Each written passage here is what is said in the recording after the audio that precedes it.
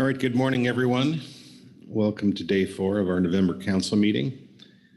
After hard work yesterday, we're on time. Before we get started, I will ask Executive Director Merrick Burton for any announcements. Yes, good morning, Mr. Chairman, council members. So there's quite a weather event in the Northwest happening, and so many of you may have noticed that our website was down earlier. We have managed to bring that back up. Also, our public comment portal was down for quite some time, and it's just recently come back up. So if there's anyone online or in person here that attempted to sign up for public comment earlier, that's now been brought back up, so you can go ahead and try again. I believe our IT staff are posting some additional directions for getting access to our Dropbox site where all of our materials are hosted. So if the website goes down again, which is a possibility, I suppose, in the middle of this weather event, you can refer to this QR code here. There's also information on our website. I guess if our website goes down, that's not going to be helpful. This QR code will help give you access to the Dropbox site. If you have any questions, feel free to reach out to me or our IT staff about how else to do that. That's our plan B if the website goes down again. Hopefully that makes some sense. Other than that, Mr. Chairman, I don't have any other morning comments.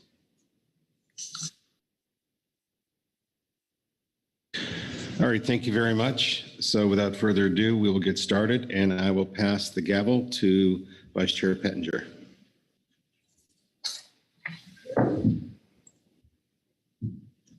Thank you, Chair Grolnick.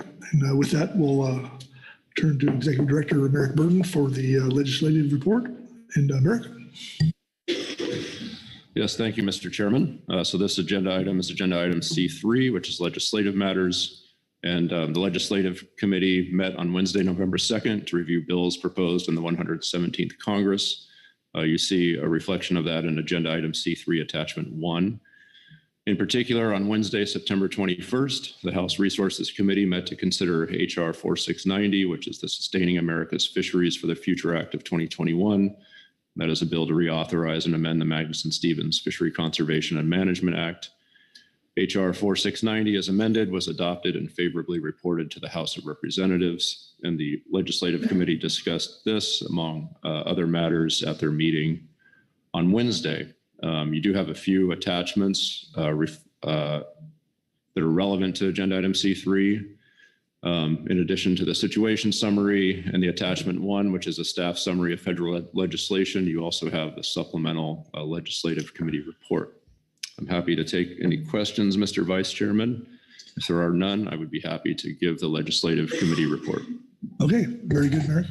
Questions for Merrick on the overview? Okay, I think you're good. Okay, thank you, Mr. Vice Chairman. Since this is a supplemental report, I will go ahead and read it into the record. The Legislative Committee met on Wednesday, November 2nd to discuss recent legislative activities and offers the following comments. The Legislative Committee discussed HR 4690, the Sustaining America's Fisheries Act of 2021, which was recently considered by the House Natural Resources Committee. The LC notes that the bill and several amendments proposed during its consideration reflected comments that had previously been made by the Council Coordination Committee, including comments made by Chairman Gorelnik during testimony in 2021. Several aspects of the bill were discussed by LC members, especially on the use of the term practicable. This term is widely used in the Magnuson-Stevens Fishery Conservation and Management Act and has substantially influenced the way policy is crafted around matters such as bycatch. Removing or substituting the word practicable for another word could lead to substantial changes to the manner in which Pacific Fishery Management Council and other councils develop policy around key issues. The Legislative Committee understands that legislation around Magnuson-Stevens Act reauthorization is unlikely to pass in the current Congress. The Legislative Committee discussed other bills that had recently been introduced that affect or relate to West Coast fishery matters and that may be of interest to the Council. These include S4717, the Stop the Spread of Invasive Mussels Act of 2022, and HR 8965, a bill to amend the River and Harbor Act of 1958 to improve provisions relating to invasive species management and for other purposes. HR 6865, the Don Young Coast Guard Authorization Act of 2022, and S 4802, the Coast Guard Authorization Act of 2022. S4811, the Boosting Long-Term U.S. Engagement in the Pacific Act, or Blue Pacific Act. S4773, the Fighting Foreign Illegal Seafood Harvest Act of 2022, or the Fish Act of 2022. These bills have the potential to affect West Coast fisheries and fishery resources in a variety of ways. For example, bills addressing invasive species appear to add to efforts being undertaken by West Coast states to control the spread of invasive species. Minimizing the spread of invasive species is important for the conservation of habitat used by council-managed species. In the case of Coast Guard reauthorization, the committee understands that this legislation may address matters of interest to West Coast fisheries, including the use of aquatic invasive species on fishing gear and the use of 2-year dockside safety examinations in favor of alternative safety compliance. The LC and staff will continue to monitor new and recently introduced legislation for matters that may be of interest to the Council. The LC has proposed meeting next at the April 2023 meeting of the Pacific Council. And Mr. Vice Chairman, I guess I would back up the second to last paragraph there, what references aquatic invasive species on fishing gear. I believe that should be, what does AIS stand for? Information system, yeah, rather than aquatic invasive species. That concludes the report, Mr. Vice Chairman. Okay, thanks for that clarification, Merrick. Okay, questions for Merrick on the legislative report? Okay, I'm not seeing any. So, all right, well, very good. Thank you, Merrick. Well, I believe that takes care of the legislative. Oh, actually, do we have anything? I don't see any ABs. No public comment? Okay.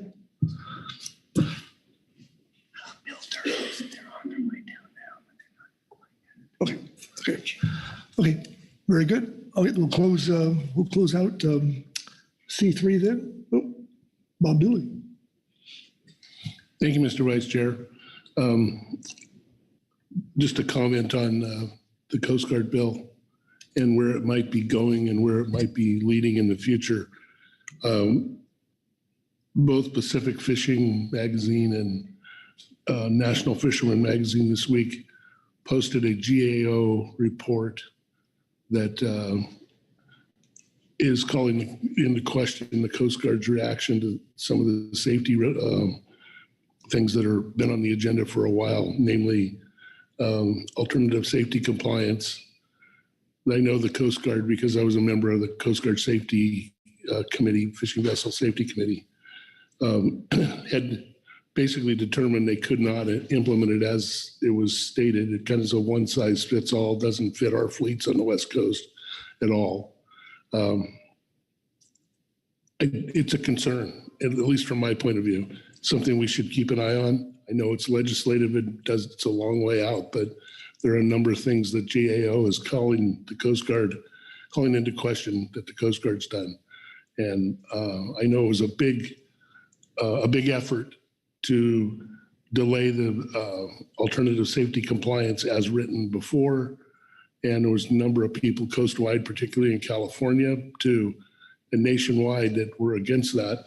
And it got to the voluntary safety compliance and hopefully to our 2-year safety stickers rather than this onerous alternative safety compliance. So something to keep an eye on, I think, as it comes forward, because I think it could really affect our industry. So I just wanted to bring it up so people can, at least when they see it come across their emails, to read up on it and understand how it's going. So thanks. Thank you, Bob. So it's a good heads up as we look at the future here. So, okay. Anyone else? Okay. We'll close that C3 off and we'll go to C4, Chumash Heritage National Marine Sanctuary Designation. And Carrie, where's Carrie at?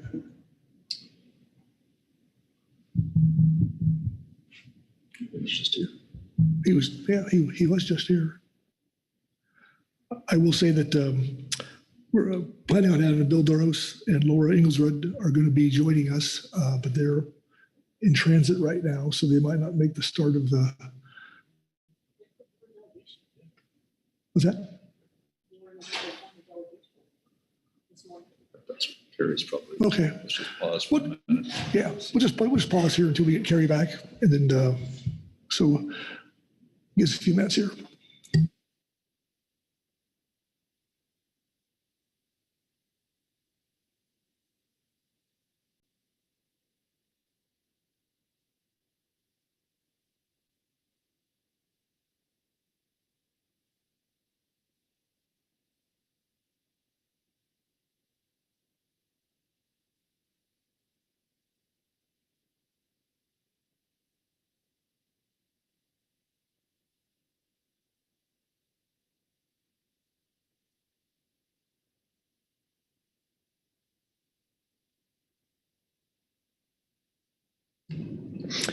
Thank you. Apologies for that.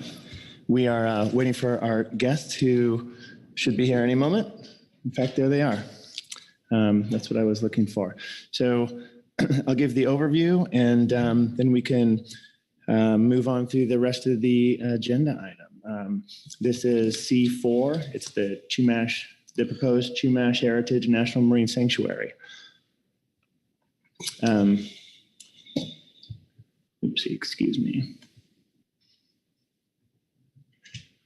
So the Chumash Sanctuary, good morning, was nominated to the National Marine Sanctuary Program in 2015, and it's been on the NOAA inventory, which means sort of a back burner, the inventory for the sanctuary program. And then more recently, it was the nomination was moved forward, and there was an initial comment period in January 2022, which the council did submit or did not submit a comment letter on, but did have some discussion offline. And then more recently in September, excuse me, Bill Duros came and spoke to the council about a letter that was sent to Executive Director Burden that basically said, we have this new sanctuary coming online. Does the council wish to propose new fishing regulations that would be necessary to help implement the National Marine Sanctuary?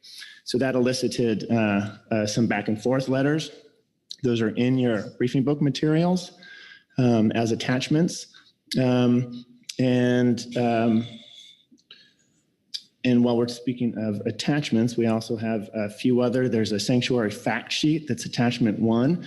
It shows an image of the sanctuary, and it gives some background on the history of the sanctuary and the history of the area and the cultural and natural resources. Attachment 2 is an overview, a very brief overview of current fishing regulations that apply in that area. And then attachment 3 is the correspondence between the sanctuary program and Executive Director Burden. Not to get too far ahead of us, but just to be clear, there are no proposed regulations or designation documents yet, but those are anticipated in the near future. And I'm sure the council will be interested in seeing those. For the agenda item today, we have Bill Duros, who's the West Coast Director of the National Marine Sanctuary Program, and Laura Inglesrud, who is also new on our Habitat Committee, and they're here to answer questions. I don't think they have any presentation or opening remarks. Yeah, I see head shakes. But after we go through the advisory body reports, they will be here to answer any questions and engage in discussion with the council as you wish. So that's really my overview of the agenda item. If you have any questions, I'd be happy to take those. We do have 2 advisory body reports, and then we have public comment as well. And I don't know if the public commenters are here in person or not, or online. What's our status of being able to access online? Are we good to go? Okay. Yeah. So anyway, that concludes my overview. I'd be happy to take any questions, and if not, we'll go to the advisory body reports. Very good. Thank you, Gary. I hope they're here. Questions for Gary on his overview? Okay. Thank you, Gary. And with that, we'll go to the HMSAS report and Mike Thompson. Mike?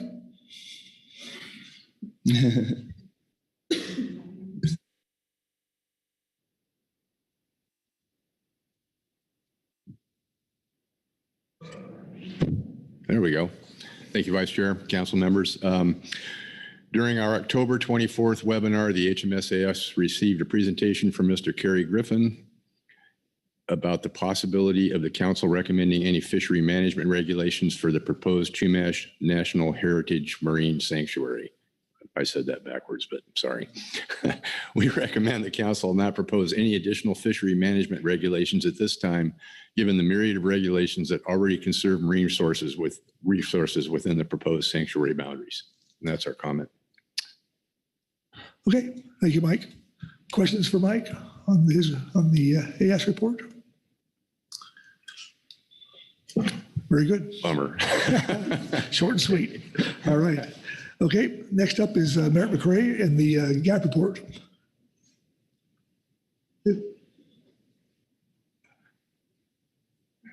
Next up is Merritt McRae and the GAP report as he walks in the door.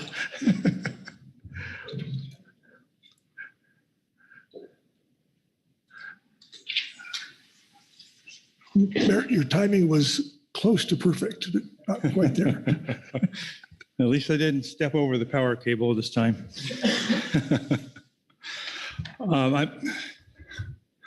Vice Chair Pettinger, council members and staff, I'm Merritt McRae and I'll be reading from agenda item C4A Supplemental GAP Report 1. The Groundfish Advisory Subpanel report on Chumash National Marine Sanctuary designation. The Groundfish Advisory Subpanel, or GAP, received an overview of this agenda item from Mr. Kerry Griffin, Pacific Fishery Management Council Staff Officer, and offers the following comments and suggestions.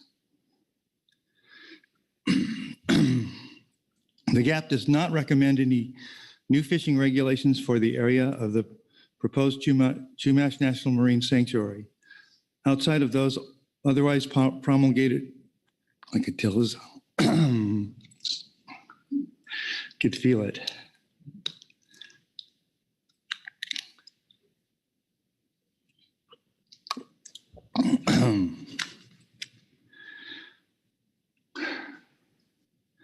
Outside of those otherwise promulgated under the Council's coast-wide concerns supporting coastal communities and productive sustainable fisheries.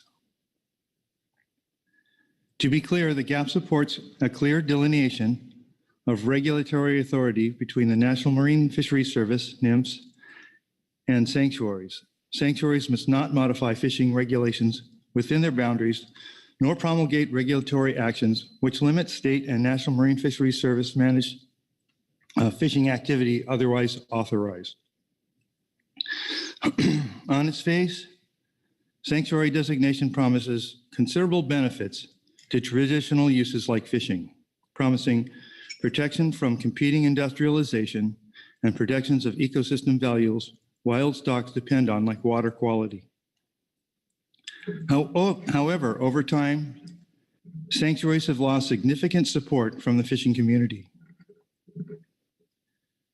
This has occurred because sanctuaries have established a track record of being an even greater threat to public access for fishing than for providing fishery protections. In particular, sanctuaries have successfully spearheaded efforts to close extensive areas to fishing directly, as well as through ancillary regulations. Pollution discharge regulations, for example, have been implemented, which limit some standard fishing practices like chumming and also apparently fish cleaning to some degree. As another example of perceived overreach by sanctuaries, some sanctuaries have claimed authority to regulate fishing gear possession within designated marine protected areas, beyond those already codified within state and other fisheries regulations. The loss of a vessel or risk of life is as serious a deterrent to lax seamanship as there is, as strong of an incentive for accident avoidance as can possibly be. Yet sanctuaries have added the specter of civil penalties for groundings or sinkings within sanctuary waters. While existing shipwrecks are cherished components of sanctuary resources, The owners of vessels lost within sanctuary waters face heavy fines and are being forced to recover vessels lost at any cost. Issues such as these have, over time, caused the loss of support for sanctuaries in general. GAP members also note there is opportunity for protection of sanctuary resources within many sanctuaries from potential negative impacts of industrial development by offshore wind developments.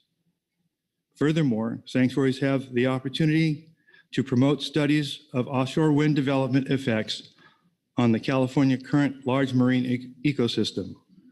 We encourage the sanctuary program to consider potential impacts and take steps to assure sanctuary resources do not come under risk. In particular, we are concerned about the unknown impact to local ecosystem function via the potential for substantially reduced upwelling dynamics and knock-on effects. This potential needs to be assessed and quantified, as well as the potential impacts of power cables through sanctuary waters. In summary, sanctuaries in general should implement an actual hands-off policy with respect to fisheries managements and regulations that target fishing practices. No new fisheries regulations need to be considered by the Council due to the designation of waters as national marine sanctuaries. However, the GAP encourages sanctuaries to protect their waters from the effects of major terrestrial sources of water pollution and industrial development that competes for space with traditional fisheries and navigation. Thank you. Thank you, Merrick. Questions for Merrick on the GAP report? Karen Raby? Thank you, Mr. Vice Chair, and thanks for the report from the GAP. Just a question on the offshore wind piece of it. Did you have any discussion about what the sanctuary might do specifically in helping inform that process that you could share in more detail with us? Thank you for the question, Councilmember Raby, through the chair.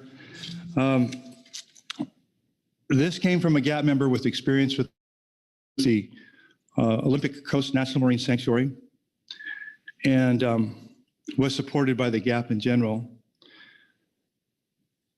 The types of studies that I believe that he was referring to would include looking at the dynamics of wind on water and how shading by the generation of power facilities, energy generate the turbines, would potentially reduce the amount of upwelling. And that upwelling is seen as essential as a driver of productivity.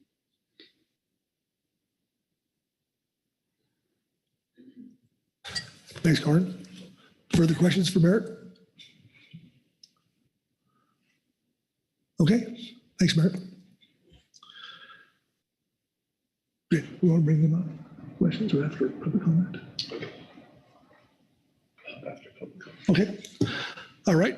I think it brings us to public comment, and I believe we have 5 individuals signed up.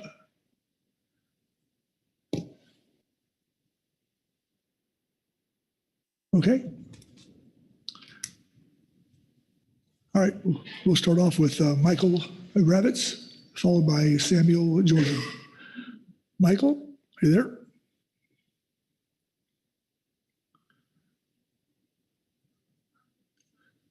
We see you're unmuted, but we can't hear you.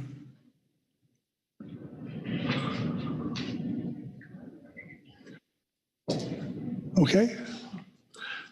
Can you hear me? Oh, yes, we Can you hear me? We can. Thank you very much. I struggled to unmute myself.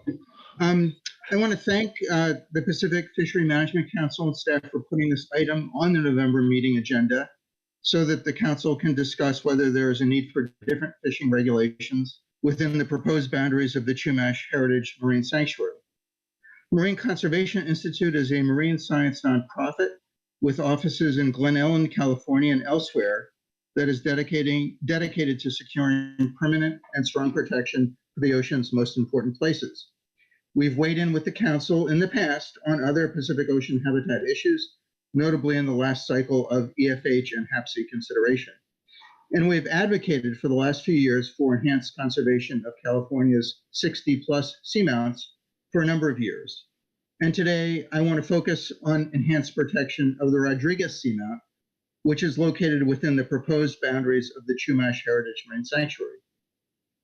As you may know, deep sea ecosystems, including seamounts, are increasingly threatened around the world by ocean warming, by increasing acidification, by localized deoxygenation of the ocean, and other threats. What you may not be aware of are the benefits that deep sea ecosystems provide for climate mitigation through carbon sequestration in the bottom sediments and the bodies of the living marine resources on the bottom and in the water column above.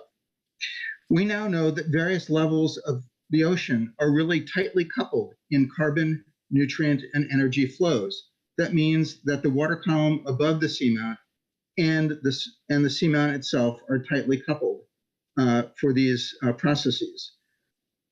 We have a recent report from the International Program on the State of the Ocean called Undisturbed, the Deep Ocean's Role in Safeguarding Us, which documents the benefits of enhanced conservation of the deep sea bottom and the water column above in great detail, and I recommend it. Our request for the waters above and around Rodriguez Seamount is based on a scientific report that is attached to my written comments. Simply, we ask that the Council create a no-take zone where all extraction by all fishing methods is prohibited. We envision Rodriguez as being set aside as a scientific reserve within the marine sanctuary. As a scientific reserve, it would be used as a benchmark to understand the impact of climate change and fishing on other deep sea areas and seamounts that are not yet protected. Rodriguez Seamount is a special place because it has a large diversity and abundance of benthic organisms, including cold water corals and sponges. The ecosystem supported by Rodriguez is unique compared to neighboring seamounts like Davidson, in part due to its unusual summit topography, which is a flat, sandy, muddy bottom, which is unlike most other seamounts off the coast of California because it was an island at one point. The seamount is still relatively pristine due to the lack of historic fishing pressure. There is also very little fishing there today.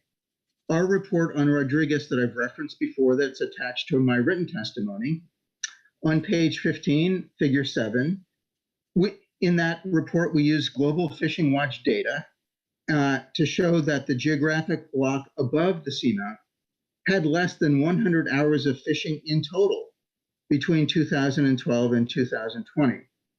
This means there could be as little as 0 hours per year of fishing above the seamount, or as many as 9 in an average year. The same is true for the blocks that are due north and south of the seamount. Our conclusion there is that there is very little commercial fishing occurring above the seamount. We believe there would be important benefits to this suggested scientific reserve for ocean conservation and marine life, for raising the status of the marine sanctuary, for providing a place and focus for research efforts, and as an educational tool for sanctuary visitors. There's a dearth of information about how seabirds, sea turtles, marine mammals, sharks and rays, and other marine life use the seamount for navigation, for feeding, reproductive aggregations, and as a nursery. Conservation as a scientific reserve would encourage further exploration of the many marine life communities on and above the seamount. And finally, given its location relatively close to the coast, it's about 35 miles offshore, the scientific reserve could serve as a wonderful focal point for the important educational function that sanctuaries so well provide. Thank you very much. And if there are questions, I'd love to entertain them. Thank you. Thank you, Michael. Questions for Michael on his testimony? Chair Grolnick. Thank you, Vice Chair Pettinger, and welcome, Michael. In your paper, talking about potential threats presented by fisheries, and so here I'm only referring to protections at the top of the water column, not impacts on sponges and the benthic habitat. Sure. You call out set gillnet and drift gillnet fisheries. What is the basis for banning troll fisheries, for example, recreational or commercial albacore troll fisheries, which I know take place there historically. Sure. Although if the boats are large enough to carry AIS, then there really isn't a lot of troll fishery occurring there, but there might be some, you're correct. The basis is that, again, the water column above seamounts is tightly coupled with the sort of the surface of the seamount itself, the bottom of the ocean. We know that in other places, we don't know this precisely for Rodriguez because the work hasn't been done, but in the cases of other seamounts that are similar, we can see very tight coupling in terms of nutrient flows, abundance, diversity, energy flows, et cetera, between the top of the water column and the bottom of the water column. So for example, we know that seamounts, because of the topography, create upwelling in water. That upwelling enriches the area above the seamount, and we tend to find lots of seabirds and other sea turtles, et cetera, congregating above the seamount to take advantage of that enhanced productivity.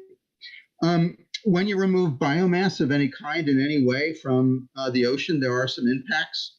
And we would suggest that having a scientific reserve above the seamount in the water column above would enable us to compare what happens on an unfished, unextracted, protected place with others that are nearby and experiencing the impacts of climate change.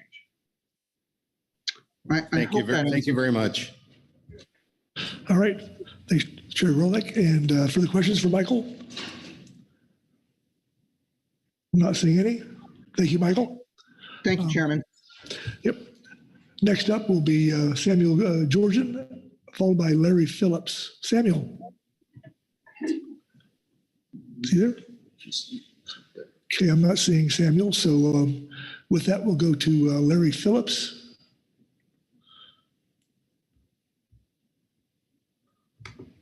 Larry, are you there?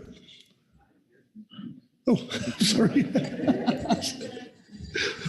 Whole bunch of moving parts up here this morning, so very good.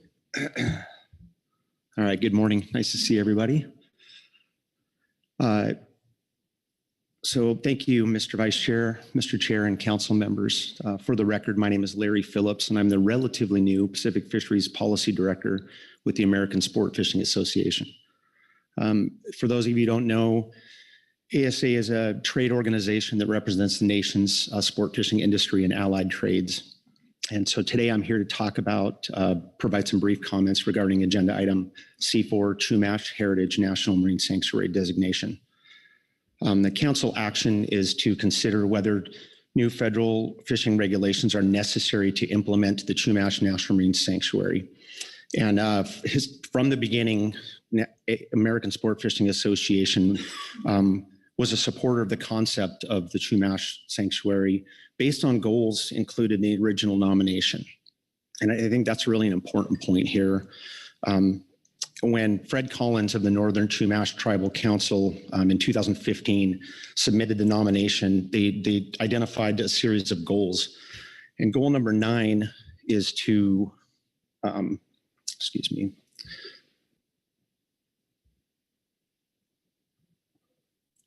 Goal number 9 is to protect the economic health of the area, including commercial and recreational fisheries, whose viability depends on the health of the marine resources.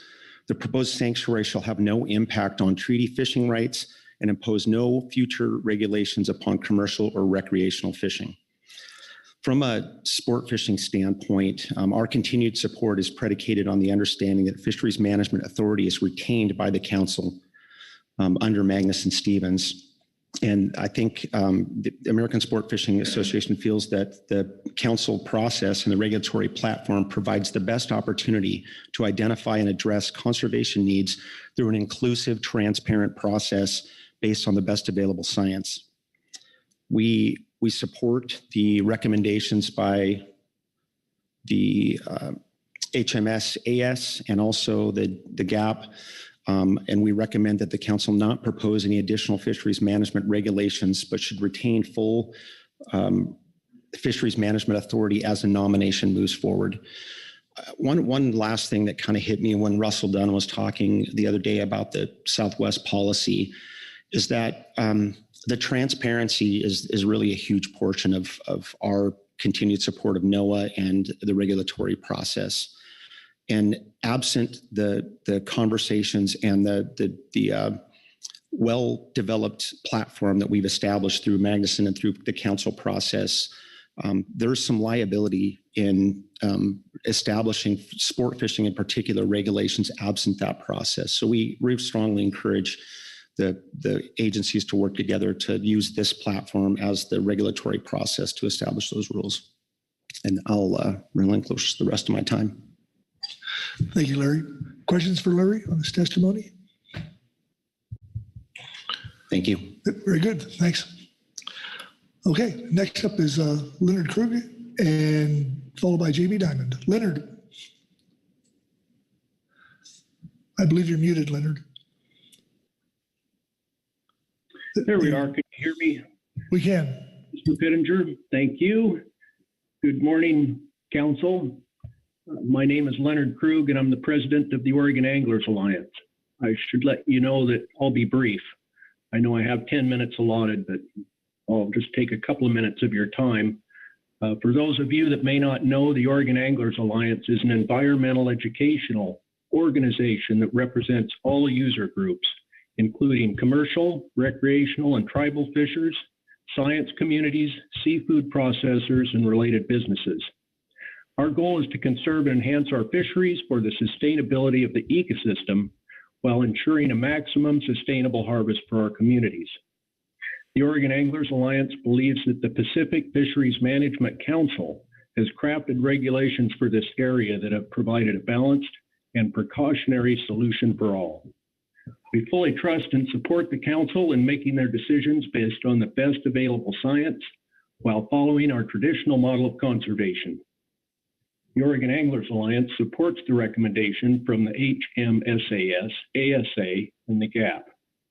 We recommend that the Council not propose any additional fishery management regulations at this time, given the myriad of regulations that already conserve marine resources within the proposed sanctuary boundaries. And finally, we'd like to thank you for your diligence in following a very complex regulatory protocol to provide a successful outcome for all.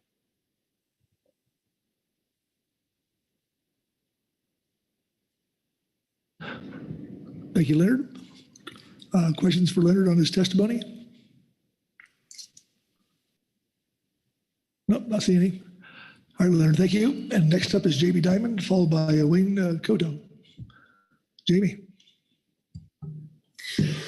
Good morning, Vice Chair Pettinger, Council, staff. I appreciate your time on this topic. I am Jamie Diamond, owner of Stardust Sport Fishing in Santa Barbara, California, and I'm here to address some concerns with the proposed Chumash National Marine Sanctuary and associated future management decisions. Presently here today, I'm uniquely situated to address this item as I'm one of the only people here who would be directly impacted by any action. We have the Channel Islands National Marine Sanctuary in my area, which turned into a state MPAs in addition to the federal MPAs years ago. I want to point out the sanctuary, this proposed Chumash sanctuary, crosses two management areas, the central and the southern of California. It's important for users of this area, both commercial and recreational, to let fisheries managers manage the fishery within the existing management areas, not adding a third overlapping management area, which was implied by the National Marine Sanctuaries at the previous council meeting. I'd like to thank the GAP for their statement and reiterate several points. The GAP supports a clear delineation of regulatory authority between National Marine Fisheries Service and the Office of National Marine Sanctuaries. Sanctuaries must not modify fishing regulations within their boundaries, nor promulgate regulatory actions which limit state and NMFS managed fishing activity otherwise authorized. Also, sanctuaries have successfully spearheaded efforts to close extensive areas to fishing directly, as well as through ancillary regulations. Pollution discharge regulations, for example, have been implemented, which limit some standard fishing practices like chumming or limiting gear possession or gear types within their areas. I'm still very concerned with the statement made by Mr. Duros at the last council meeting when Chair Grelnick specifically asked him what happens if the National Marine Sanctuaries wants a management action, but the council, based on science, does not deem it necessary. Mr. Duros replied, they have the authority to do it anyway.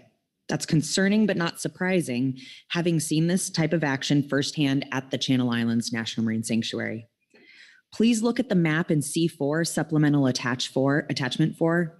You'll see the high level of management already and conservation and preservation in this area, most of which are no-take areas. We are already incredibly impacted by fisheries management and 2 management areas. Having another agency implement something on top of that would be very confusing for recreational and commercial. It would also create a lot of miscommunication, I think, between management entities. And so I ask that you really look at that gap statement. I know it was very strongly worded, but it's something that we've been through this process before, and we've learned and know better now. And we're advocating for some stronger action or no action by the council. Thank you. Thank you, Jamie. Questions for Jamie? Corey Ridings. Thanks, Mr. Vice Chair. Thanks, Jamie. Can you give us a little bit more information about, since you are one of the people that is living this, about the limitations that you're facing as part of the Channel Islands National Marine Sanctuary that you just mentioned? Thank you. So in addition to RCA, CCA, other fisheries management areas, the Channel Islands National Marine Sanctuary was created, and there is area that we can fish in that area. I'm not saying the entire thing is shut down. However, some very important areas and very productive fishing areas were shut down and turned into both state marine conservation areas as well as separate from the federal MPA process. So if you look at the map, you can see the blocks that are already blocked off there. And you can see the blue blocks along the coast as well. I hope you're looking at attachment 4. And so you can see all the areas, many, if not all, are no take. You can also see where the Chumash sanctuary will come through, and it comes in right at Gaviota, which is right in the middle of a state marine conservation area as well.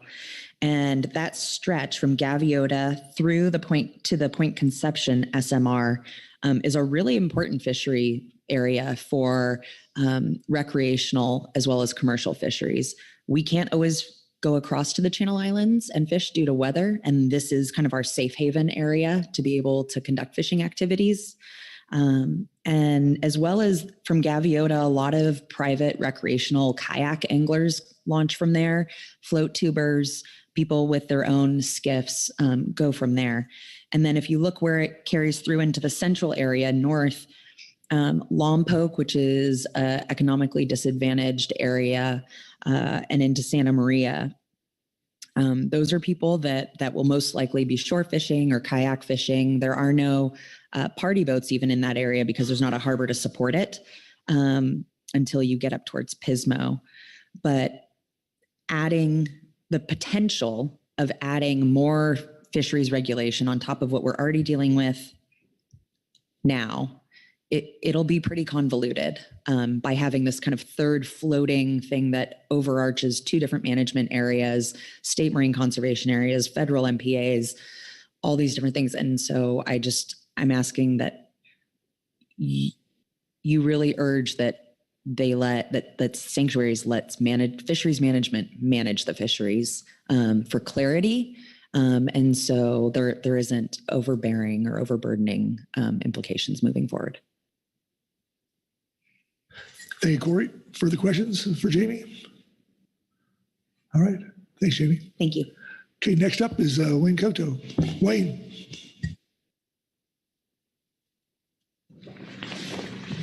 Morning, Chair, Vice Chair Pettinger, Chair Grelnick, council members and staff. Wayne Koto with Coastal Conservation Association of California. We've had multiple conversations. We've been doing this for years with this designation, and we've played along all the way. I think our biggest concern is trust. We talked about it before. We're going to talk about it again. We trust that people are going to do what's right. And what happens is things change. The advisory panel has authority to do things that I don't think they should have authority to do. And I think that we've shown that. They're coming out and saying that they're not going to regulate fishing within that designation document. But the problem is the designation document can be changed. And that's where we lose the trust. If they're serious about gaining our trust and saying that the fisheries management should be done by the bodies that have the authority and the science to do it, then change that one part to not allow the advisory panels to change fisheries management. Let them adjust water quality, ship strike, and all the other things that we all agree on are good for conservation, ecosystem, habitat, and everything else. But fisheries management is the rub for all of us here. And that's one of those things that we're all worried about, right? I cannot stress more that we have a bigger issue of complete marine spatial planning in California that's coming to a head. This is only one piece. 30 by 30 is coming, MPA to kettle review is coming, wind farms coming. All that collision has to be addressed. If the wind farms are going to be put in outside of the Monterey and this proposed National Marine Sanctuary, what is that going to do to water quality when they have to transit and build all that? What harbors and ports are going to be affected by it? What are they going to have to build infrastructure-wise to support all of this new industrialization on the water? Our water is going to change. If you're going to put 1,000 wind farms out there, the swell is going to change. Those wind farms are going to act like fads. The electrical current will change because halibut, flounder species stay away from electrical current. Things are going to change. What is the cause and effect of all this? And what is National Marine Sanctuary going to do to help us with that? Because they're going to be on the outside and the inside of it, right? They're going to have to transect through this stuff. So the big question is, how do we gain the trust back that we understand and they will allow the fisheries management to be done at fisheries management level, and that all of these other things are being taken care of too?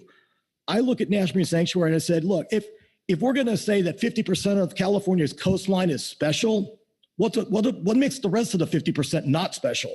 California is special in general, all of it. And all of it has unique instances of the things that they're using to qualify this National Marine Sanctuary, right? It's all good. So at what point do we stop? Because right now, if we go all the way down with this sanctuary, that's 50% of the state, realistically. So at what point do we stop and say, take a breath, let's figure this out. How do we qualify the current National Marine Sanctuaries into the 30 by 30 process before we keep adding more real estate into this thing? So these are all these things that are all running right now, and we're all scared. So a little help from all you guys would be appreciated. Thank you. Thank you, Wayne. Questions for Wayne? Nope. All right. Well, that concludes public comment. And with that, I'll turn to Executive Director Merrick Burton for a few words here, Merrick. Yes, thank you, Mr. Vice Chairman. Just a couple of remarks here before we turn to council discussion on this item, because this is it is an item that does not come to you very often, and the process of the sanctuary designation is different from prior actions. And so I wanted to step back for just a second and make sure there's clarity about the council task here and the presence of National Marine Sanctuary staff and their ability to potentially help with the discussion and the questions that you may have as we move forward here over the next few minutes. So as noticed in your briefing materials, the council action here is to consider whether new federal fishing regulations are necessary to help implement the proposed Chumash National Marine Sanctuary. As Mr. Duros indicated in his presentation to the council in September, this is a slightly new process this time around. This is a very early time during the sanctuary designation process, and it is coming before you earlier than has been the case in prior sanctuary designation processes. So the fact that fishing regulations are up for discussion here does not mean they cannot happen later, but they are also happening earlier. I suspect there will be some questions that you all may have of this process and how that relates to your task. So I do think, Mr. Vice Chairman, it would be appropriate to invite Mr. Duros and Mrs. Inglesrud up to the table to help with any questions that may arise. But I hope those remarks are helpful in helping to clarify what is in front of you today and why this may seem a little bit different from the last time the council considered sanctuary designations. Okay, thank you, Merrick. With that, Bill, Laura, welcome.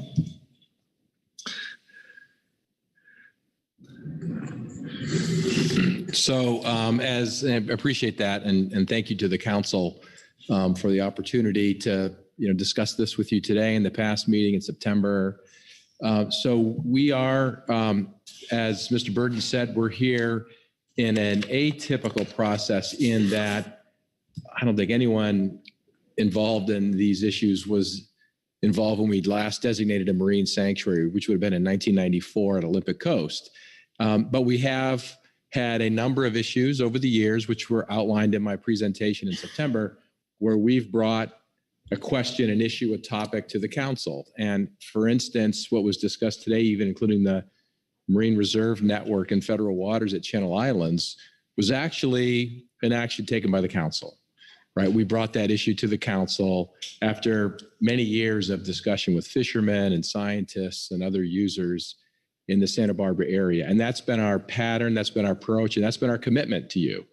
That if we think there's a need for a fishing issue, we will come to you. And we've done that on many occasions. But today, as Mr. Burden said, is different. We're posing the question to you that we think the National Marine Sanctuaries Act anticipates at the time a sanctuary designation process is initiated. Reach out to the appropriate Fishery Management Council to see if they have fishery regulations that they think are needed, either on your own, from what you've heard and seen from us in the scoping process, from the testimony today from folks. And as we laid out in that presentation in September, there's options. You could decline at this time. You could decline, but stay open to future issues. You could wait and see what nomination we put forward, what designation action we propose, which will be next year sometime. So there's certainly options, but we wanted to make sure we're consistent with the Sanctuaries Act to reach out to the council in a formal way and see if you had fishing regulations you thought were needed now. But a lot of issues came up, and we're happy to answer questions that you may have too. Thank you, Bill. Okay, with that, open the floor for discussion. Questions for Bill or Laura, if you may have them. Oh, Chair Grelnick. Thank you, and thanks again for coming. We appreciate the dialogue. There was one public comment seeking protection for the Rodriguez seamount. My understanding is that's within council designated essential fish habitat, so there is protection for the seafloor there. I know that years ago there was a whole National Marine Monument process that sought to accomplish, I think, the same goal of the public speaker. But I guess I'd sort of like to get your take on, and specifically activity in the top of the water column, because I have fished, it's been some years because albacore don't cooperate always, but I have fished that area for albacore. And I know that in the National Marine Monument process, eventually there was an agreement that fishing in the top of the water column would be, the proponents agreed to accept that. So I guess I'd kind of like to get your feeling of whether you see that on the horizon as something that would be necessary in terms of protecting sanctuary resources. Yes, Mr. Chair.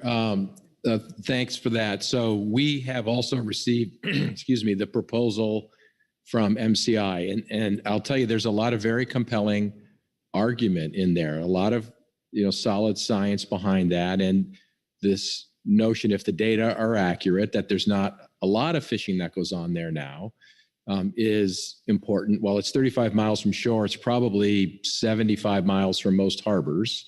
So it's a serious haul to get out there. There's discussions about rerouting vessel traffic throughout that area, right? The Coast Guard process. And so there's a lot going on there. And there's a lot in our mind, the processes that we have used in the past, there's a lot of benefit that comes from taking the time to really study an issue and work with constituents on that issue. And we have been we've been at this designation process for a year. We've been immersed in all kinds of issues, from a lot of discussion, or brief discussion, but it's like the tip of the iceberg on offshore wind, oil and gas abandonment, decommissioning, nuclear power plant abandonment, decommissioning, cables. There's just an awful lot going on in that area. And so we've not had the chance within the ONMS staff on the West Coast to really dive deeply into that issue with fishermen, with federal fishery managers and other scientists on that. And that is an example of something that could be a topic well down the road, where we could together be working with the council, NIMS, fishermen, the scientists that put that together to evaluate, is something else there of benefit. And, it to some degree, I hope those appreciate, there's virtually everyone who commented today talked about the benefit of working through the council on its fishery management process, not the sanctuaries taking that on. And for sure, as we read that, the compelling science behind that proposal, we think, and if this were to go forward, it's through the council process, right? So that's where your views on it are as important as ours at this stage of the game. In fact, that's the very question that this meeting is all about. All right, great. So I appreciate that response. That what I'm hearing is a commitment that if there is a determination or proposal that would impact fisheries at the Rodriguez Seamount or anywhere else within this sanctuary, that would come through the council process. Yes. Yes. Thank you. Okay. Thank you, Chair Grolnick. Carter Braby. Hi, Phil. Thank you for coming to the meeting and talking with us. I appreciate it. I wanted to get an update from you on other proposals that you have been receiving about fishery regulations. You provided an update previously that there weren't really any proposals that related to fishery management. And we have the one from MCI proposed here in public comment today. Are there others that you're hearing about, other concepts that you would be ready to share with us on what some of the stakeholders are telling you guys?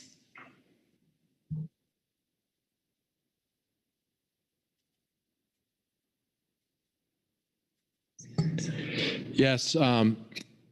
Thanks also for that question. So I was just conferring with Laura. To the best of our recollection, the MCI proposal is far and away the most specific. And there's a few other sort of smaller suggestions, but nothing that's, they've laid out, their case for why that should happen. And it's more than just, hey, how about if? And so I'm not aware that we got through the scoping process a whole lot of anything that's very specific. I mean, we certainly heard from folks, several who commented today, no fishing regulations through the sanctuary is the right way to go. But on the other side of the coin, I just don't think, I'm not remembering a whole lot, if anything, and certainly nothing that's specific. Unrelated, next topic, please, and thank you, is the comments in the GAP report related to offshore wind potential impacts. And that's obviously an issue that's of great concern to this council. And we are doing our best to understand our role. And I wanted to hear from you about thoughts on a research and science role for the sanctuaries relative to that potential impact, and playing a role in monitoring what that is and informing that ongoing process. Yeah, so offshore wind is something we've heard a lot about. unlike your prior question, there's an awful lot going on there.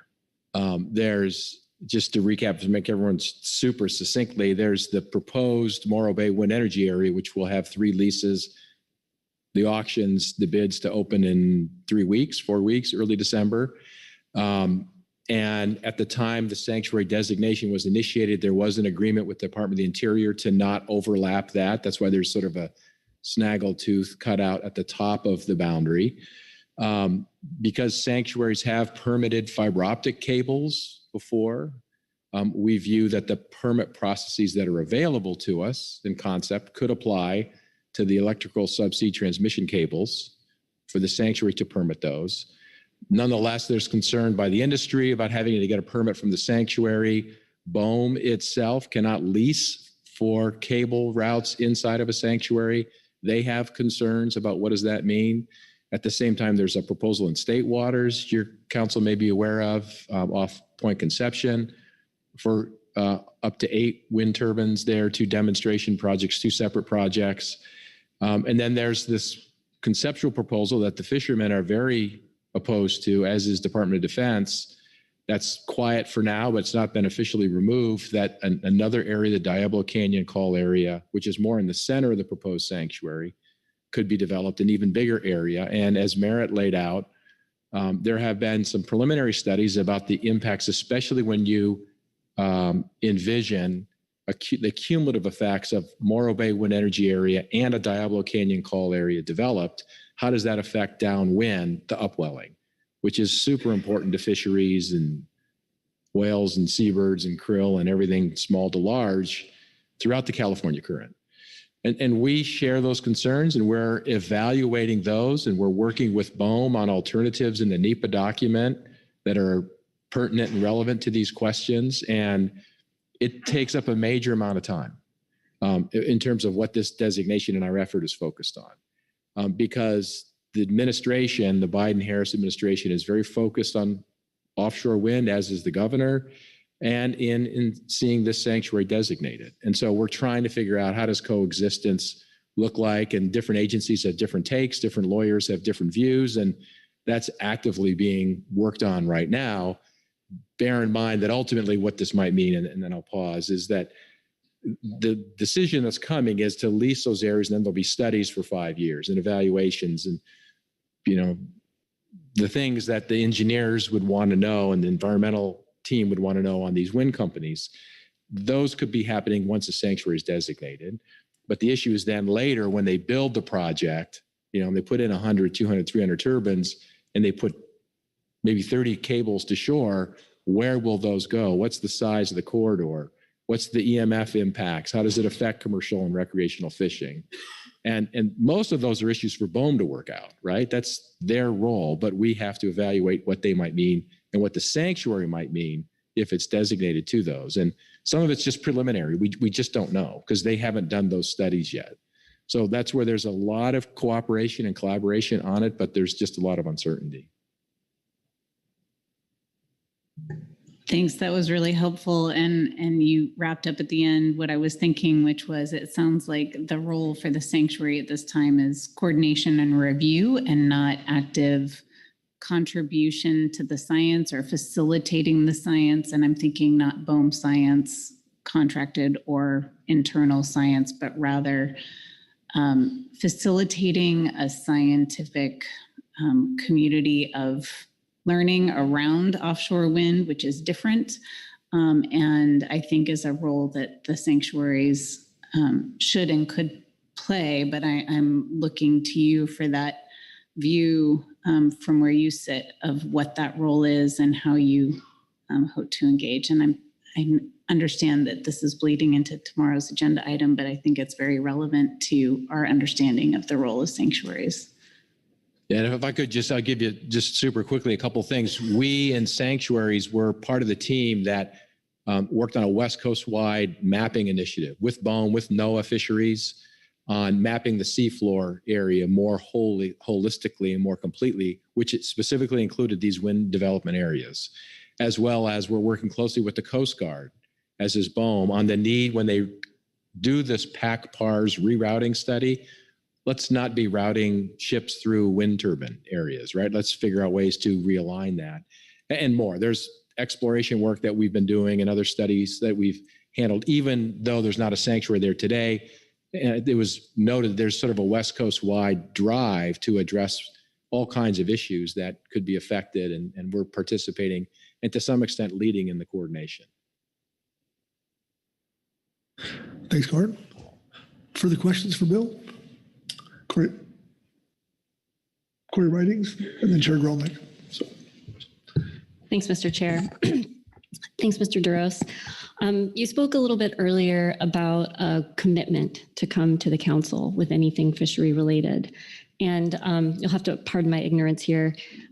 Is that commitment coming from you or the agency, or is that actually in law that these issues need to come back to the council?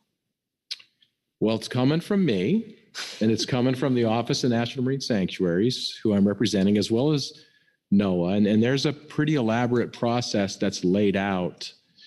To some degree, it's envisioned in the National Marine Sanctuaries Act, right? There's regulations that implement that act. There's been even further a memo of agreement between fisheries and sanctuaries about how those issues will go forward.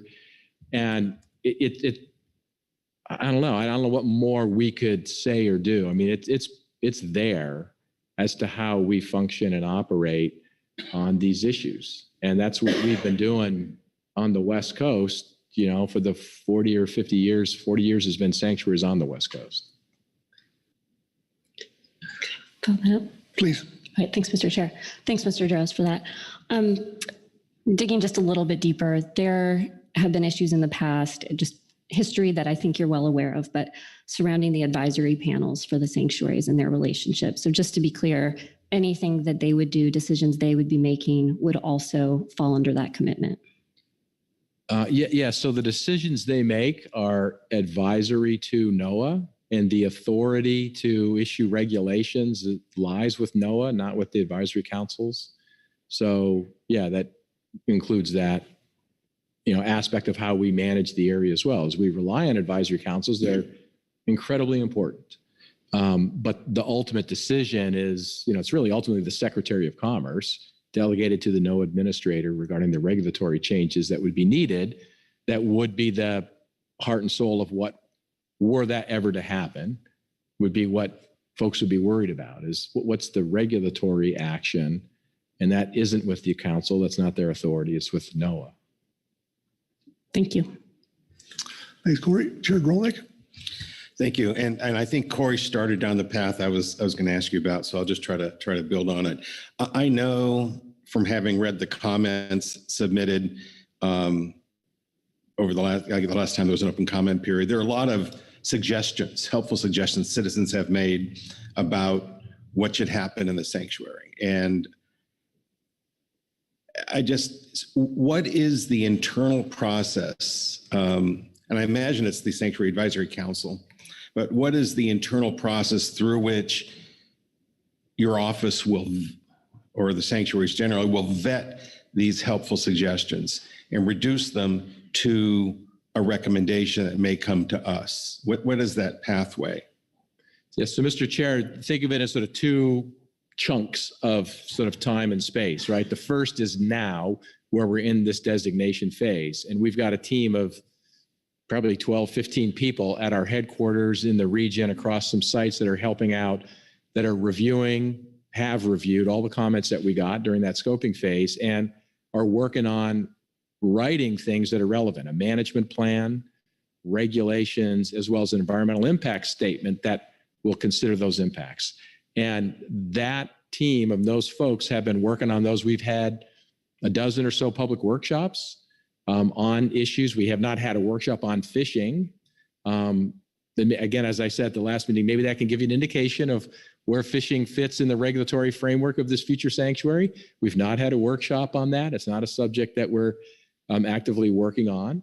But that will ultimately lead to draft documents released for public comment. Okay, if we then take the second and then that same team will review comments that we get, and ultimately there'll be either a final action to designate or not.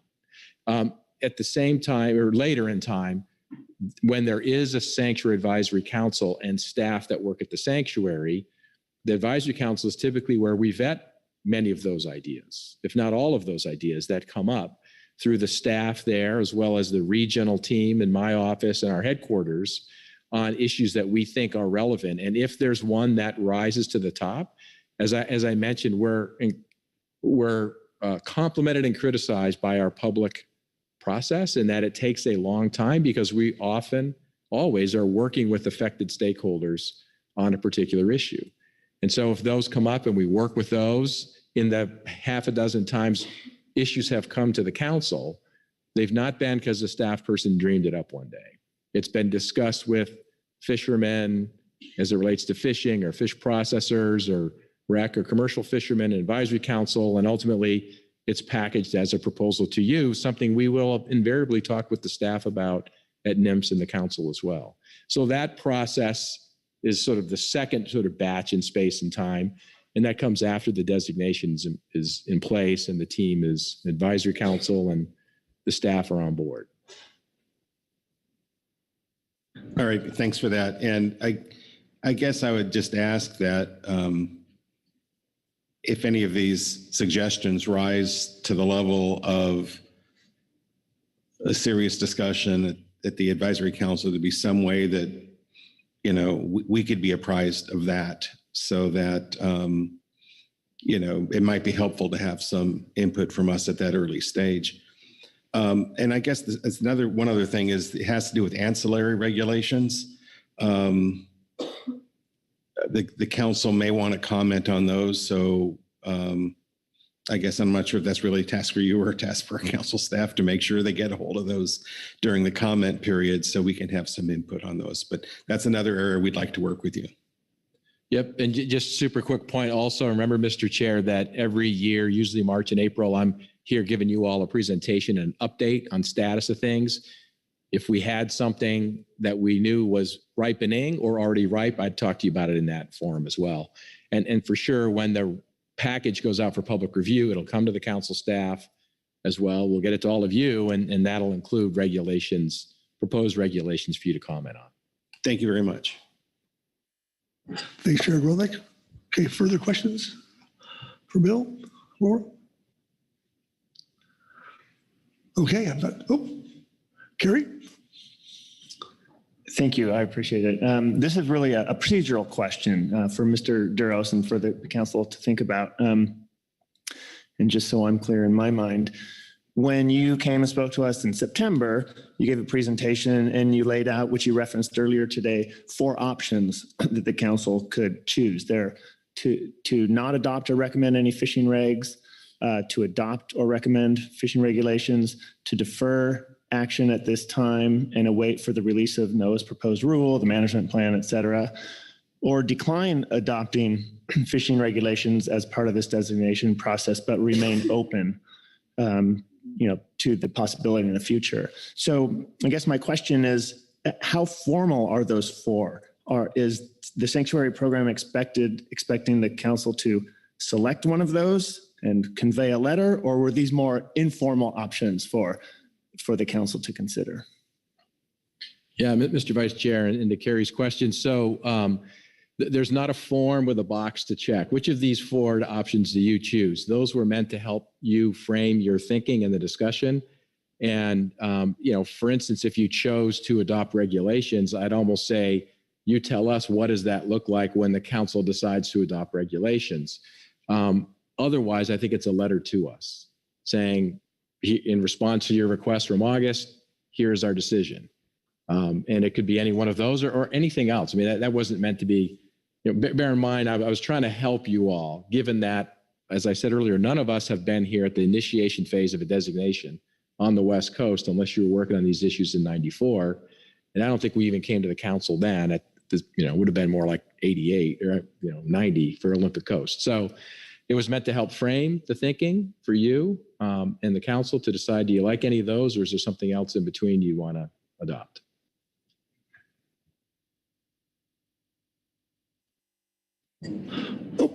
Bushbeth.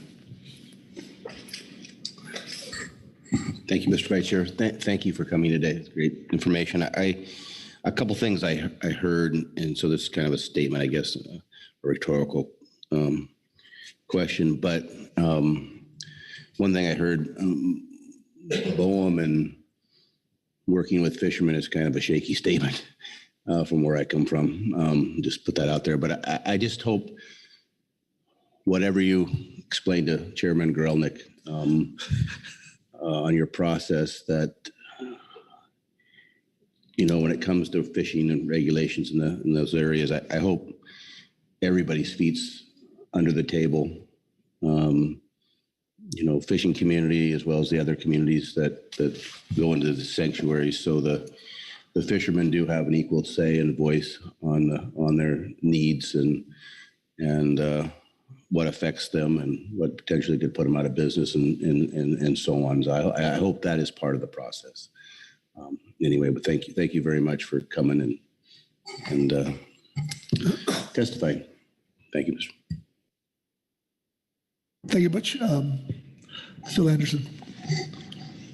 Thanks, Mr. Vice Chair, and thanks, Mr. Earls, for being here. When you think back and look at the language in the National Marine Sanctuaries Act and the Magnuson Act, there's all kinds of opportunities for things to go sideways, I think. And I've just always been really impressed and appreciative of the attitude that you've brought forward in terms of fishery management issues within the sanctuaries and the collaboration, that attitude of collaboration and cooperation with the council, and carefully considering our views from this seat is very much appreciated. And again, it's being borne out here today. Thanks.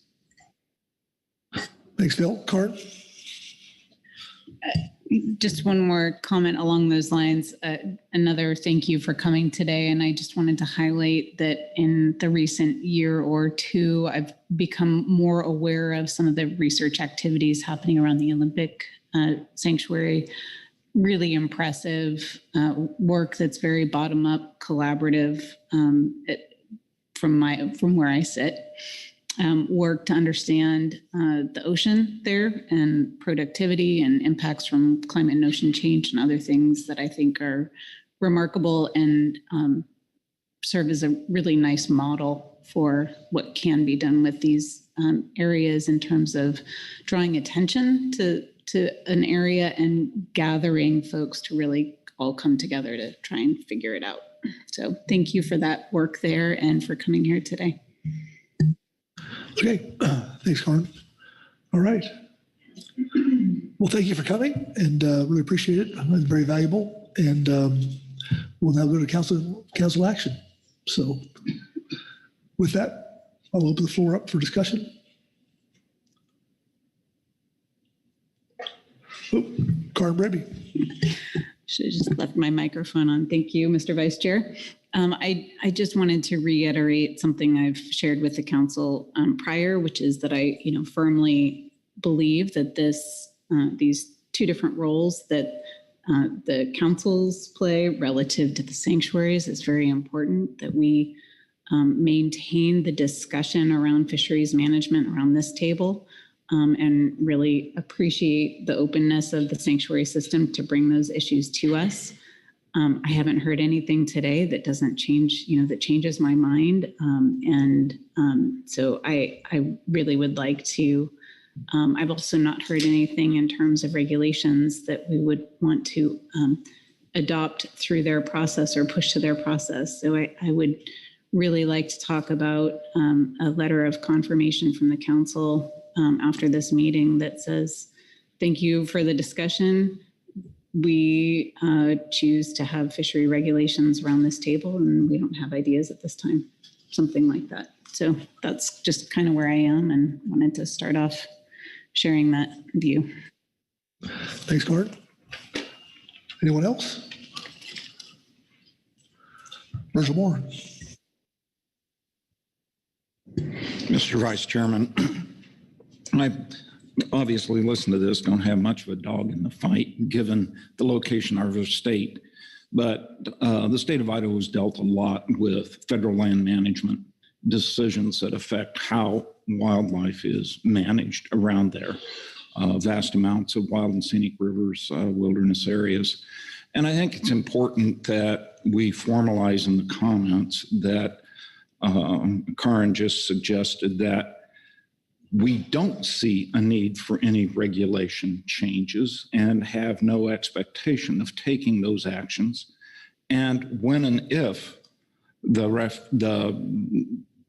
marine sanctuary area has that need, we would appreciate them bringing it back to us.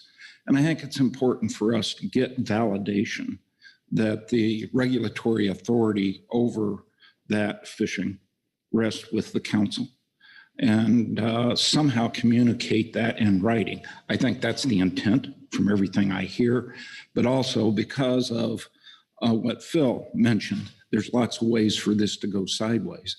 And also be sure that the advisory councils that they have understand that when they have a desire for fishing regulation changes, that will be communicated to the appropriate authority.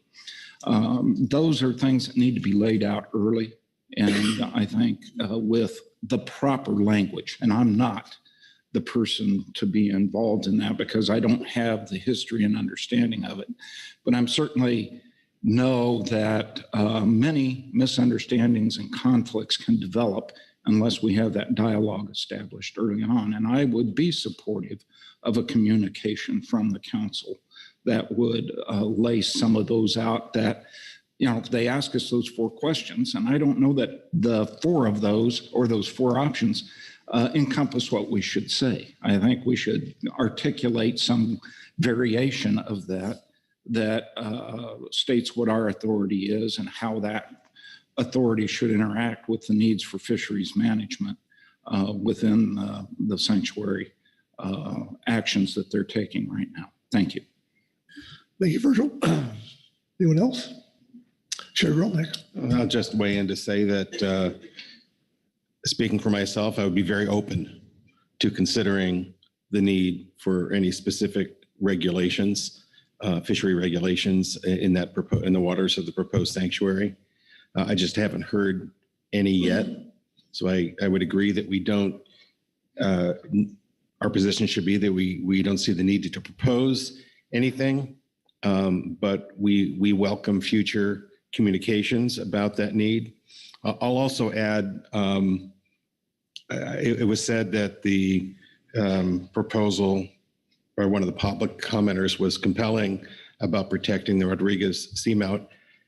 And that may well very be true for the corals and other things. I have not yet heard anything compelling about the need to regulate fishery activities in the top of the water column. And we're generally targeting pelagic fish like tunas, and which just merely transit the waters of the sanctuary. So, but anyway, that's I would support communication to the sanctuary.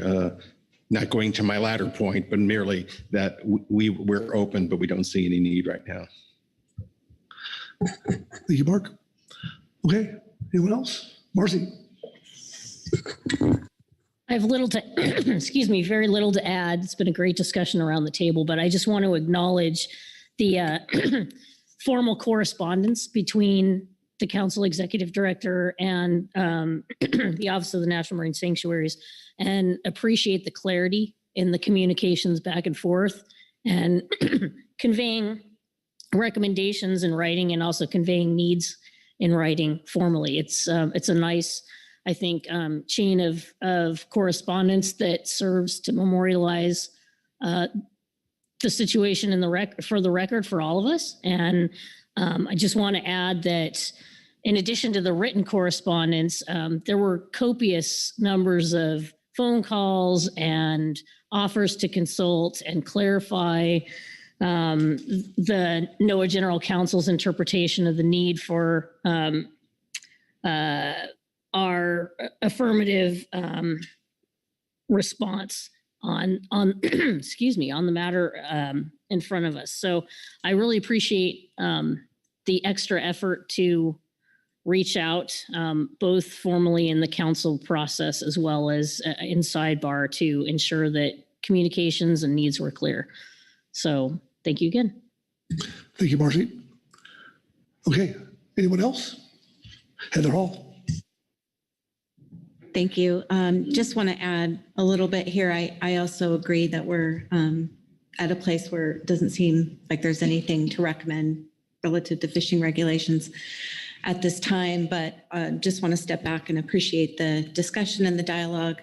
I was a member of the Olympic Coast National Marine Sanctuary Advisory Council for WBFW for several years, and the working relationship and the value of that was really helpful, and it really helped make sure that these discussions around fishing regulations were transparent and then filtered, as I think Bill explained, relative to how the discussion around something like the Rodriguez Seamount might work, starting around the advisory council, but then filtering it to the Pacific Council. And for that kind of exchange, it was really effective and worthwhile. And the information that Karin was talking about and the great scientific and research opportunities that are happening off the Olympic Coast National Marine Sanctuary are really fantastic and appreciated for our state. So thank you.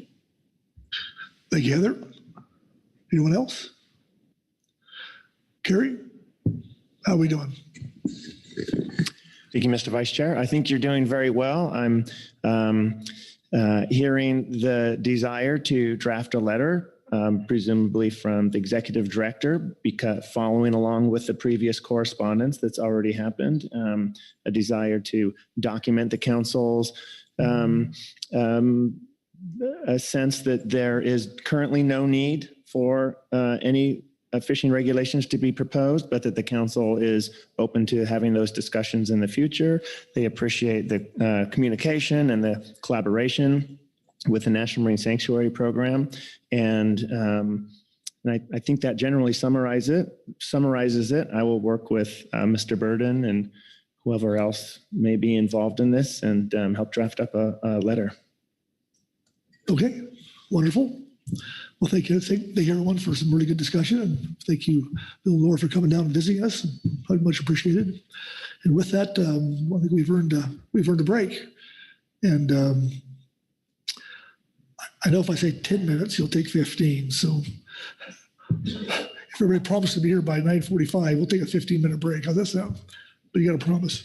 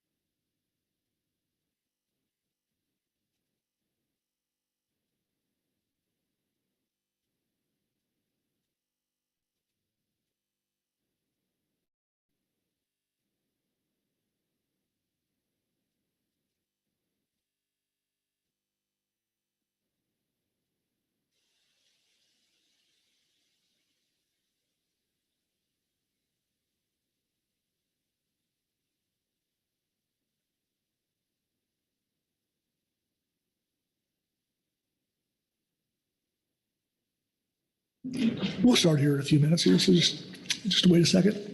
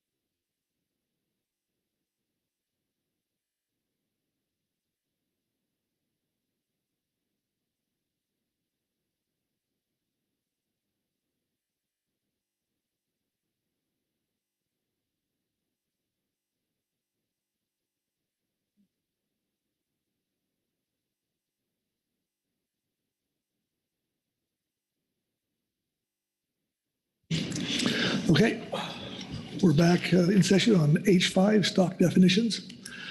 And with that, I'll turn to John DeVore to just kind of recap where we're at and the work before us, what needs to be done, and we'll go from there. Okay, thank you, Mr. Vice Chair. Council members, we completed the first part of agenda item H5 yesterday and got through the advisory body reports. And from my understanding, there's no public comment, so we're on to council action now, which is to adopt a range of alternatives for detailed analysis to prepare for the March council meeting, where your decision there will be to decide a preliminary preferred alternative for each of the species that are prioritized for Amendment 31. Okay, thank you, John. And with that, I'll open the floor for council discussion. So,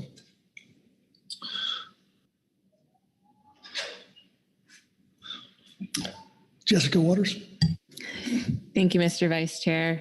I just want to start with a little overview in my mind and some thanks. I think that back in March of this year, as the council kind of thought about this process, really decided to address the issue of stock definitions in a deliberate and holistic approach, with making sure that this process was thorough and complete, and all of the steps needed for all of the groundfish stocks. And given the timeline, council decided to move forward with this process, and this phased approach is where we're currently sitting now. And the goal is to have as much public input as well as coordination with the SSC, Science Centers, and West Coast region. And I just want to acknowledge the work and thought put into the stock definition roadmap from September, as well as the white paper under this agenda item. And given the timelines, I feel like that we have continued to make progress to meet the stringent deadlines ahead of us.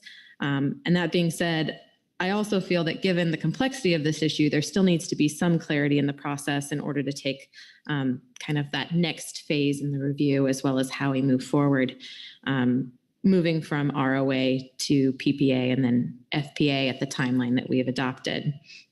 I know we heard yesterday in the GMT report that council is being asked for clarification about what the GMT will be expected to produce for the March 2023 meetings. And I viewed the GMT as an integral part of these discussions, given their knowledge and expertise. And after yesterday's update, I just wanted to kind of have potentially some clarity on that process, if there's any more on what the GMT's role is thought of to be in this process, kind of as we move into March, if possible, if we could have that discussion. Thank you, Jessica. Anyone else?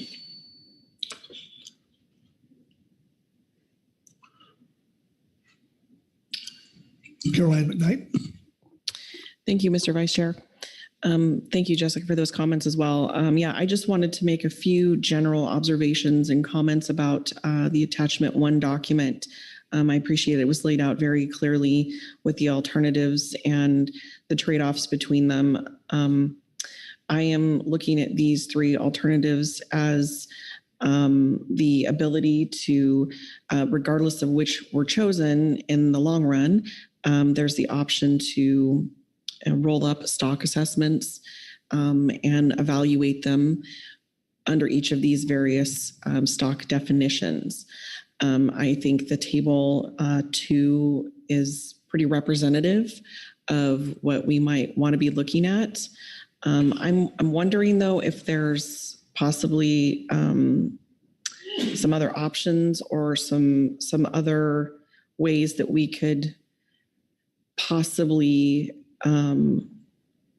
evaluate stock definitions that allowed flexibility for assessments and incoming information differently than just a hard definition.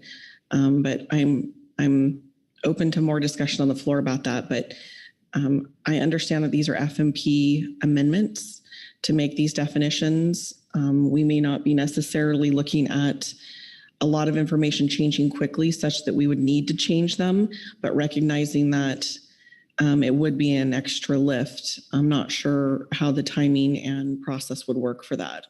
So just some thoughts at this point. Thank you. Thank you, Caroline. Further discussion? Corey Niles. Yeah, thanks, Mr. Vice Chair, and thanks, Caroline and Jessica. I think just adding, I think what we've been doing here and continue to do is get a range of alternatives set up whereby we can have a good look at our options here in terms of science and policy of how we define stocks. Appreciate the information put forward by the project team and attachment 1 and all the efforts. And I understand the plan to get the discussions moving forward from here on and with the goal of final action by June. So it's shaping up nicely. In my mind, I do have a motion to offer when discussion's over. There were some side discussions going on before we broke, so I'm not sure where those ended up. But just I have a motion if helpful in getting those discussions out there. Okay, thank you, Corey. Anyone else? Well, I guess we could probably go with that motion and let's get it out there and see where it takes us. Well, Mr. Vice Chair, I think I sent it just a minute or two ago, so I don't know if Chris or Sandra has received it yet. I used Sandra's wrong email again for the 900th time. Apologies, Sandra, but I think I resent it to you.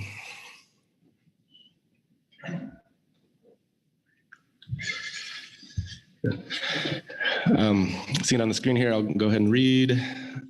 I move that the council adopt the range of alternatives in Table 2 of Attachment 1 with the additions of the new alternative recommended by the SSC in Supplemental Report 1 for Vermilion Sunset Rockfish and adding square spot rockfish to Alternative 1.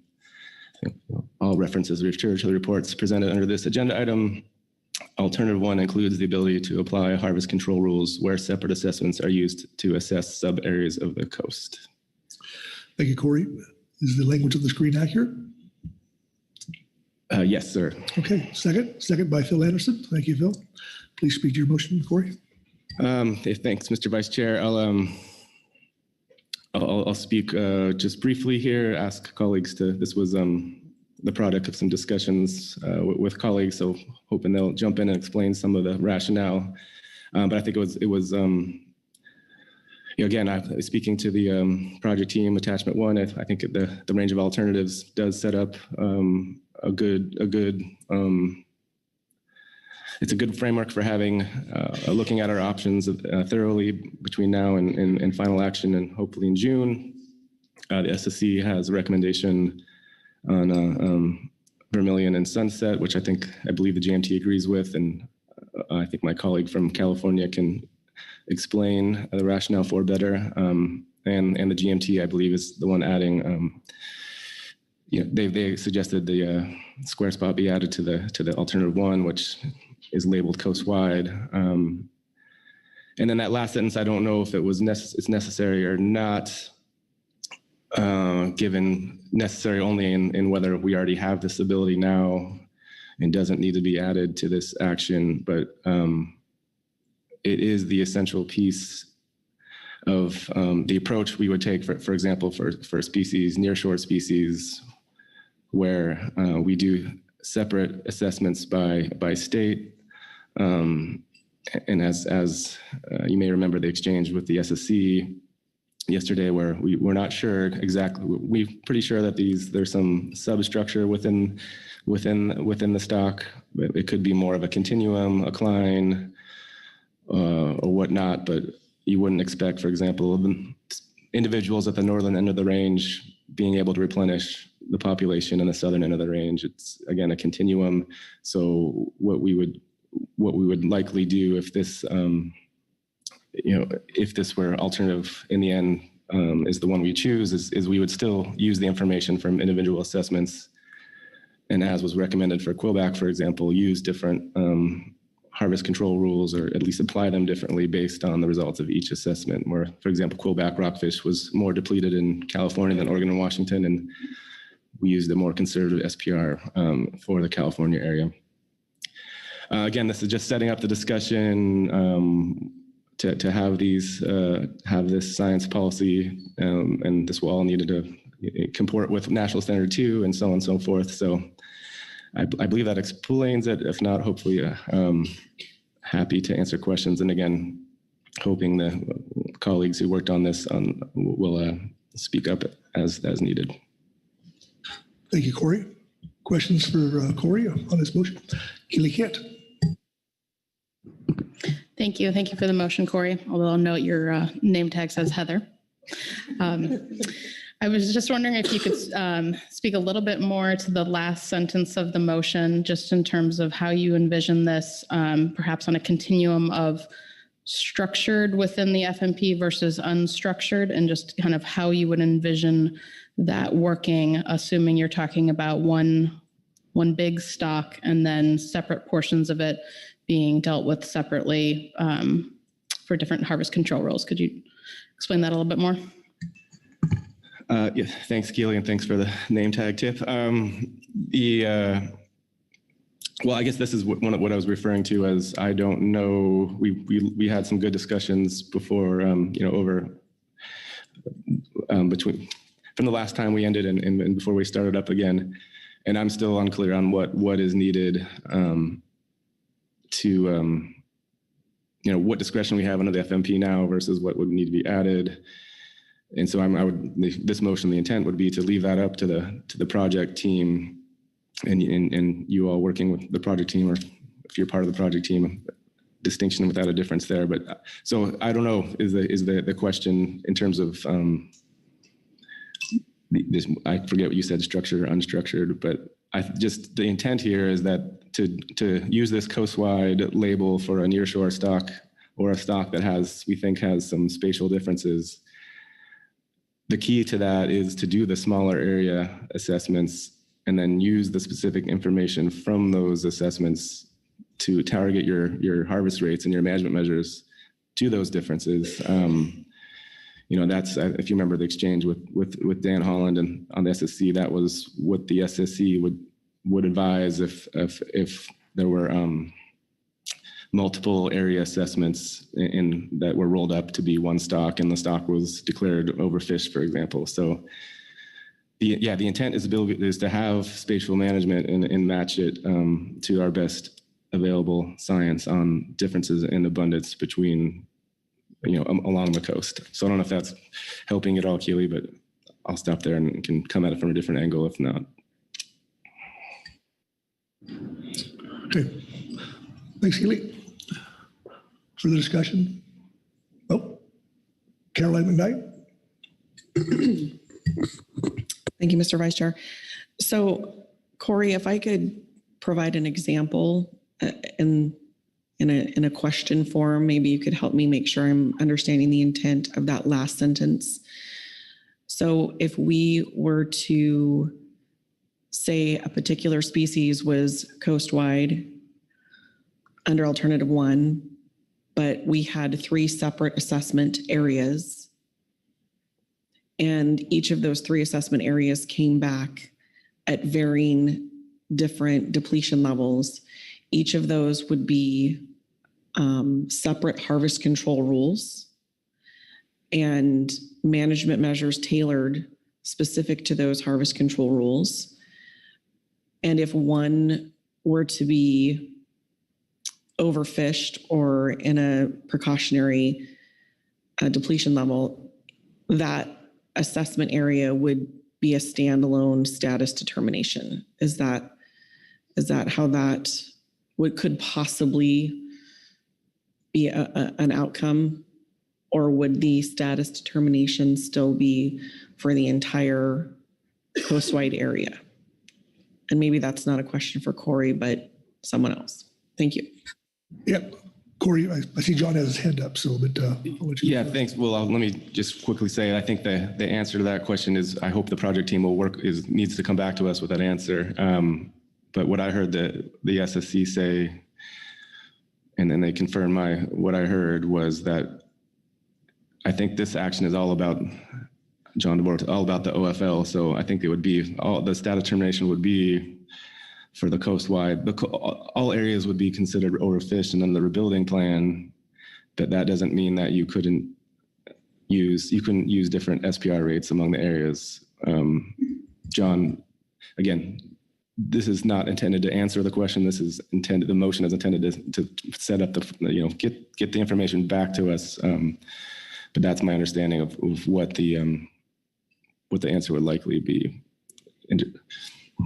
Thanks, Corey. John? Thank you. Yeah, I think, Corey, you characterized that well. The real decision here is the geographic area for a population of a species, where you're going to set the OFL and determine the relative biomass, because those are the metrics used for NMFS to make status determinations. The relative biomass, of course, gives you the status of the stock relative to BMSY, or the minimum stock size threshold. And then the OFL is used to determine whether the stock, as defined in the FMP, is subject to overfishing or not. So working at a finer spatial scale to those stock definitions, we've got that ability. That ability is used all around the country.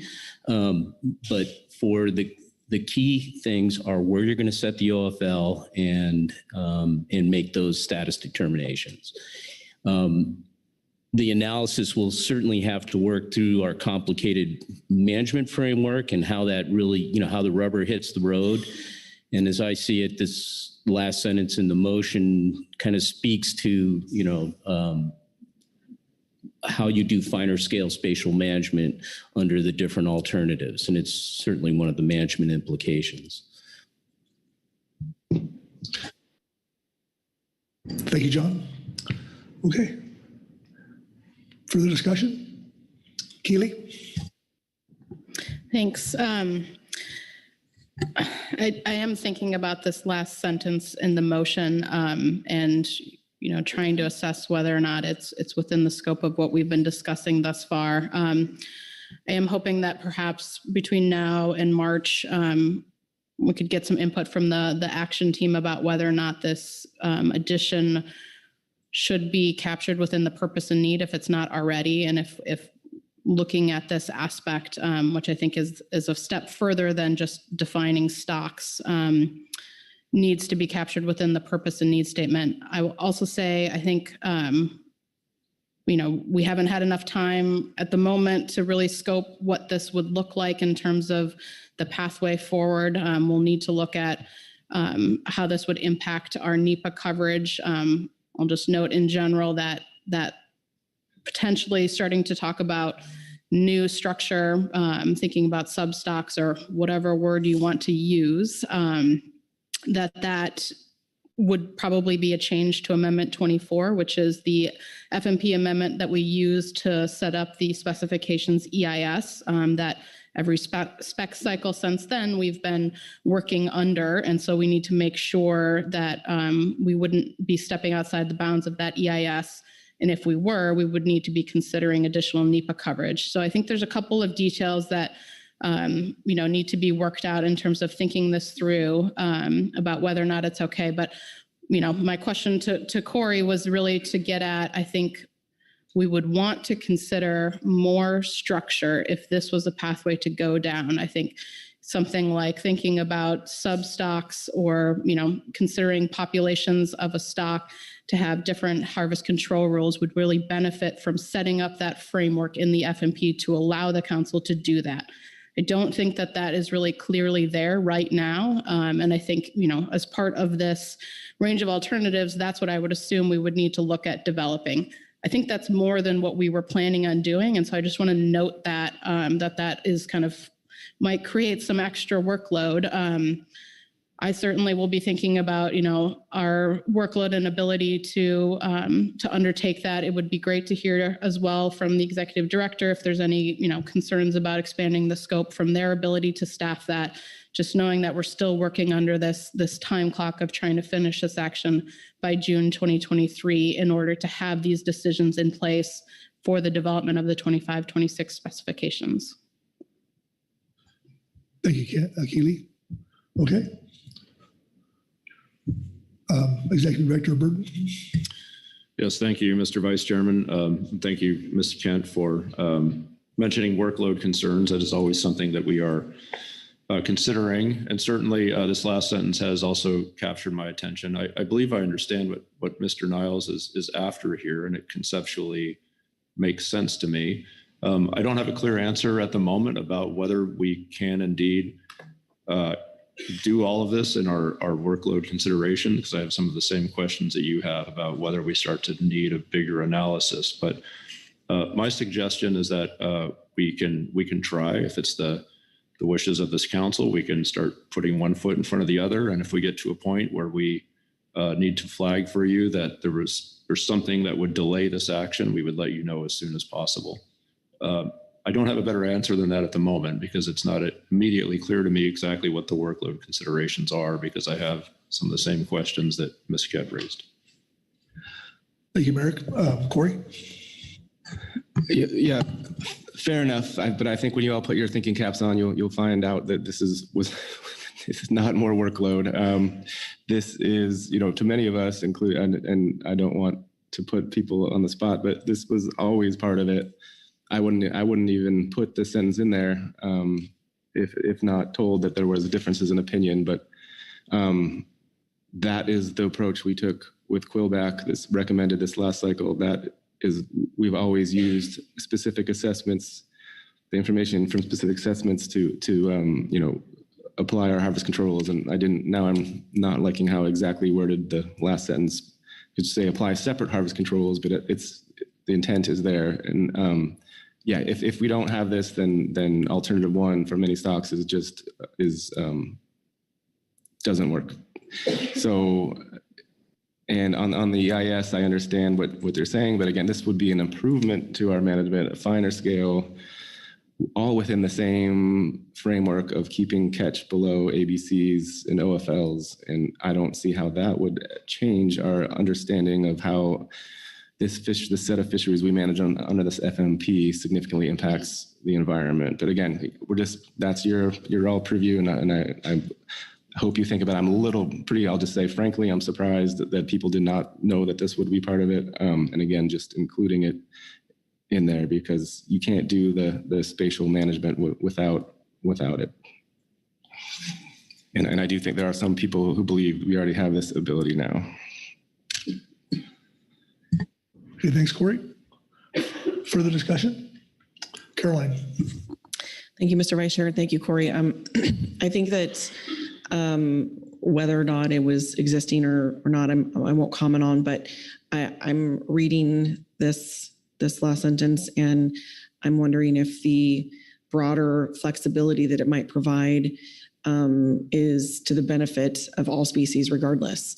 So I'm cognizant of workload implications that it may create, but in the long run, that might be worth it. I did want to speak just to a few minutes on some rationale for the addition of Vermilion and Sunset being added at point conception that was recommended by the SSC for very clear genetic information that says that it should be there.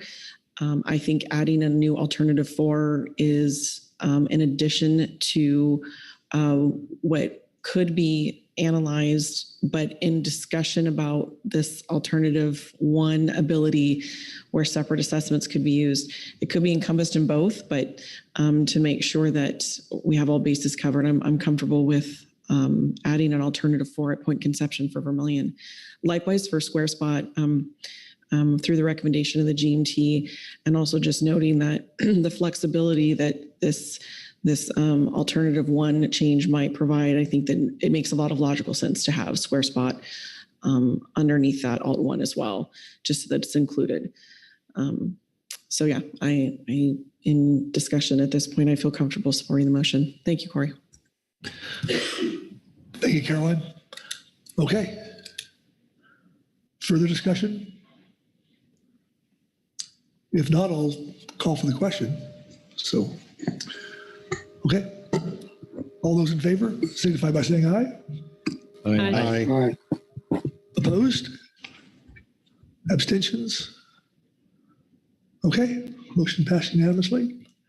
And with that, I'll turn to John DeVore for his final summary of the Groundfish item. Thank you, Mr. Vice Chair, council members. You have completed your task under this agenda item by adopting a range of alternatives. We've had a good discussion to help stage the analysis that will be done this winter in preparation for the March meeting. And I'd say that with that, you have successfully completed your task. Thank you, John. Jessica? Thank you, Mr. Vice Chair. Thanks, John. I guess I'm still interested in some clarity on what the project team's plans are for addressing what we have identified as a very complicated issue, and what that timeline looks like to keep us on our strict timeline that we're currently under. Okay, thank you. Thank you for that. Well, we do have 2 GMT meetings scheduled. I don't know if we have exact dates. I believe we do for the November meeting. We have one scheduled for late November and then one in January. And the main task there is to invite other folks from the science centers, the regions, and some other experts there to really just set up the framework for the analytical approach and talk a little bit about the key information that will help inform that analysis. I think it would work out well if that was like the primary focus of the November meeting, although I'm not in charge of that GMT agenda, but conceptually going forward, that's my understanding of the plan. And I think it's a good one. You know, we should do that. And so that we have a good framework to start, a good skeleton to start adding the meat. Caroline? Or Jessica? Thanks, Mr. Vice Chair. Thanks, John, for that additional information. Just for clarification, is it my understanding that the project team will be moving forward with what's developed out of that analysis framework and moving that forward? Or do you envision that that's also the GMT that moves that forward, or is the GMT just advising with as well as these additional experts? Yeah, thank you. The way we're envisioning it is that the GMT would have an advisory role at this stage. You know, they're certainly experts, and we'll tap that expertise, or I keep saying we, it's a habit. The project team will tap that expertise certainly in this analysis, but the GMT would serve as advisors, not the primary movers. Thank you. Thank you, Jessica. Okay. Anyone else? All right. Well, thank you all. It's a lot of work went into this, and well, we're way ahead of schedule here, and just well done. With that, I will pass the gavel back to Chair Grolnick. Thank you very much, Vice Chair Pettinger. And we will move on to our next groundfish item, H6, in-season adjustments. And I think there is at least one chair, 2 chairs,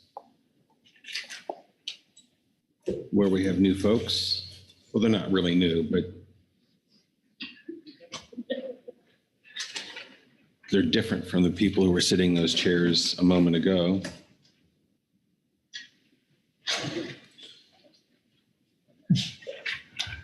All right, Todd Phillips, when you're ready, if you want to give us an overview. Yes. Excuse me. Yes, thank you, Mr. Chair. So before you, you have agenda item H6, which is the in-season adjustments, as well as it includes the Pacific whiting set-asides for next year.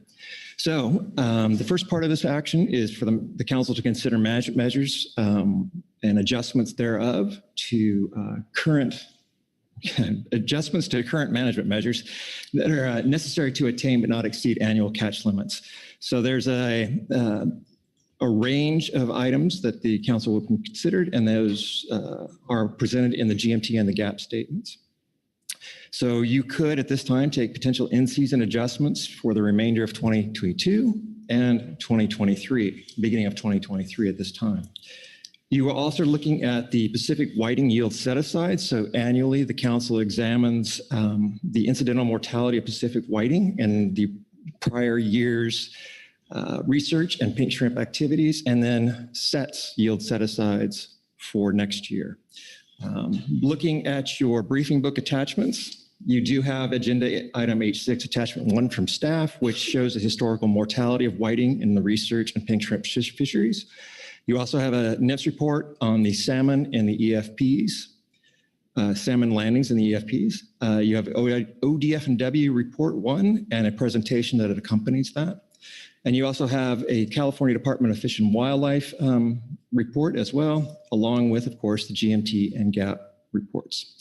Your action for today is to, 1, adopt final in-season adjustments for 2022 and 2023 as necessary to achieve but not exceed annual catch limits and other management objectives, as well as to, number 2, adopt Pacific whiting yield set-asides for 2023. And with my disjointed overview, I am happy to answer any questions you may have. Thank you, Todd. Let's see if there are any questions from around the table on the overview or online. I'm not seeing any hands, so we will get started with our reports. I'll first turn to Keely Kent of NMFS. Thank you. We submitted supplemental NMFS report 1. This is a report that we submit now twice a year. We don't typically speak to it. It just provides the bycatch numbers specific to the trawl gear EFP, which has been ongoing for a number of years. So I don't intend to read it, but I'm happy to take any questions if there are any. Thank you, Keely. Let's see if there are any questions. There are no questions. I guess everyone was satisfied. Thank you very much. We'll next hear from the Oregon Department of Fish and Wildlife. Lynn Mattis is in the house, and I understand it's a presentation.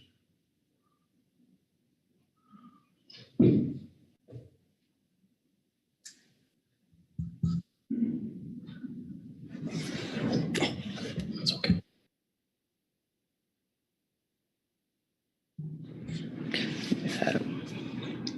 Chair Grillnick, I think it's getting set up. And this seems to be slightly different than the directions I was given, but that's okay, I can adjust. Could you move the microphone a little closer? Thank you. Sorry about that. The Oregon Department of Fish and Wildlife submitted a supplemental revised report 1 based on guidance back in September about our request on the long leader gear fishery.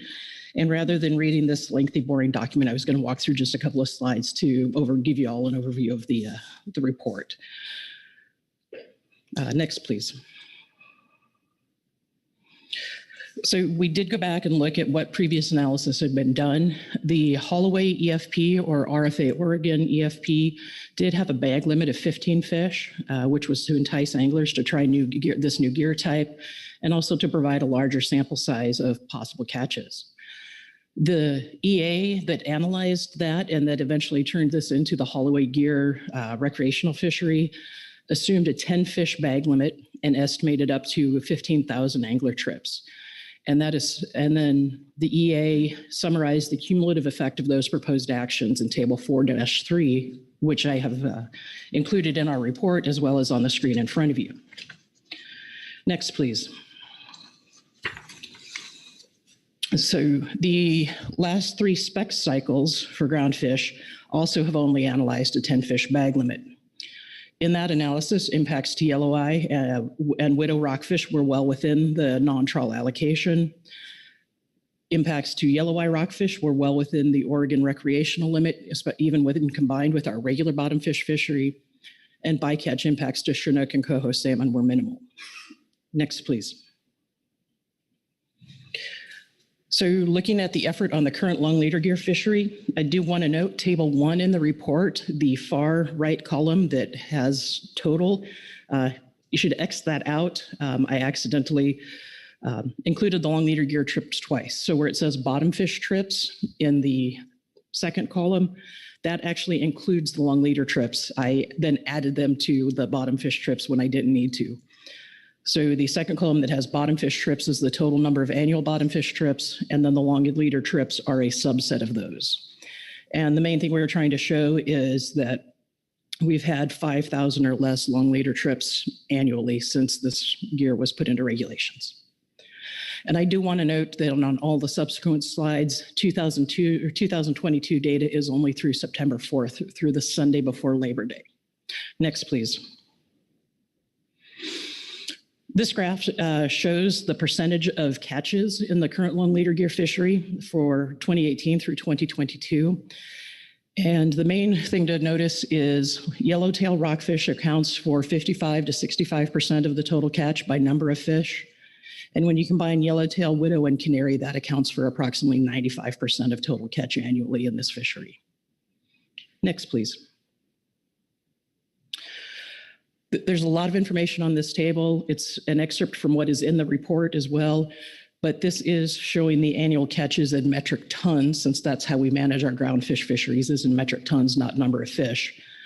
I do want to note that the Chinook and coho salmon numbers on the bottom 2 rows, those are in numbers of fish and not metric tons. So this is trying to show what our annual catch is. Then there is a 5-year average as well as a maximum amount that has been caught. In most cases, the maximum amount that was caught was the first year of inception in 2018, where we had a little over 5,000 angler trips. Next, please. I next looked at the current long leader gear fishery catch rates of some key species that I know the council family is concerned about. Looking at yellow eye rockfish, Chinook, and coho salmon bycatch. And this is the number encountered, not number caught, but the total number encountered per trip. Yellow eye has been less than 0.1 per angler trip, so that would be less than 1 yellow eye encountered for every 100 long leader gear trips. Chinook has been less than 0.05. Coho has been higher, but we also have had 2 very good coho seasons on the Central Oregon coast, and anglers could combine trips where they could target coho salmon and long leader gear on the same trip. So that higher number does account for some of that co-targeting. Next, please. Also wanted to look at the number of the target species per trip. This may be a little overkill with the other data, but it was just trying to show the same data in a couple of different formats. With a current 10-fish bag limit, the average angler is catching 5.5 yellowtail rockfish a year, 1.5 widow, and a little over 2 canary, and then less than 1 of the other species. Next, please. So to try to estimate the potential impacts of increasing the daily bag limit, do note that the original EA was based on 15,000 long leader gear trips, but we have been seeing fewer than 5,000. So even if this action doubled the current effort, we would be under 10,000 angler trips. The proposed action is intended to increase effort. However, we are doubtful it will be a 3-fold increase to 15,000 trips. We do note that some anglers have been hesitant to try this fishery because concerns over the gear and tangles, having a 30-foot dropper with multiple anglers, and depending on the current and the boat drift, can be a recipe for tangles. as well as having to be a little farther offshore, but because this is required, you're required to be outside the 40 fathom line, which off of most of Oregon is approximately 3 miles offshore. Next, please. So to try to estimate the impacts of a higher bag limit, I did some very simple math. 15 is 1.5 times greater than 10. So based on 1.5 times higher greater limit, did some very simple math of multiplying the current impacts by 1.5. There's 2 major assumptions in this method. It assumes catch rates by species will stay the same, and it also assumes the same percentages of anglers will attain the full catch limits. So the same percentage of anglers that caught 10 fish per trip would now catch 15. Both of these are likely overestimates, but seemed like a good starting place to provide some buffer for unseen events. Next, please. So with that, we came up with some projected impacts. Again, salmon are a number of fish, and the others are in metric tons. And I do want to note, I'm only including a couple of species, 5 species. All other species, the projected impacts were less than 0.2 metric tons annually. So taking the 10-year or the 5-year average at 10 fish and multiplying that by 1.5, it came up with 23.6 metric tons of yellowtail rockfish. If we use the maximum, it increased to 39.9 metric tons. Then that third column is just showing you what that average was. And the final column is trying to provide an estimate of what the maximum additional impacts of this action would be.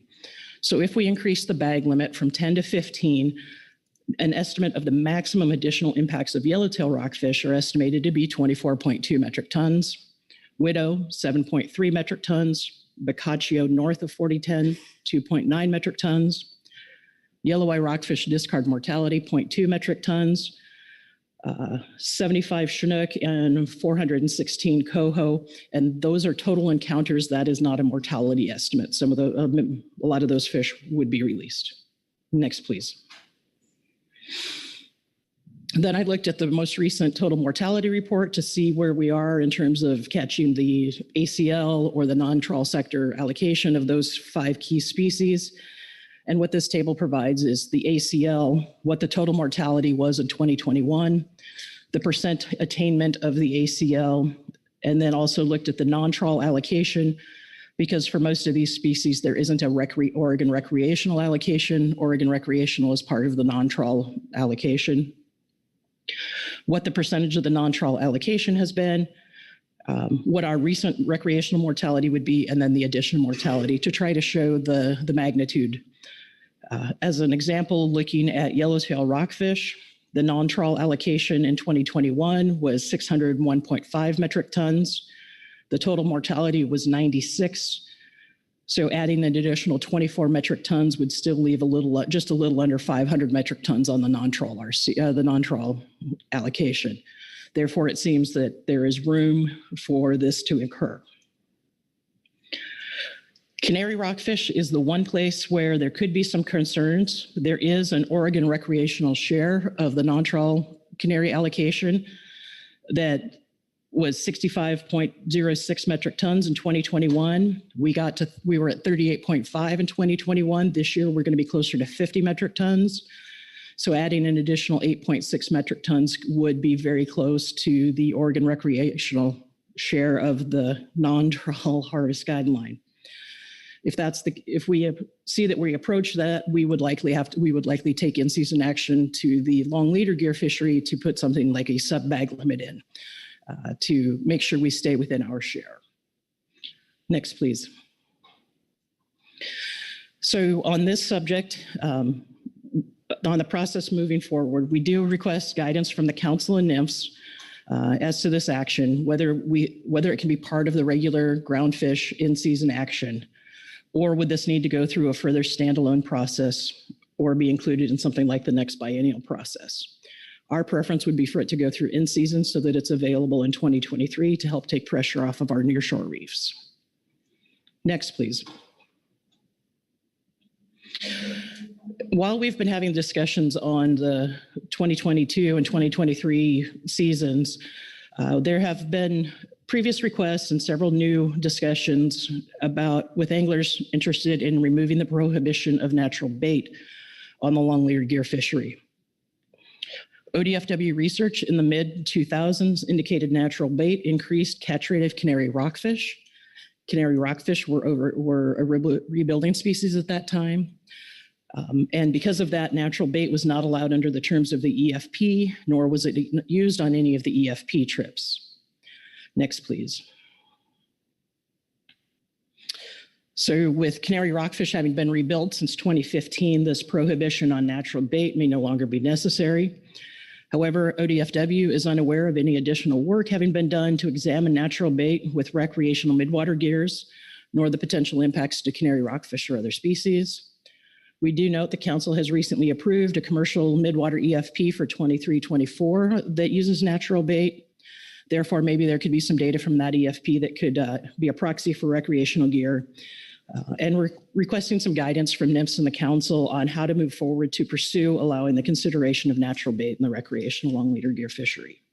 We do not believe this is something that could be done under in-season at this time, but it was a convenient time to throw it in and ask for some guidance for our public so they know how to proceed. Next, please. And that's the end, and I will attempt to answer questions. All right, thank you very much, Lynn. Are there questions? Looks like Brad Pettinger has his hand up. Yeah, thank you, Lynn, for the presentation here. Deal with natural bait. Is there any evidence that canary have more of a natural inclination to bite natural bait over the other rockfish? Or I'm just kind of curious as far as looking at this going down the road. Through the chair, Mr. Pettinger, some research that Dr. Bob Hanna did with ODFW in the early 2000s indicated that the catch rates were higher, that the canary rockfish were outcompeting the yellowtail and widow in the midwater when natural bait was used. But that's the only study I'm aware of, and that's what a lot of the EFP regulations, why their bait was prohibited. That's the only study I'm aware of at this point. Thank you. Further questions? Marcia Remco. Thank you, Mr. Chair. Thank you, Lynn. Very interesting presentation. Good work. I too have a question on the use of natural bait. A little different line though.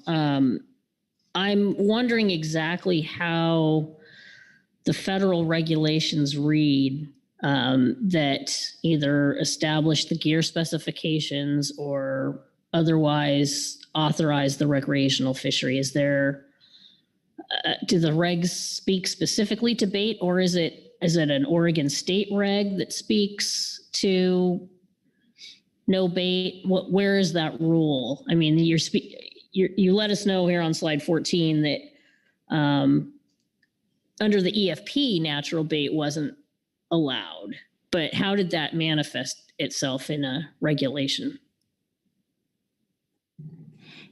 Chair Grelnick, Ms. Uremko, it specifies very specifically in the federal regulations, the use of natural bait is prohibited.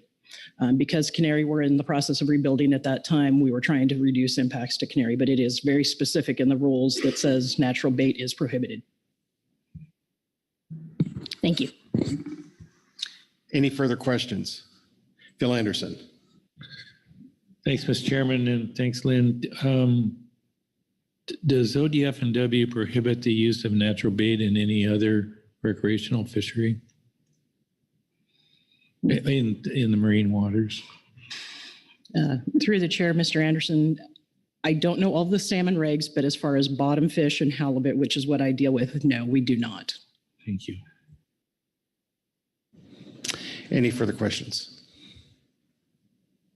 Thank you very much, Lynn.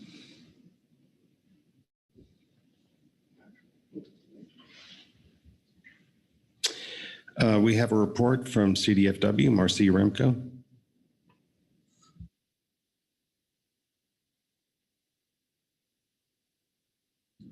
Thank you, Mr. Chair. I'll be walking through agenda item H6A supplemental CDFW report 1 and hitting the highlights for you, although this is a fairly new entry into the record. This is our regular update on fishery performance off California in season as recent as we can get information together to bring it to you. Just starting with the recreational fishery and copper rockfish. We've done our best to bring the council and industry the most current information that we have with regard to our in-season projections of catch in California using our ACV method. As of October 23rd, our best estimate of total mortality for copper rockfish is 54.5 metric tons, or 40% of what we had projected the 2022 catch to be. The value incorporates the SURF's estimates from January through August, and then our weekly ACV estimates from September 1st through October 23rd. The implementation of the one fish sub-bag limit and industry initiated actions to avoid areas where copper rockfish are commonly found continue to have the effect of reducing total mortality.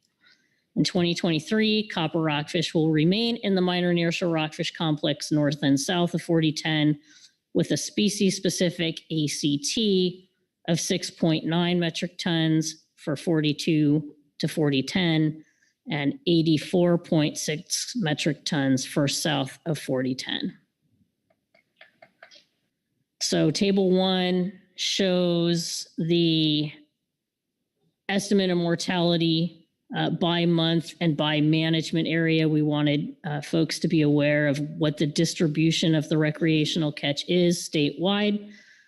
So you can see table 1 trends here are similar to past years in terms of the bulk of the catch occurring in the southern area, but with catch of copper rockfish occurring in all management areas.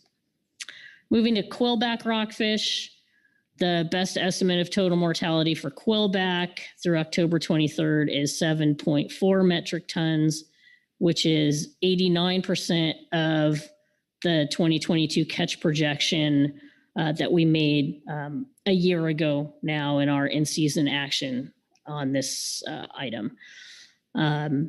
We have, again, SURF's estimates for January through August, and then ACV data that we're using from September 1st through October 23rd to come up with that total projection to date. In 2023, quillback rockfish will remain in the complex north and south of 4010 with a species-specific ACT of 0.87 metric tons for 42 through 4010 and 0.89 metric tons for south of 4010. So table 2 shows the distribution of the catch by management area to date and how we're faring statewide in each, totaling up the available data for each of the management areas. Moving to yellow eye rockfish, that's the only remaining rebuilding species off California. The recreational harvest guideline is 11.7 tons with an ACV of 9.2 metric tons for 2022. Through October 23rd, we project 3.4 metric tons of yellow eye mortality has occurred. Moving to the commercial fishery, this is our deeper nearshore fishery that's managed using trip limits as well as state issued nearshore permits that are regional and oh, sorry, they're not. They're statewide nearshore commercial fishery permits to regulate this fishery. For copper rockfish north of 4010, so 42 through 4010, the key point here in figure 1 is that the orange line, which is the cumulative landings for 2022, are tracking considerably lower than they were in 2021, and that is likely attributable to the 75 pound cumulative trip limit that the council recommended last November. We're projecting 0.6, I'm sorry, we're projecting, 0.7 metric tons of commercial take through October 28th, which is somewhat above the initial projection we made a year ago, which is shown in the black line in the table. So moving to copper rockfish south of 4010, a little different picture here where we see our cumulative landings shown in orange for 2022 to date.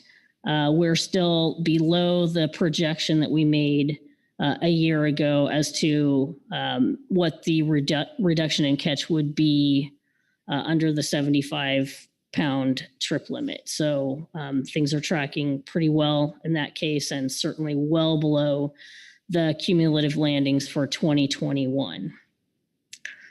Moving to quillback for the commercial fishery and figure 3. This is for the north for 42 through 4010. Again, trip limits appear to be having a considerable effect on catch, where we have the orange line for 2022 falling well below the projection, the black line, and also considerably below 2021. Moving to quillback south for the commercial fishery, same trend. 2021 landings substantially below 2021 and also below our projected landings for 2022. So bottom line, trip limits appear to be effective at considerably reducing catch.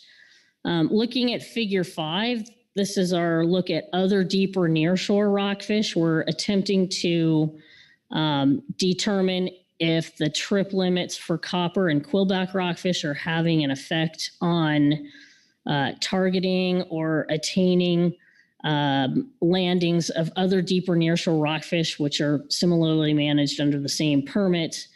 So we had a look at performance of these other species. So this would be black rockfish, blue rockfish, brown rockfish, calico rockfish, olive rockfish, and treefish, which are all species that are only authorized under the deeper nearshore rockfish, deeper nearshore permit issued by California Department of Fish and Wildlife. And in this case, you can see that in 2022, the cumulative landings relative to 2021 are actually a little bit higher.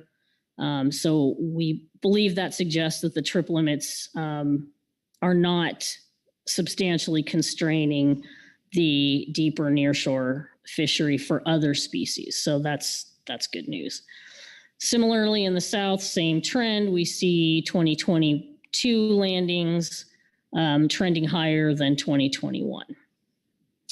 So then moving to the second part of our CDFW report, this is Appendix 1, which just numeric tabular information on the status of 2022 catches relative to our ACLs and HGs and allocations that are in effect for the 21-22 biennium. So the tables include monthly recreational catch data from RecFin through August. There are no ACVs for the recreational catches included in these tables. And then for commercial landings, they're from FACFIN from January through October. So table 3 is just the roll up of the sum combined catch of commercial and recreational that you see further down in table 4 and table 5. So just a few highlights on table 3 and how we're tracking relative to our targets in 2022. So just a few notables.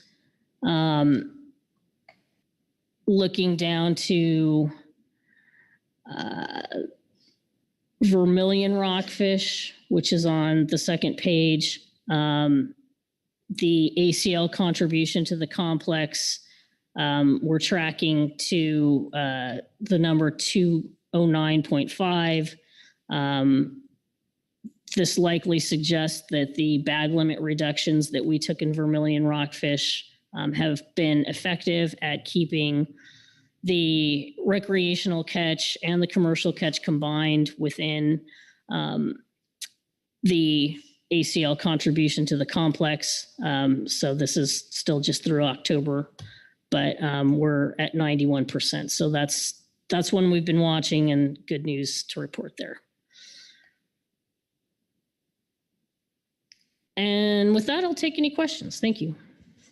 All right, thank you, Marcy. Questions for Marcy on the CDFW report?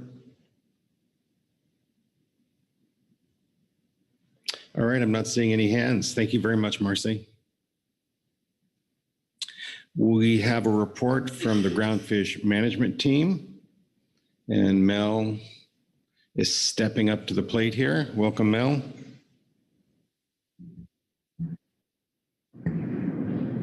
Sorry, I'm just like blinking. Good morning, Council. For the record, my name is Mel Mandrup, reading for the Groundfish management team.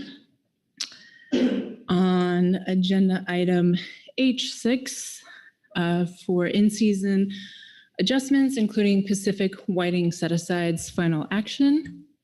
The GMT discussed the current status of 22 groundfish fisheries, requests from the industry, and any needs for in-season adjustments during the November 22 Pacific Fishery Management Council meeting. Action items.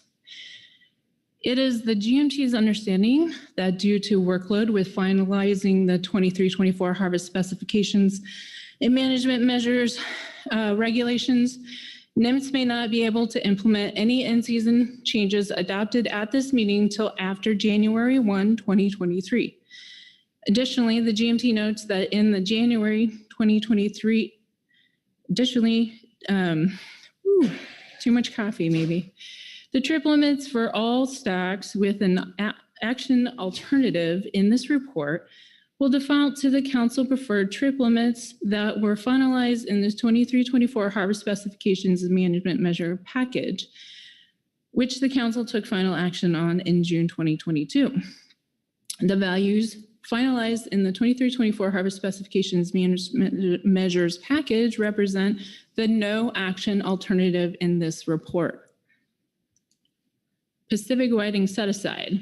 As part of this in-season action, the council is tasked with selecting a value for the Pacific whiting set aside to accommodate mortality in research in the pink shrimp fishery. In the Groundfish FMP, it specifies that the set-asides for recreational research and non-whiting fisheries, in addition to set-asides to accommodate tribal whiting fisheries, are deducted before allocating the non-tribal commercial share of Pacific whiting to the limited entry sectors, which include short-side mothership and catcher processor. Therefore, a higher research and pink shrimp set-aside reduces the amount of Pacific whiting allocated to the sectors that target the species. Prior to 2021, the set-aside was 1,500 metric tons, but since then lowered to 750 metric tons due to a declining trend in mortality by research in the pink shrimp fishery. While the declining trend appears to have continued into 2021 for the pink shrimp fishery, the research-associated mortality jumped from an annual average of 11 metric tons from 2018 to 2020 to 828 metric tons in 21. Large fluctuations in the research mortality appear to be linked to the years in which the Northwest Fishery Science Center and Canada's Department of Fisheries and Oceans conduct specific research projects, which are years when the annual joint U.S.-Canada Integrated Ecosystem Pacific Hake Acoustic Trawl Survey is not conducted. For example, in 2021, the majority of the 828 metric ton taken was due to a research project focused on testing methods to distinguish Pacific whiting from mixed Pacific whiting and rockfish aggregations to improve further estimation of Pacific whiting biomass. The Northwest Fishery Science Center does not plan to conduct any specific research projects in 2023 aside from conducting the U.S.-Canada Joint Annual Pacific Hake Survey.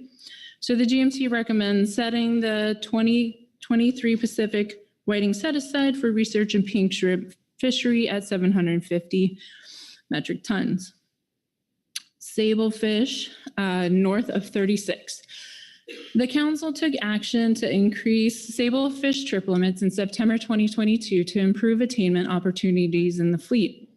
Participants in the limited entry fixed gear and open access sectors north of 36 requested sablefish trip limits that are higher than the no action trip limits because the sablefish annual ACLs and allocations are increasing substantially in 2023, and participation is still being impacted by economic factors, while the open access North Fleet appears to be steadily returning to somewhat of a pre-pandemic effort levels, potentially due to low opportunities in other fisheries. The limited entry North sector continues to see low prices, participation, and landings related to years immediately prior to the COVID-19 pandemic. For limited entry fixed gear north, the GMT ran projections under the no action trip limits as well as trip limits that were in place for periods 5 and 6 of this year, which is option 1. The landing projections and attainment relative to the landed catch share or the target for both options are shown in table 1 below. Inflation adjusted sablefish prices in the limited entry north sector have been tracking low in 2022 relative to pre-COVID prices, particularly in periods 5 of 2022. Given the landed catch share will increase substantially in 2023, and that option 1 attainment is projected to be 47 to 74%, depending on prices. The GMT recommends option 1 trip limits of 4,500 pounds per week and 9,000 pounds bi-monthly for the limited entry north sector. The GMT reminds the council that the primary tier fishery season will be extended from the end date of October 31st to December 31st, starting in 2023, and have more limited entry north sablefish opportunity earlier in the year may be beneficial to the fleet if vessels that participate in both fisheries continue fishing their tier limits through December 31. Under option 1 trip limits, the fleet could see an estimated increase of $304,704 in ex-vessel revenue for the full year compared to no action. Limited entry north is underestimating 2022 landings by roughly 5%, but even under a high price scenario, the option 1 trip limits provide a projected 26% buffer below the landed catch share. So in table 1, we see our 2 options and the bolded recommendation by the GMT, which would be option 1. And then table 2 is reflecting the ex-vessel revenue from those, from the adjustments in the trip limits. Open access north. For the open access north sector, the GMT ran 3 separate sablefish trip limit projections because the Groundfish Advisory Subpanel expressed interest in lowering the open access north trip limits from the 2022 period 5 to 6 trip limits, but still keeping them higher than no action trip limits. This is primarily because open access north effort may be high in 2022 due to constraints in other fisheries the fleet operates in, such as Dutchess crab and salmon. Therefore, the GMT ran an option 1 projection that is squarely in the middle of the no action and the option 2 limits. Landings under option 1 are projected to be similar in attainment to the limited entry north sector, while still providing higher opportunity the no action trip limits, and therefore the GMT recommends option 1 trip limits of 3,000 per week and 6,000 bi-monthly for the open access north sector. Under option 1, the open access north fleet could see an estimated increase of 685,000 in ex-vessel revenue for the full year compared to no action. The open access north model is overestimating 2022 landings by roughly 6%. The GMT reminds the council that starting in 2022, there will not be a daily stablefish trip limit in the open access north sector, which also warrants more precautionary weekly and bi-monthly limits than option 2. So you can see in table 3, the trip limit options in the bolded recommendation by the GMT, and table 4 has those ex-vessel revenue differences from the options.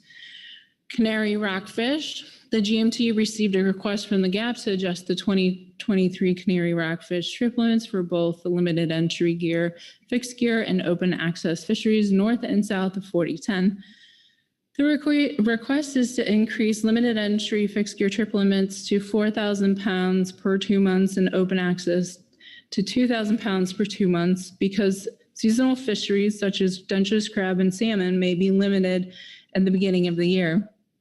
Additionally, the open access north fishery seeks to increase attainment of yellowtail rockfish under the current limits in 2023. However, regulatory discarding of canary may occur in the open access sector due to the differences in the trip limits for canary rockfish, which are currently 1,000 pounds per 2 months, and yellowtail rockfish is 1,500 pounds per month. So that's a correction there, highlighted and identified. Thus, increasing the canary rockfish trip limits in 2023 may reduce regulatory discarding in the open access north fishery. Table 5 provides a full year of estimated impacts from a few different options in canary rockfish trip limits. The options in Table 5 are presented in a way to show impacts from the sectors if the same trip limits were coast-wide. However, the options can be mixed and matched based on the council's preferred level of precaution.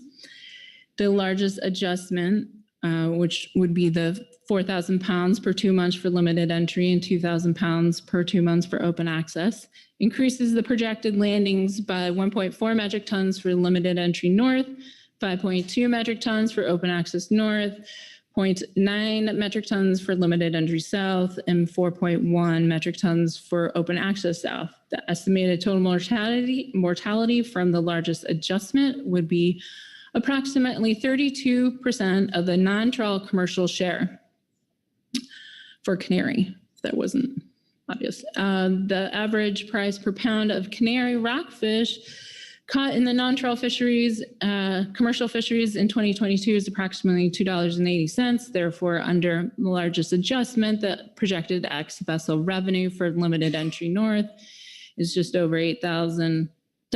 For open access north, it's just above $32,000. For limited entry south, it's about $5,000. And for open access south, it's about $25,000. The GMT recommends option 2 in table 5, which increases the trip limits for limited entry to 4,000 pounds per 2 months and open access to 2,000 pounds per 2 months for both north and south of 4010. The adjustment will provide some additional opportunity to the non-trawl commercial fleet at the beginning of the year when there may be limited seasons for other non-groundfish fisheries. Additionally, it may help increase attainment of yellowtail rockfish while reducing regulatory discards of canary rockfish north of 4010. Lastly, the adjustment would provide some additional opportunity to healthy shelf species south of 4010. In table 5, we have listed the various options the council can go with.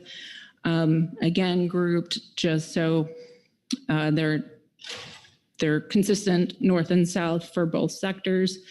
And it shows our bolded recommendation, option 2. Lean cod, north of 42, the GMT also received a request from the GAP to increase lean cod take in the limited entry fixed gear fishery north of 42 to continue trip limits, which were implemented to reduce regulatory discards. The GMT modeled no action trip limits of 5,000 pounds for 2 months in the limited entry fixed gear sector and 2,500 per month in the open access sector, as well as option 1 trip limits of 7,000 pounds for 2 months for limited entry and 3,500 pounds per month for open access. With the increase under option 1, the projected attainment remains low relative to the non-trawl allocation. Projected impacts to yellow eye rockfish are higher under option 1, but remain well within the non-trawl yellow eye rockfish projected impacts of 3.9 metric tons, which assumes full attainment from all the non-trawl allocations, as well as within the 6.3 metric ton non-trawl commercial annual catch target. Based on projected landings for the 2 sectors, the potential economic gains would be just under $38,000 for limited entry and close to $85,000 for open access. The GMT discussed with members of the GAP whether this opportunity could lead to increased effort, but they did not believe that the concern was warranted at this time due to competing fisheries. The GMT recommends option 1, because the increase in lean cod is expected to reduce regulatory discards and provide additional opportunity for some industry members already in the fishery. So table 6, you see the projected landings from those turbulent options and the bolded recommendation from the GMT. Oregon recreational long leader gear request. The GMT was given an overview of the ODFW report by their staff. The action is intended to shift effort and catches away from nearshore stocks toward the more plentiful offshore species and could help reduce potential for further restrictions and or closures of the regular bottom fish fishery. The GMT concurs with the conclusions of the ODFW report concerning potential impacts from the increased bag limit in the long leader gear fishery. The potential addition impacts from increasing the long leader gear fishery bag limit should be within limits, not impact other sectors, nor jeopardize exceeding any species ACLs or species-specific contribution to complex ACLs. For all species except for canary rockfish, the potential additional impacts to canary rockfish could put total Oregon recreational impacts very close to Oregon recreational share of the non-trawl canary rockfish harvest guideline. It is the GMT's understanding that ODFW will monitor canary rockfish impacts closely and will take action to reduce impacts through state process if necessary to keep total canary rockfish impacts within the Oregon recreational share. The GMT recommends NMFS consider the options for implementation or provide guidance on the most appropriate manner if this does not qualify for regular groundfish in-season process. And then we have several informational items. Minor shelf rockfish north.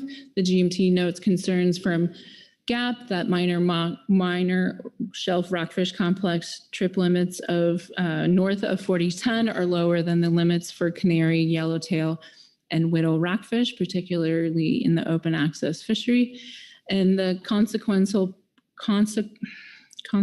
potential for regulatory discarding of minor shelf rockfish. The 23-24 harvest specification rulemaking process allows for certain OA gear types to access non-trawl rockfish conservation area, and therefore the potential for increased landings of shelf rockfish stocks as fishermen gain more access to gain more areas to target healthy shelf stocks. Although this initial concern is with the trip limits north of 4010, the GMT will continue to monitor landings and how they compare to trip limits to inform potential in-season trip limit changes for either management area in the future. Incidental Pacific halibut fishery north of Point Chehalis. The 2022 primary tier stablefish fishery allocation of incidental Pacific halibut north of Point Chehalis was 50,000 pounds. As of November 2nd, 2022, the fishery has landed 57,261 pounds, which exceeds the allocation by 7,261 pounds. However, the primary tier fishery allocation was a subset of the overall Washington sport allocation, which is 294,786 pounds in 2022. At least 52,000 pounds of Pacific halibut are unused by the Washington sport fishery pending final recreational estimates for Puget Sound, which are expected to be relatively low. Therefore, no action is necessary. The GMT is only providing this information to the council for awareness. If the primary tier fishery allocation continues to be 50,000 pounds in 2023, the council may want to consider lowering the incidental Pacific halibut to sablefish ratio for the fishery to avoid exceeding the allocation again, especially given the primary tier season extension implemented as part of the 23-24 Harvest Specifications Management Measures Package. California recreational fishery.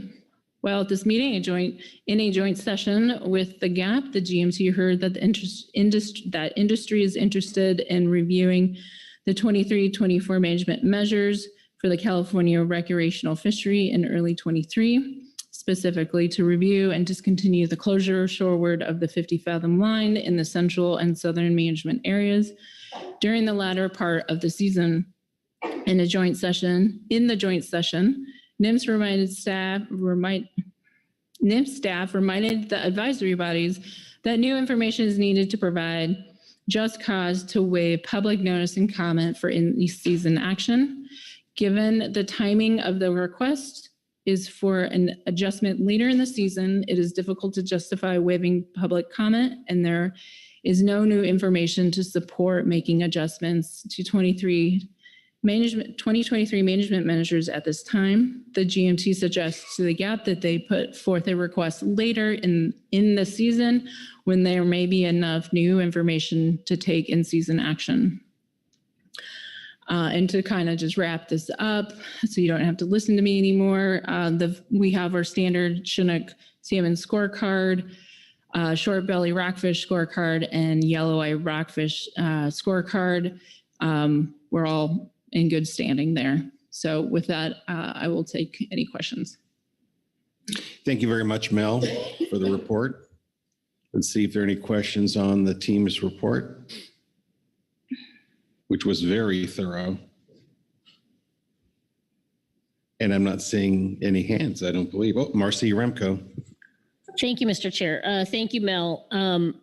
At the very beginning of the report, you describe under the action items discussion that NMFS is working to finalize the 23-24 specs and may not be able to implement in-season changes that are adopted at this meeting until after January 1. So my understanding is that the trip limits that the council approved in the specifications package will then take effect January 1. So if we took in-season action after June, say in September, those for the end of 2022, those regulations will then be replaced with the new specs regulations. And then action for in-season in 2023 will likely come after January 1, whenever they can get it effective. So what I'm trying to understand or make sure I'm clear on is, you talk about sablefish, you talk about canary, and you talk about lingcod. Sablefish and lingcod, I think, are in that case where they'll have higher trip limits at the end of 2022, then they'll revert to lower trip limits that are in the specs. And then the hope is with in-season actions that might be taken today, those trip limits would be reestablished at a higher level. Is that? Yes. Basically the, okay, thank you. And if I may, and so with regard to canary rockfish, that's a different situation, correct? Well, canary rockfish is currently higher than what it will be in period 1. So there will be that step down if no action is taken today. And then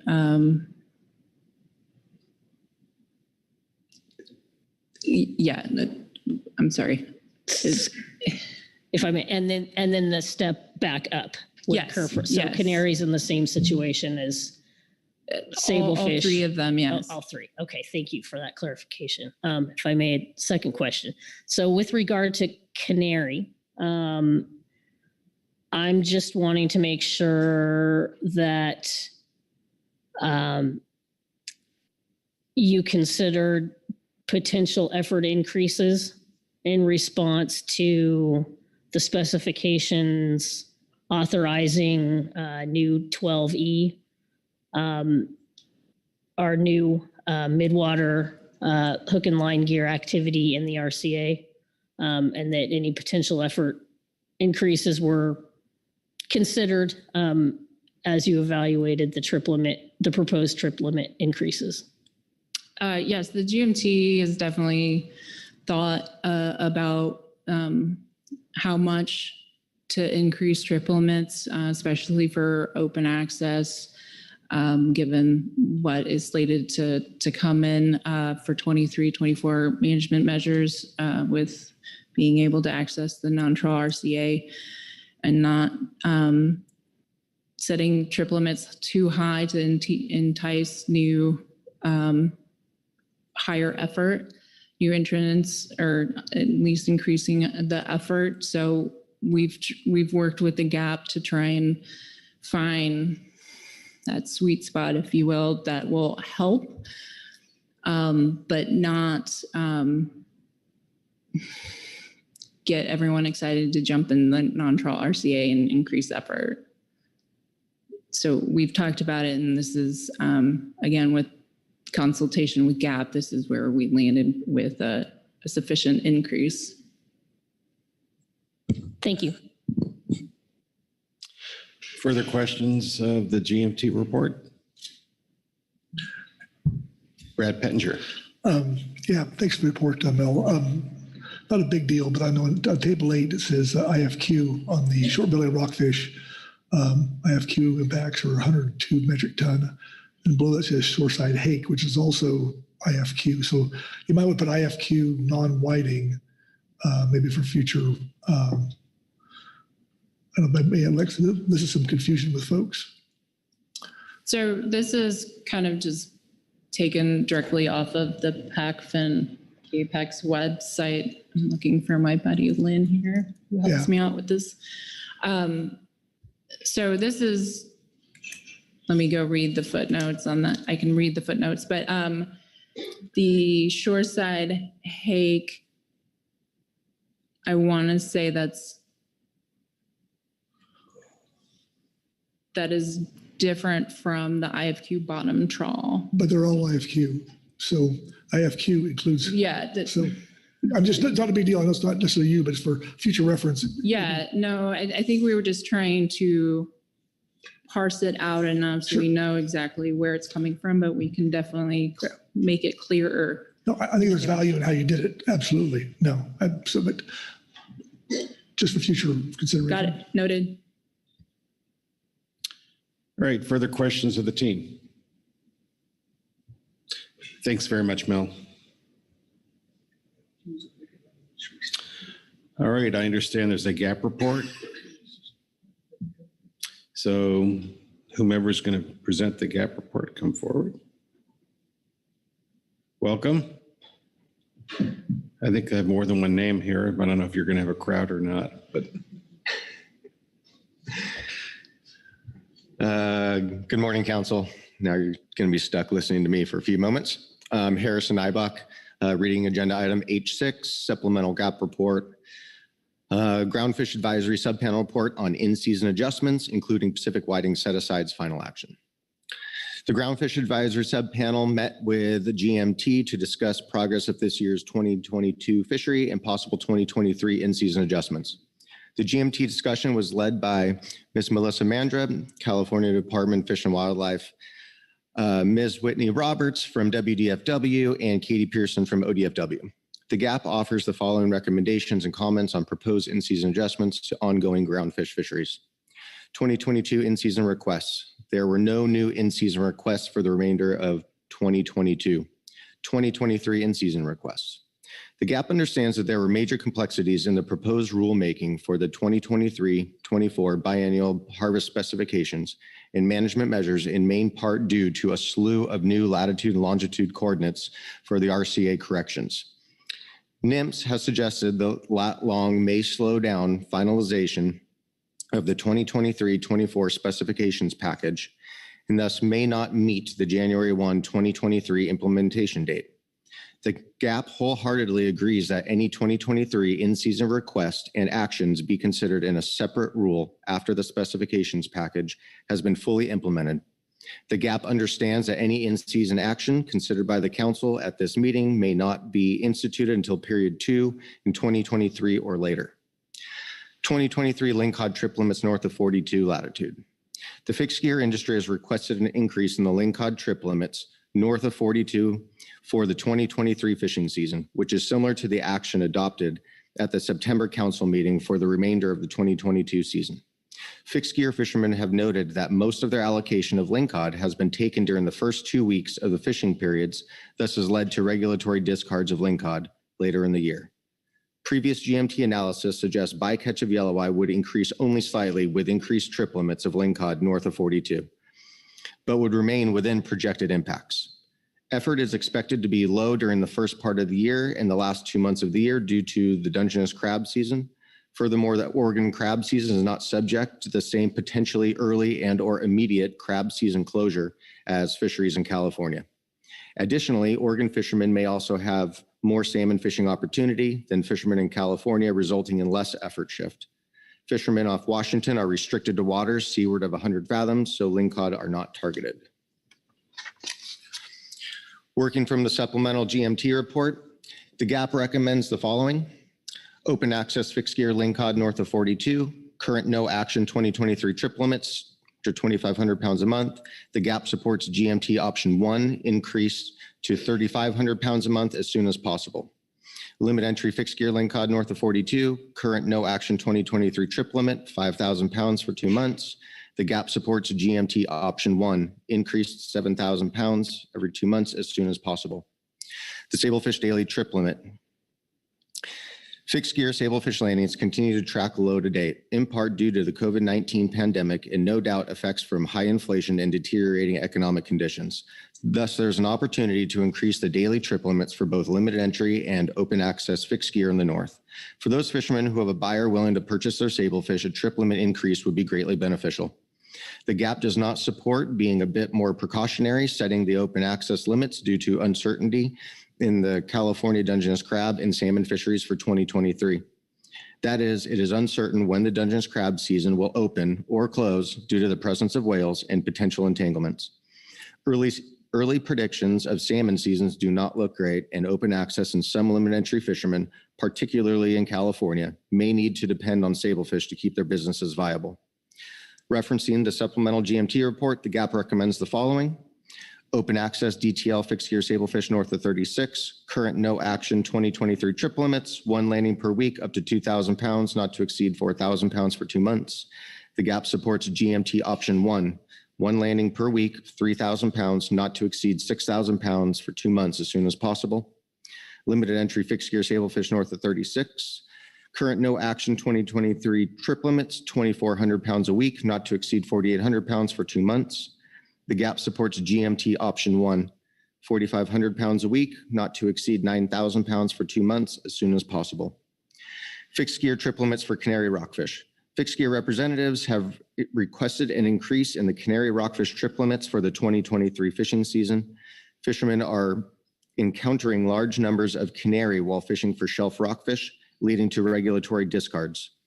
The GAP supports increasing the canary trip limits to those adopted during in-season at the September 2022 council meeting. Working from supplemental GMT report table 5, the GAP recommends the following increase in the canary trip limits for the open access fixed gear in 2023. Fixed gear open access canary rockfish north of 4010. Current no action 2023 trip limits, 1,000 pounds every 2 months. The GAP supports GMT option 2, 2,000 pounds every 2 months as soon as possible. Fixed gear open access canary rockfish south of 4010. Current no action 2023 trip limits, 1,500 pounds every 2 months. The GAP supports GMT option 2, 2,000 pounds every 2 months as soon as possible. Fixed gear limit entry canary rockfish trip limits north of 4010. Current no action 2023 trip limits, 3,000 every 2 months. The GAP supports GMT option 2, 4,000 every 2 months as soon as possible. Fixed gear limited entry canary rockfish trip limits south of 4010. Current no action 2023 trip limits, 3,500 every 2 months. The GAP supports GMT option 2, 4,000 pounds every 2 months as soon as possible. ODFW in-season request for the 2023 recreational fishery. The GAP was briefed by Ms. Lynn Mattis of ODFW as to the progress of the Oregon recreational groundfish fishery in 2022. Extremely favorable weather and sea conditions have led to large increases in recreational fishing effort in 2022. Bag limits have been adjusted downward, as well as implementing non-retention of several nearshore rockfish species in an effort to extend the fishing season through the end of the year. For the 2023 fishing season, ODFW is requesting an increase in the long leader gear fishery daily bag limit to 15 fish per angler per day. Lingcod retention would continue to be prohibited, and the fishery would remain restricted to seaward of the 40-fathom regulatory line. Following GAP discussion led by recreational industry leaders from Oregon, the GAP agrees with the ODFW proposal. Additionally, the GAP supports consideration of a mechanism to move forward with the use of natural bait in the long leader fishery, similar to what is allowed in the commercial fishery. The GAP requests the council and NMFS provide guidance on how to incorporate the use of natural bait in the long leader fishery in the future. Pacific whiting set-asides. The council is scheduled to adopt set-asides to accommodate the incidental mortality of Pacific whiting in 2023 research activities and in pink shrimp fishery. The GAP supports the GMT recommendation of 750 metric tons of Pacific whiting for the 2023 research and pink shrimp set-asides. Future considerations. The GAP originally requested the GMT consider during this meeting the following requests to in-season management for 2023 fisheries. We understand that more information is necessary to justify making changes to these fisheries in 2023.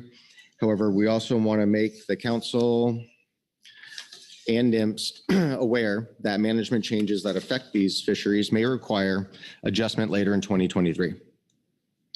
California 2023 recreational fishery. The GAP is concerned about upcoming changes to the California recreational fishery in 2023. It may be necessary to review the closure shoreward of the 50-fathom line in Central California region between October 1st and December 31st, and in Southern California region from September 16th to December 31st, as specified within the June 2022 supplemental CDFW report. The GAP realizes more information from 2023 would likely be necessary to inform this request. California recreational anglers have been successful in avoiding copper rockfish in 2022 under the current season structure. Their objective is to hold fishing mortality of these fish below the ACL within 2023-2024 specifications. If recreational anglers are successful in holding 2022 copper rockfish catches below the 2023-24 ACL under our more liberal 2022 season structure, the California recreational members of the GAP hope to propose in-season action as soon as possible to extend the all-depth access in 2023 beyond that currently specified in 2023-24 management measures on the basis that the ACL will not be exceeded. Thus, this action would need to be completed no later than June 2023 meeting. This is important to anglers not only because of the additional access to co-occurring nearshore rockfish species, but because it would allow fishing inshore waters irrespective of having any rockfish from the shelf and slope complexes otherwise allowed aboard. Under current management measures, recreational anglers would be barred from fishing nearshore waters at all for species such as bass, barracuda, and bonita once rockfish from the shelf and slope complexes were aboard. Often, calm mornings and windy afternoons drive a pattern of offshore deep water fishing early in the day and inshore fishing in the afternoon. Fixed gear shelf rockfish north of 4010. The GAP has some concerns regarding the access to the RCA in 2023 and minor shelf rockfish trip limits for the fixed gear fisheries north of 4010. With the new 2023 gear regulations allowing vertical gear usage inside the RCAs, fishermen are concerned there will be much higher landings of shelf rockfish species such as chili pepper and boccaccio. The GAP notes these species have separate trip limits for the fixed gear fisheries south of 4010. Conversely, they are included in the overall minor shelf rockfish trip limits in the north. The shelf rockfish trip limits for open access fisheries are also lower than other rockfish species, particularly yellowtail, widow, and canary rockfish. While the GAP is not requesting any trip limit changes at this time, we want to ensure the GMT and Council are aware of this discrepancy because shelf rockfish trip limits north of 4010 may need to be discussed and adjusted in the future, primarily to limit the amount of regulatory discards that may occur. Thank you. Thank you, Harrison. Questions of the GAP? Marcy? Thank you, Mr. Chair. On the first page under 2023 lingcod trip limits, you have a sentence that says, fixed gear fishermen have noted that most of their allocation of lingcod has been taken during the first 2 weeks of the fishing periods. This has led to regulatory discards of lingcod later in the year. Did you mean later in the period or later in the year? Through the chair. Unfortunately, Marcy, I will not be able to answer that adequately as at this time. Thank you. Further questions? Phil Anderson? Thanks, Mr. Chairman. Thanks, Harrison. Relative to the potential request of changing the California recreational fishing regulations through in-season management in mid-2023, there's a paragraph in there that says California recreational members of the GAP hope to propose in-season management action as soon as possible to extend the all-depth access in 2023, blah, blah, blah. Is that when you say as soon as possible, does that mean as soon as you have the completed catch data from 2022? And then so maybe that request might come in March or April, or trying to understand what the timing is there. Through the chair. Ms. Anderson, thank you for the question. I'm going to have to phone a friend here and pass that on to Merritt. Through the chair, I thank you, Councilmember Anderson, for the question. This is just an instance of early and often. I think the GAP really wants to recognize the efforts that have gone on so far to provide the scientific information that is necessary to really do a good consideration of this request when it comes. And we want to encourage that effort to continue as we move forward. We hope to be ready to make a proposal probably likely in April. Just to kind of get the things moving and make sure that we'll have time on the floor to consider it more carefully in June when it's probably most appropriate. The issue is that if this action does not actually occur early enough, we don't get it going or lacking information, The season will close for those two southern regions. And once it's closed, it won't make any difference what we actually ultimately find out about our potential ability to keep our catches below the TAC. Once it's closed, it's just too challenging to open it back up after it's closed, even for a day. So this is really important to the fleet. The loss of access that's represented in our shortened seasons is quite costly to our recreational fishing community and those operations that support it. Thanks very much.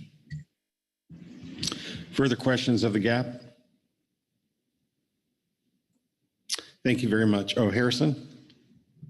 May I one more time through the chair? Marcy, upon reviewing your question here on the first page in regards to lingcod being caught, taken during the first 2 weeks of the fishing periods, thus led to regulatory discards of lingcod. I believe that is later in the period and not in the year.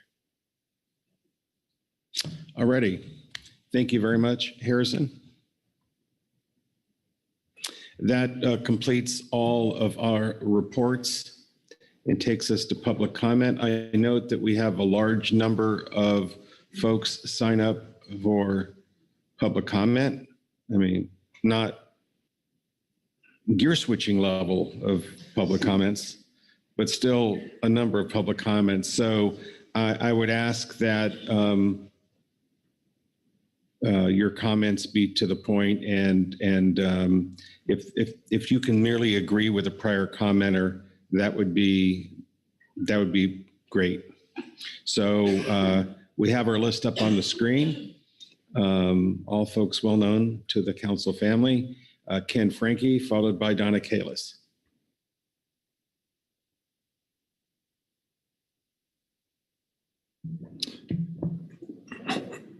Good afternoon, Chair Grelnick. 3 minutes, how's that? We'll do our best. Ken Franke speaking on behalf of the Sport Fishing Association of California, reference agenda item H6, and thank you, Council, for permitting us to speak. Our membership includes a majority of the commercial passenger fishing vessels in Southern California. The fleet on the coast of California has experienced many challenges the past 3 years: COVID, engine power regulations, and now severe groundfish season structure restrictions. In response, we've worked hard to help develop the science and to assist you and the regulators to make good decisions. Paramount, in our view, is protection of the resource, but also critical is ensuring the CPFV fleet survives. The fleet has participated in acoustics research, descending device and mortality research, developed a new sampling program with nymphs on copper and quillback rockfish, implemented electronic fish locking systems with CDFW, and is seeking to partner wherever possible with the science community to collect data. The fleet is facing a 2023-24 groundfish season structure that will be incredibly difficult to manage as small businesses, and one which has severe economic impact. All of you, and especially CDFW, have worked hard to react to the issue of copper and quillback in an appropriate manner.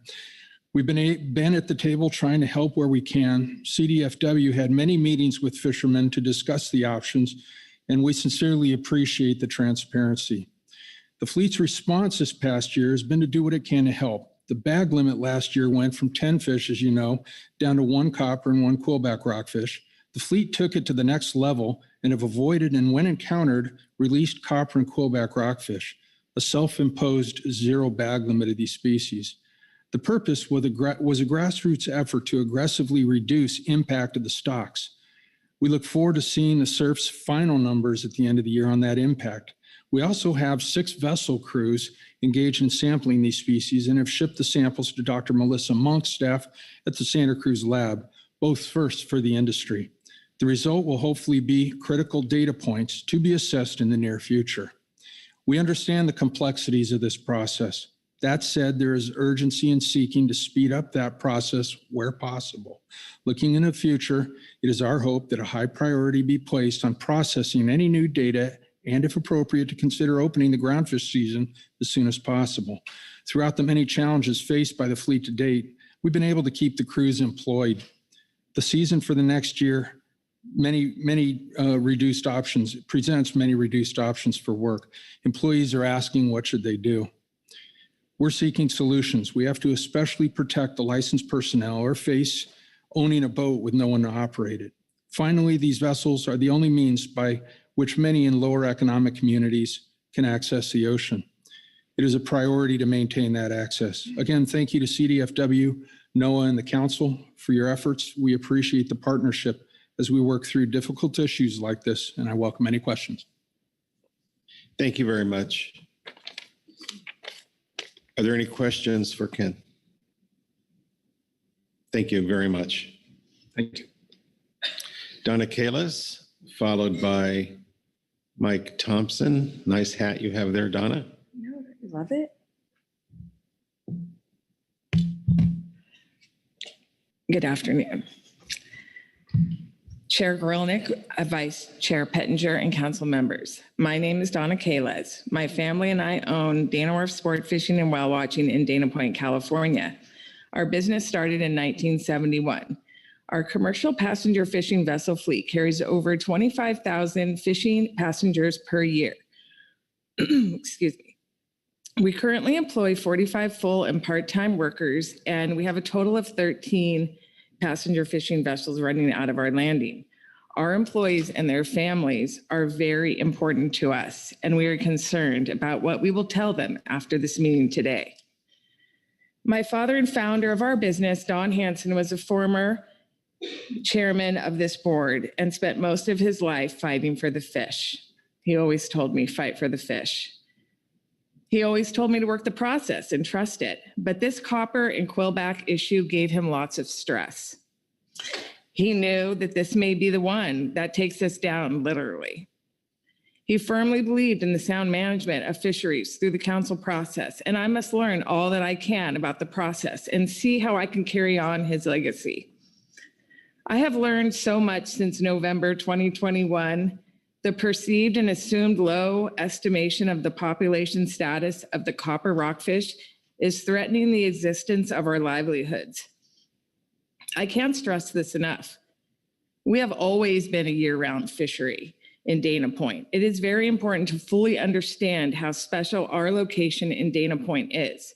We try to fish every single day, weather permitting. We do not close, nor do we take the winter off. That is hugely important for everyone to understand.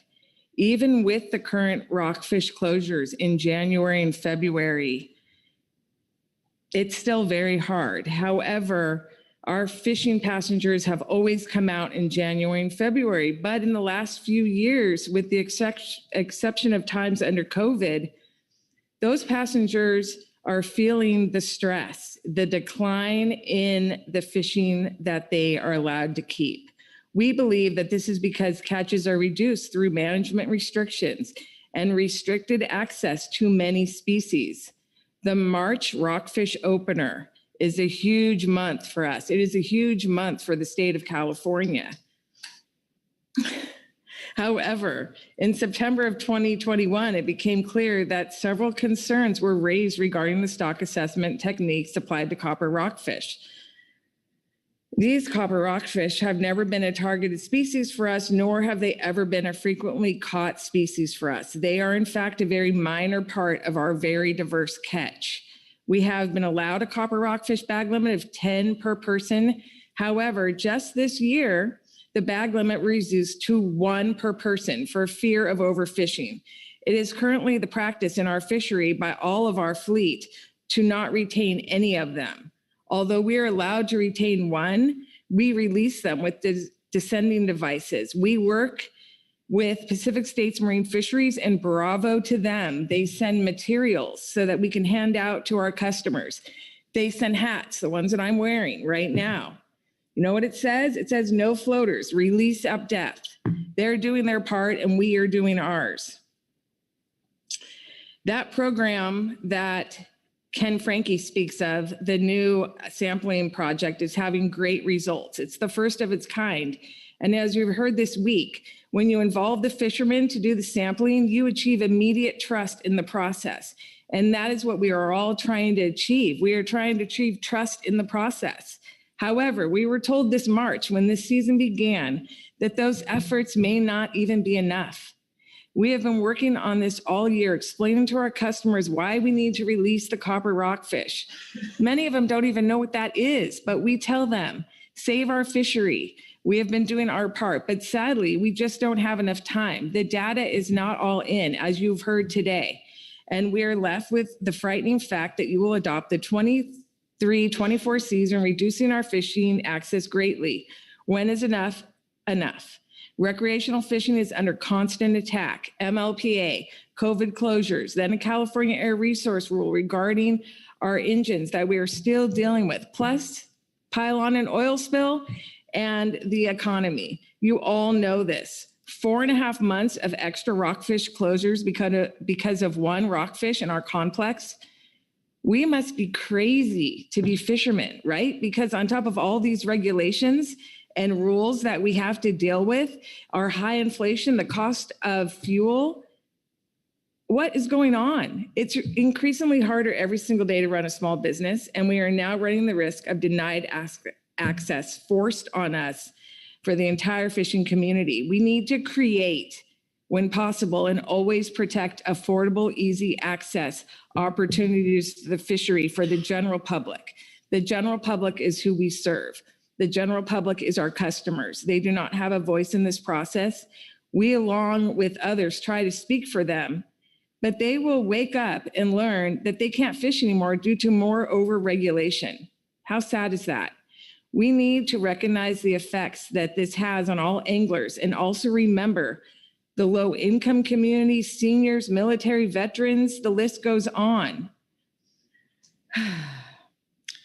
But we can't achieve this if we are not allowed access to create this opportunity for others.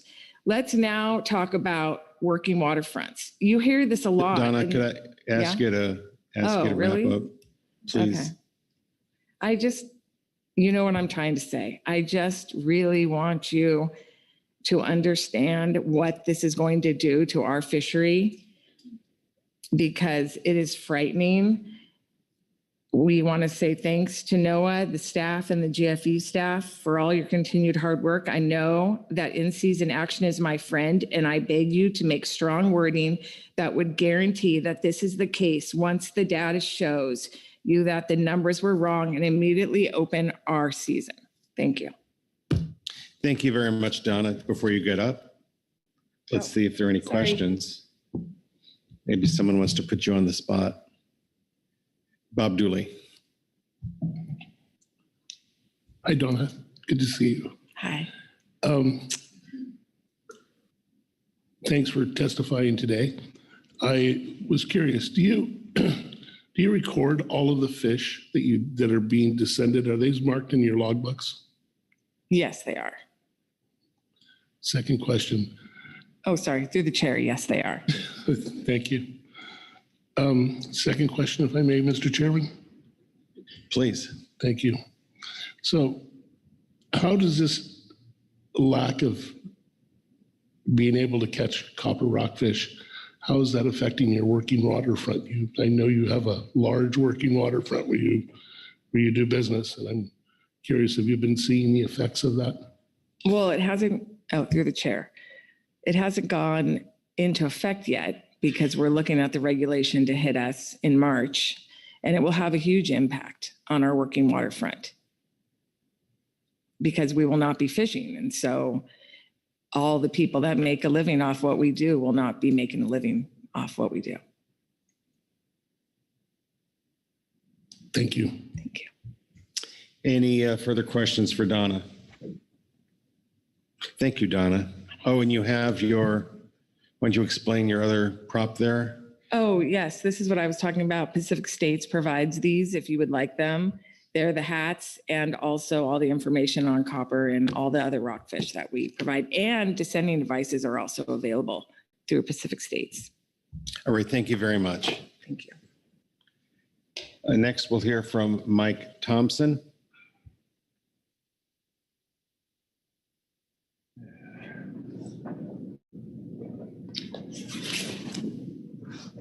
Thank you, Chair, Vice Chair, council persons. Twice in one day, lucky me. My name is Mike Thompson. I'm member of the charter boat, Southern Charter Boat Rep to the HMS AS, member of the board of directors of the Sport Fishing Association, and my partners and I own Newport Landing and Davies Locker Sport Fishing in Newport Beach, which is 10 miles north of Donna's business. My pet peeve with this whole thing, I'm not going to go into all the other comment you're going to hear about everything else, but from the beginning has been the lack of near shore access and the reason for no near shore access. And we had a Zoom call back in, not sure when it was, January, February, Marcy, somewhere in there, where I brought this up and asked them why they couldn't draw some RCA lines. And the answer was, well, we don't really have the time. I didn't consider that to be a really good answer. And then I got kind of agitated, for which I had to apologize to Marcy profusely the next day. Still sorry about that, Marcy. Anyway, I am also have been the operator of the Aggressor, which has participated in the hook and line survey for the last 20 years since its inception. And I just want to give you a little data about these two rockfish species we're talking about here from the hook and line survey. First of all, we fish from Point Arguello, which is north of Point Conception, for those of you that aren't familiar with it, down to the Mexican border. We have never caught a quillback rockfish in 30 years. That's 200 fixed sites that we fish in various depths every year. Never caught a quillback down here. I know there's some concern about where the southern boundary is for quillback, so that gives you an idea of where they're not. Now let's get to copper. We have caught 1,000. I got this information, by the way, from John Harms, who's the lead for the Northwest Science Center. We've caught 1,150 approximately copper in the last 20 years of sampling. Inside 30 fathoms, we've caught 80. Inside 25 fathoms, we've caught 10 or 12.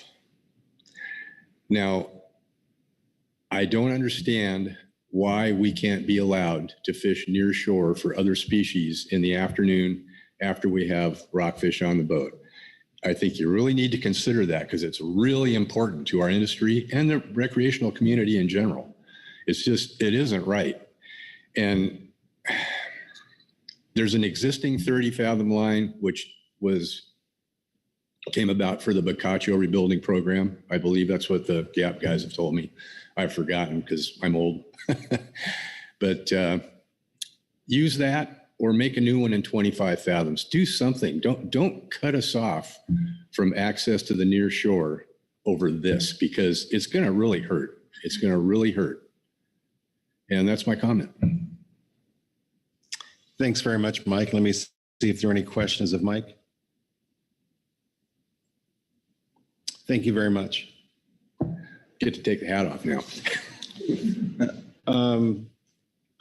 Captain Woolley, I understand will not be present, but we'll have a statement read by another public speaker. So long as that's still true, I'll keep moving on here. I will next hear from Captain Chad Steffen, followed by Wayne Koto. So Captain Steffen is remote. I see he is with us and he needs to unmute to join us. And I still see him. Oh, there he is. Can you hear me? Hello? You bet. Welcome, Chad. Hey, how are you guys? You got me now? Yeah, we're doing well. Okay. Thank you guys for listening, first and foremost. So yeah, I've been running boats out of Dana mostly for most of my adult life, about 20 years. I've worked a little bit in San Diego and Oxnard as well, but most of my area of experience and I guess you could call it expertise would be fishing out of Dana. So it would all be copper rockfish for me as far as my comments on that stuff. I don't have a whole lot to say about quillback because I haven't been up in that area at all. You know, for my career, we've jumped through a lot of hoops for management stuff. You guys probably know all about that, but I think most importantly, I mean, for me, I have 4 young sons. Right now, they rely on my income as a fisherman and as a captain for sport boats to put food on the table right now. And as time goes on, I'd like to see them have an opportunity to, make that part of their career someday.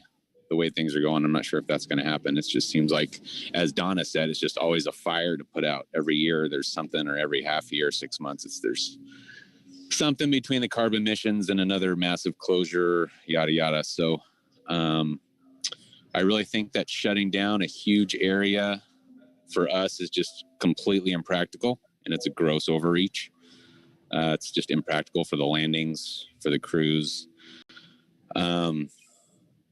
It's also really confusing for the average person to try to understand. I mean, I would say for the average guy going out on a skiff, at least the proposed regulations are just going to be really hard to understand. And I think they're also going to be impossible to realistically enforce.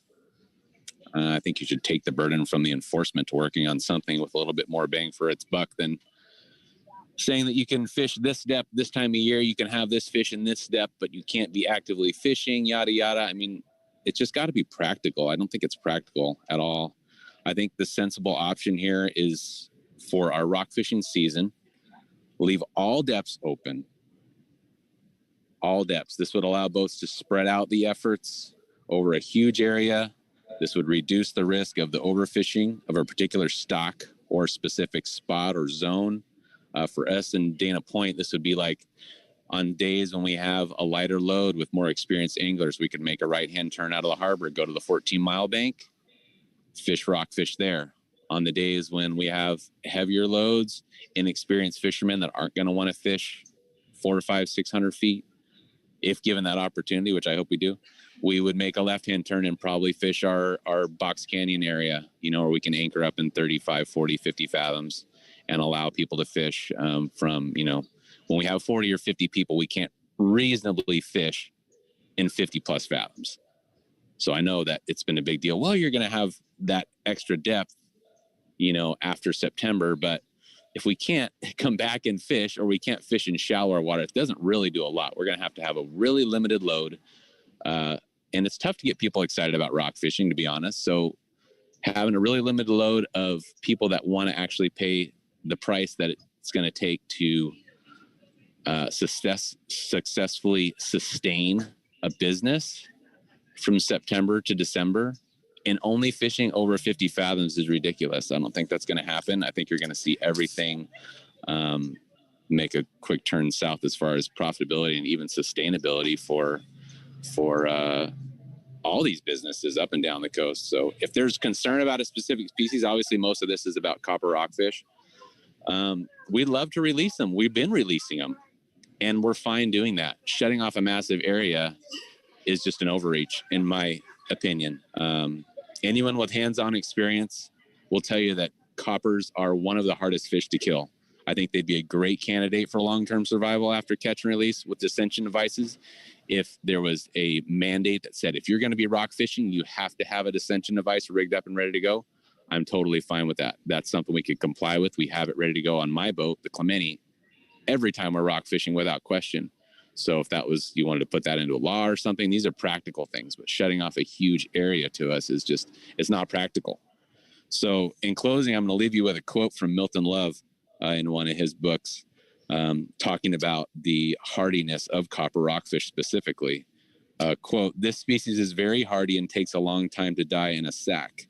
The challenge for a deckhand is, as the vessel leaves the fishing grounds, trying to fillet dozens of coppers that are still flopping around without getting spines driven into the flesh." And this could be hours after they're caught. I can tell you I have a scar in my right hand from a copper rockfish that was dead, or supposedly dead. It was in the sack for over 4 hours. So if you're telling me that we can't successfully release coppers and have them live after being descended, I'm just going to question that. I know there hasn't been a specific studies on coppers, but from all my experience, I would say that they would be the best candidate for a fish that you could say, hey, we can't keep this fish right now until we have more data. I'm fine with that. I can totally comply with that. It's practical, it's reasonable, and I think everyone would be on board with it. We can release that fish. I have no problem doing that. I think they're a great candidate for catch and release. Certainly with dissension devices, you should have a low mortality if they were given that option. So anyway, that's what I have to say about it. And thank you guys for listening.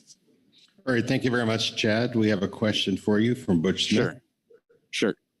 Hey, Chad, thanks for your wonderful testimony today. Am I to understand that in California, you're not required to have a descending device when you go bottom fishing? Is that right?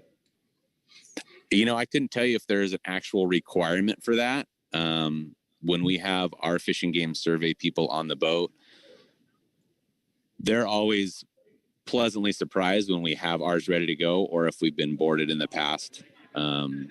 You know, they're like, "Oh, that's cool, you guys have that." So I'm in the dark a little bit on that. I don't know exactly if we're required to have it. I know we have it no matter what.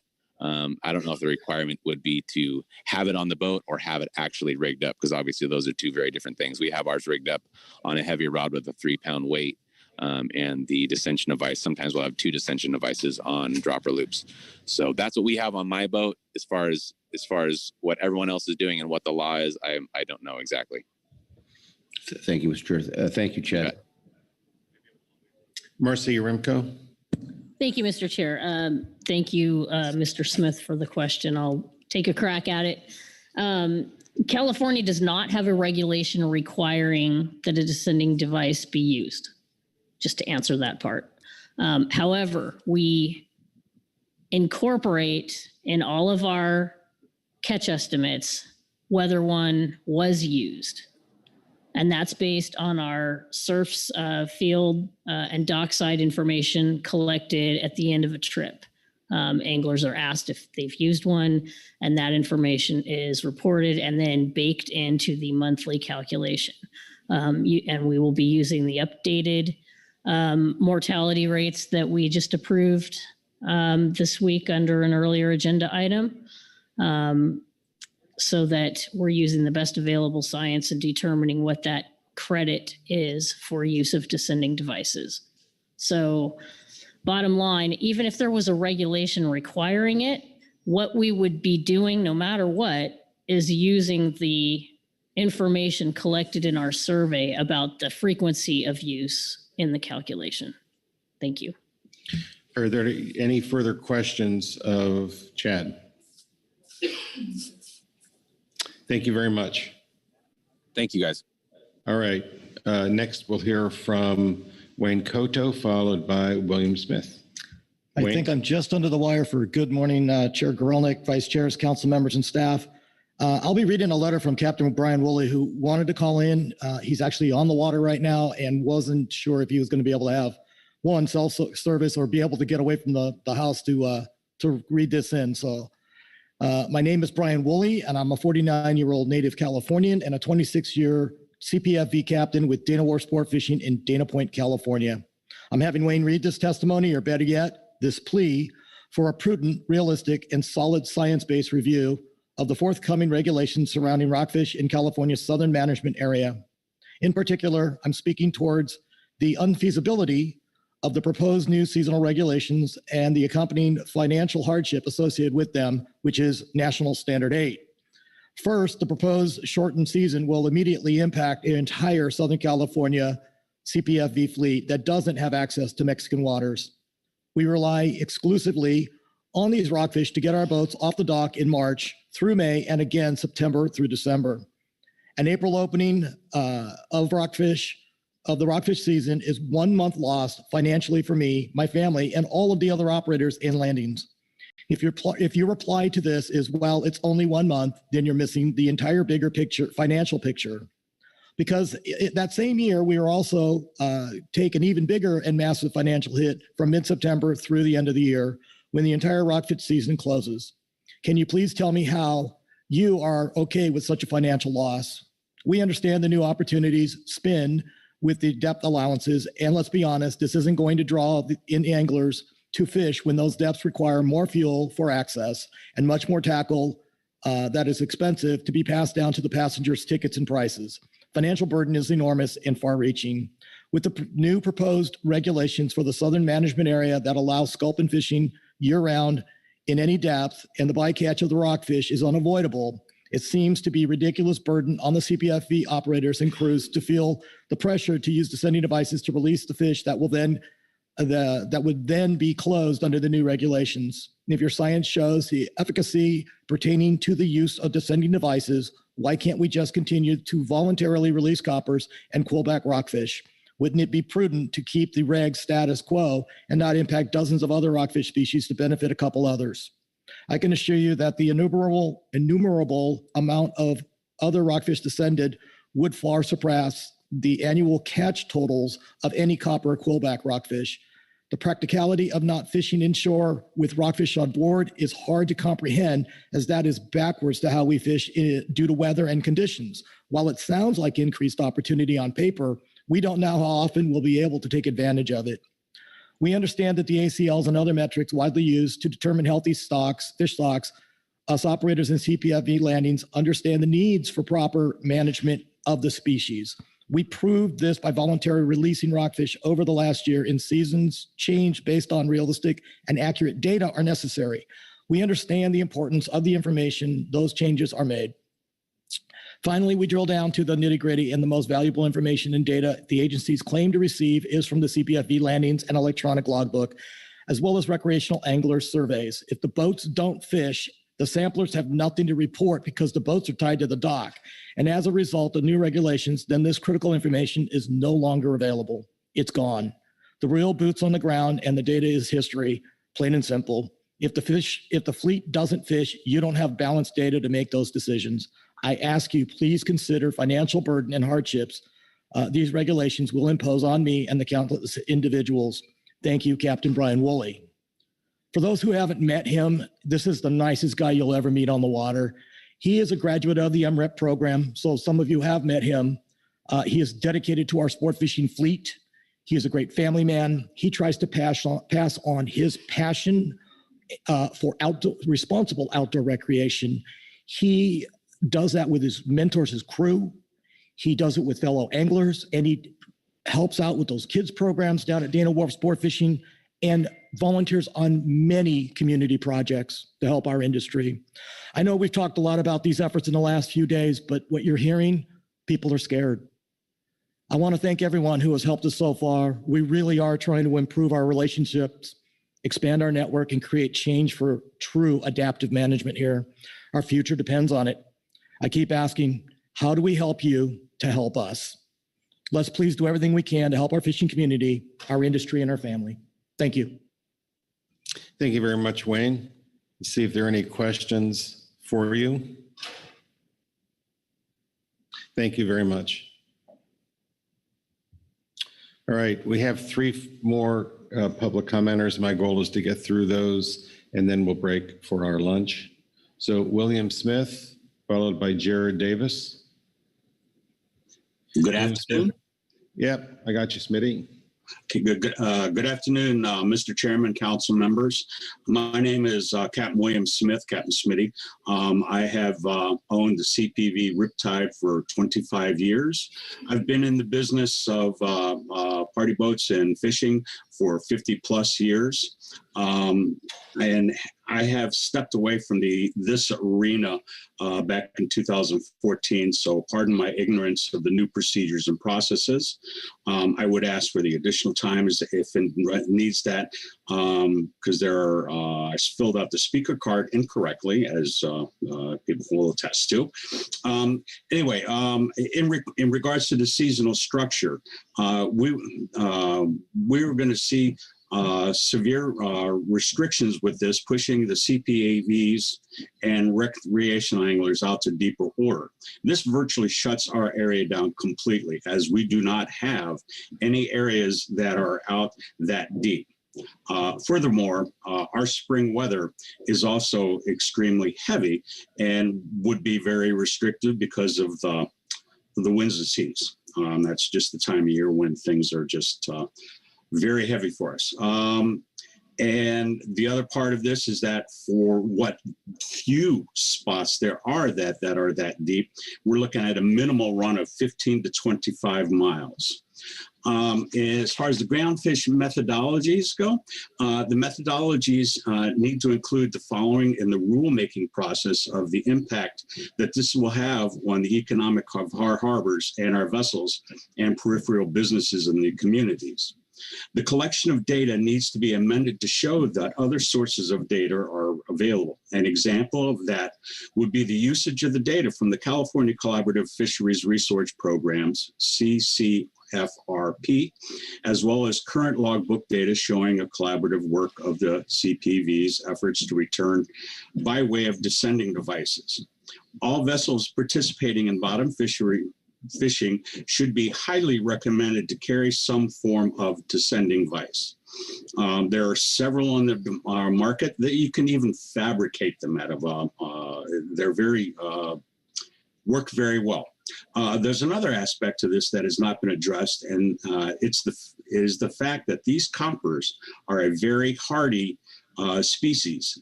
And when the fish are released, they will swim back to the bottom even without the usage of a descender. There are a few fish that I have seen in my 50 years in this fishery that are this hardy. The copper are so aggressive and strong that they will swim back down to the bottom on their own. They do not have such problems with barotrauma as virtually any of the other species. There have been no research done in this regard that I know of. Their survival rate is tremendous compared to other species. In our area, deep reef and what we've referred to as the southerly deep, the populations are in a very healthy state.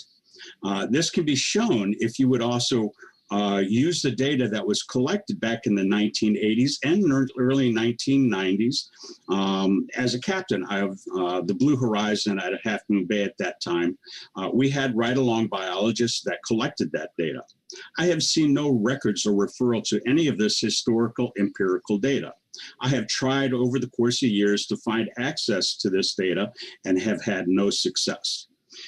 There's also no reference into the zonal habitat for either of these species that I saw. The copper rockfish lives in a deep water zone.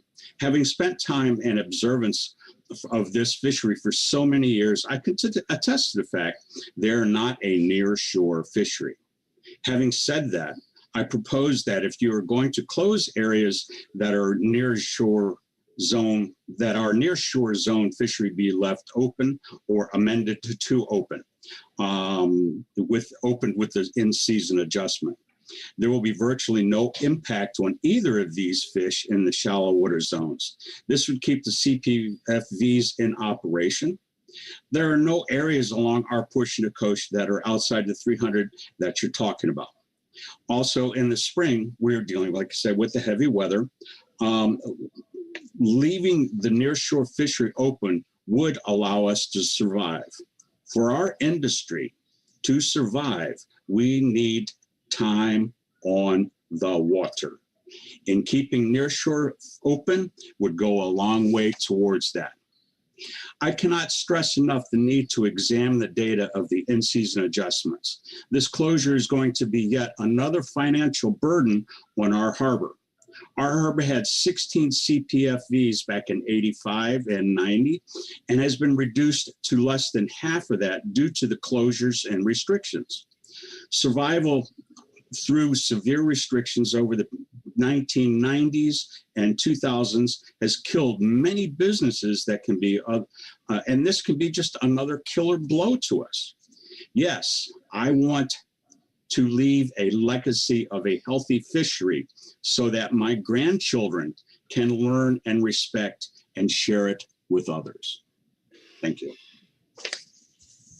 All right, thank you very much. Questions? All right, no hands. Thank you very much.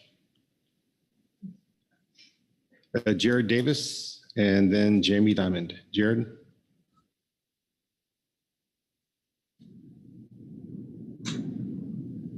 Oh, wait, unmute. We got you, Jared. Please go ahead. Okay, my name's Jared Davis. I am a charter boat owner, the Salty Lady Sport Fishing in the San Francisco Bay Area. I'm also a member of Golden Gate Fishermen's Association. Basically, I'm going to try to keep this short and sweet. I'm going to reiterate a couple of points that have already been mentioned. Basically, that a substantial part of mine and other charter boat operators in the area depends upon the rockfish season. A shortened season will affect us economically adversely for sure.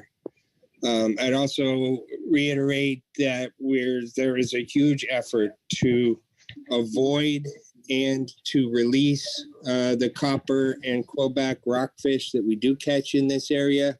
It's never really been a target species, particularly the quillbacks. There is one sampling boat in the Bay Area here. He wasn't able to get on the call, but I can kind of relay that there's concern that the quillbacks being collected for sampling the specimens are counting against our quota in the sport fishing sector.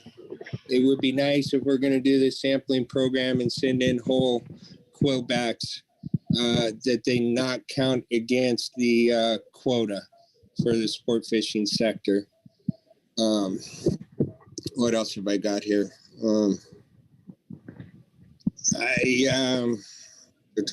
I'm sorry, bear with me.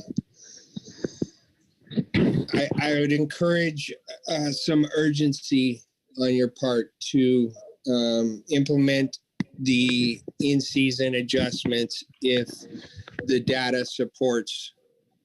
I realize not all the data has been available for the copper and quillback yet, but there is some preliminary data coming in. And I just, again, reiterate the urgency of an in-season adjustment if the data will support that. I think really that's all I've got. Most of the points have been covered by previous speakers.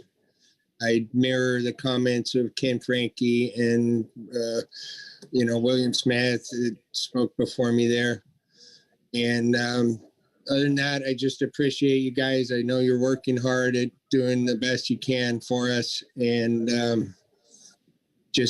again, this is a critical, important fishery for us. I mean, in our area, particularly during the crab combo season, which is, November and December. And I think I'll leave it at that. Thank you for your time. All right. Thank you, Jared. Let me see if there are any questions for you around the table. I don't see any hands. Thank you very much. Thank you. All right. Jamie Diamond. Welcome. For the record, I am Jamie Diamond. Thank you, Chair Grelnick, Council and staff. With respect to the CDFW report showing current copper rockfish catch rates at 40% of the estimated catch, this is great news. We look forward to the numbers further being reduced when the updated descending device discard mortality table is applied retroactively. I appreciate the GMT comments on California recreational fisheries. I also would like to echo the sentiment of the GAP statement on the same subject. I recognize it seems early in the process to discuss in-season action. However, we're just trying to be transparent about our intentions for the season and to ensure the management teams and advisory bodies understand the urgency for this to happen in June when more data and information will be available. The stakes are just too high. I believe we, the charter fleet, have demonstrated our commitment to not only conservation through our voluntary avoidance and zero retention concomitantly with the use of descending devices, but also working with management and science to solve the larger issues of data gaps with collaborative research and sampling. I'm personally committed to working through and participating in this process to achieve our goals. On a personal note, on Thursday evening, we received a call from one of our longtime crew members. He's a single father. And he let us know that he was giving us his notice because fisheries are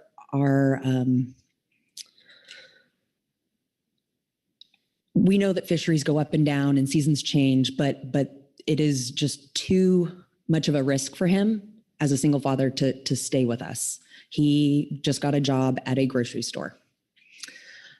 I jokingly and lovingly call our crew and our place of business, and most of us in fisheries, we're the island of misfit toys. We don't quite fit in the regular workforce. And he's doing the best thing, making the best decision for him and his kids. And I 100% respect that.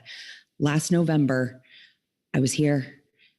Well, I was zooming in, we were all zooming in, and I know most of you probably remember my very impassioned pleas and my statements, my very strongly worded statements. And I said, this is exactly what would happen. And this is an employee of somebody who is so involved in doing everything they can. They know and trust that I am doing everything I can as their employer and family to keep them going. And they've always trusted that, but this is too much of a risk for him. And so for somebody who works for somebody that knows the commitment I have for them and on their behalf, please just imagine the other vessel owners who aren't able to be here or maybe don't understand the process as well. And so we're going to be having more of this next year. There's going to be a shortage of staff, more so than already exists. And I don't want to belabor this with you guys. I know you have a full day ahead of you, but I just needed to, it's happening. It wasn't old wives' tale. It happened. It's happening. And yeah, thank you. Thank you very much, Jamie. Questions for Jamie? Thank you very much. Well, that concludes public comment on this agenda item. And so we will have before us our council action, which is on the screen. Something to think about as we go to lunch. Let's be back at 1:20.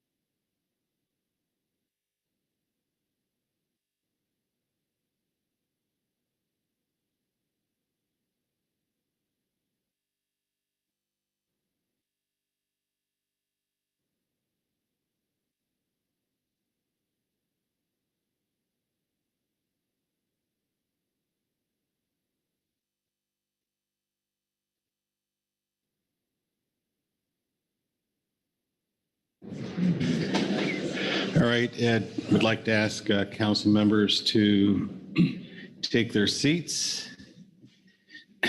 and we will get started. By way of a reminder, we're on agenda item H6. We received our reports. We received public comment. The reports included specific recommendations. And with that, I'll open the floor for discussion and eventually motion. Jessica Watson.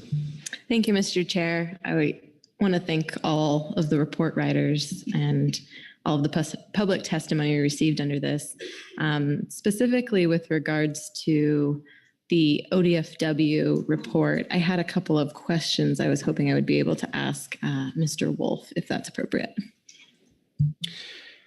I assume your questions were directed at NMFS. Well, I see someone sitting in the NMFS chair, Mr. Ryan Wolf, so I think whether he likes it or not, he's going to get some questions. Go ahead, please. Thank you, Mr. Chair. Mr. Wolf, as was stated in our report, ODFW is requesting NMFS provide us guidance on 2 points. One, how to move forward with an in-season bag limit to increase the long leader fishery, and also how best to move forward with consideration of natural bait in the recreational long leader deer fishery. So I was just hoping you could provide some guidance there. Yep, through the chair. Thank you, Ms. Watson, for the questions. Let me take those in order. Regarding the bag limit changes with the long leader gear request, that's a tool that's in our in-season toolkit. You meaning ODFW, has demonstrated the projected effects are within the recreational mortality estimates that were analyzed in specs. And so we are comfortable with the council making a recommendation on this issue under this agenda item if it so desires. Regarding the natural bait, we would recommend the council consider whether or not to add this to the workload and new management measure list when that gets taken up this spring, as opposed to dealing with it under this agenda item. I'd also note that the 2023 MLATE Plat EFP, and if finalized and implemented, the non-bottom contact gear bait provision in the non-trawl RCA as part of the non-trawl RCA package may offer comparable data on impacts. The MLATE Plat gear is similar to the long leader gear and will be allowed to use natural bait first under EFP in 2023 and then potentially in 2024 under regulations. So if the council added this item to the new management measure list, we could evaluate the data applicability and availability at that time. Thank you. Further discussion, questions of NIMP?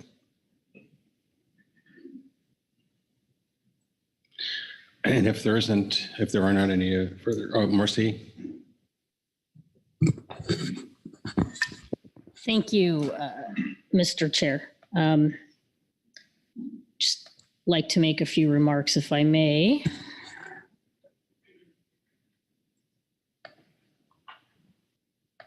So I just want to respond to the copious public comment we received on the California rec fishery measures for 2023.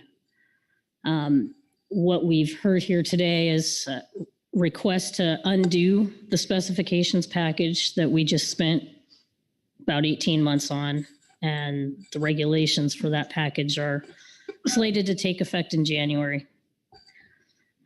Over that course of time, the topic of copper rockfish was deliberated by the scientists, the stakeholders, advisory bodies, and the council. And we recommended an FPA last June, which formed the basis for the 23-24 biennial specs regs. In that process, a couple of key decisions were made. The copper rockfish stock off of California was assessed in 2 areas, one south of Conception and one from Conception to the Oregon-California border. The assessment south of Conception was determined by the SSC as best available science in June of 2021. After further examination and extra meetings, that assessment was approved by the council for use and management in November.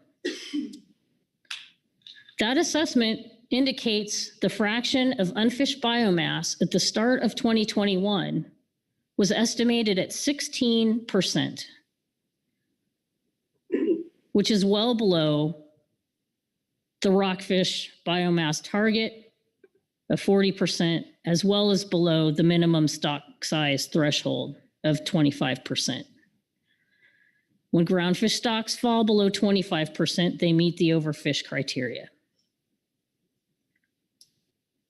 The portions of the population off California, both the southern and the central, are estimated to be the most depleted, with the assessment of north of Conception being in the precautionary zone, so less than the management target of 40%, but above the MSST of 25%.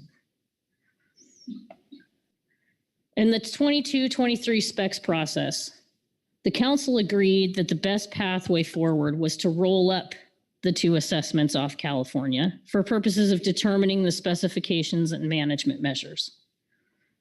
So from there, over the next several months in the development process, stakeholders were heavily involved with developing alternatives and supported the alternative that is scheduled to go in place with the 23-24 specs rulemaking. But I just want to remind everyone, had we treated the population south of Conception independently, a review of the assessment shows on page 17, or I'm sorry, page 57, table 17, shows what the resulting specifications would have been.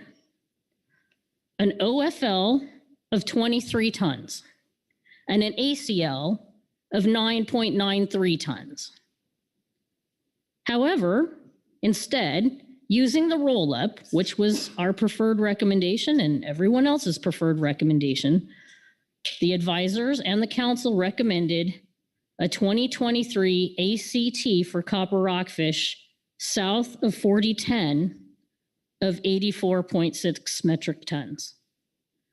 And it was that ACT that we used to design the season structures accordingly.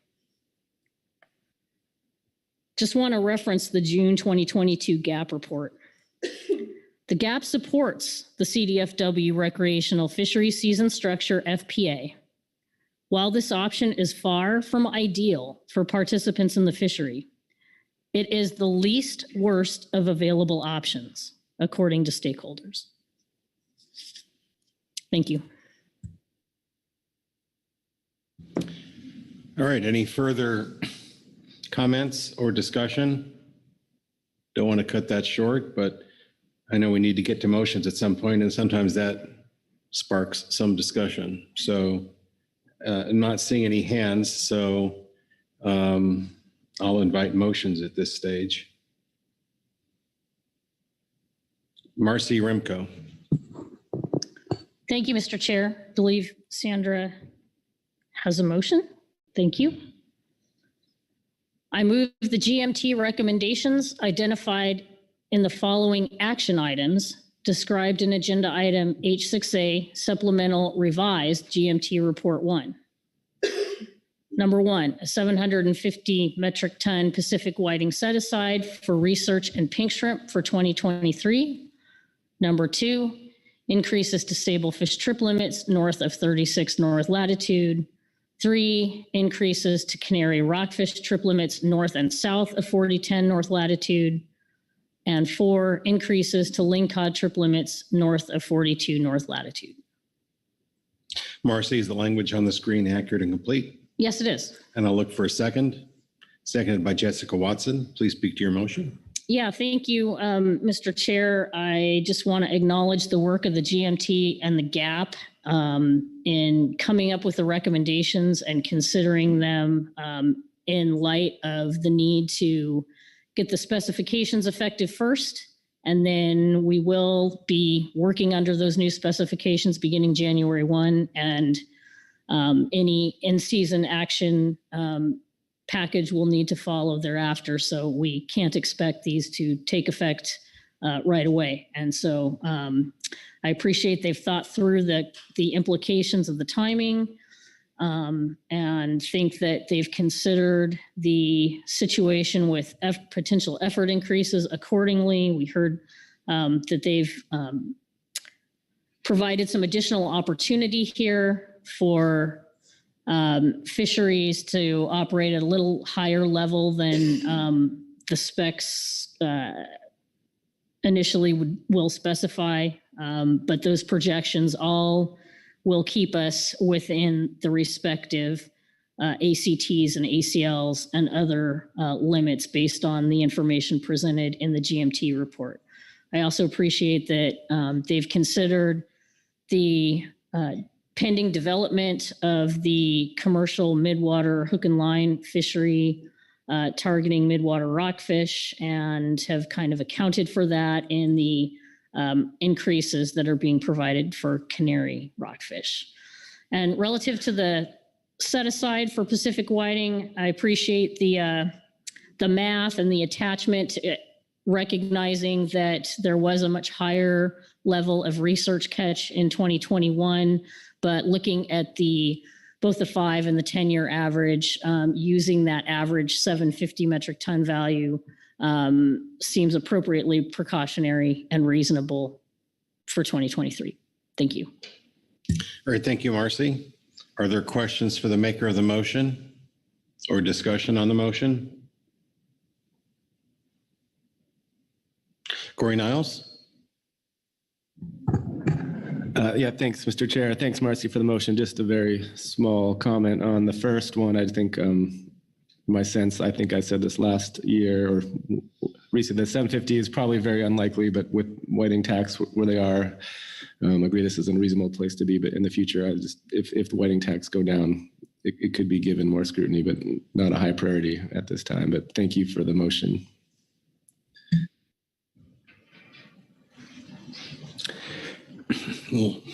Any other hands up? Don't see any. And if there's no further discussion, I'll call the question. All those in favor say aye. Aye. Aye. Opposed, no. Abstentions? Motion passes unanimously. Thank you for the motion, Marcy. Further motion, Jessica Watson. Thank you, Mr. Chair. I move the council increase the long leader gear fishery daily bag limit from 10 to 15 fish per day. Language on the screen accurate and complete? It is. I'll look for a second. Seconded by Marcy Remco. All right, please speak to your motion. Thank you. So Oregon has experienced a record bottom fish effort in 2022, continuing the trend of high effort since 2015, as I've mentioned in previous reports here to the council.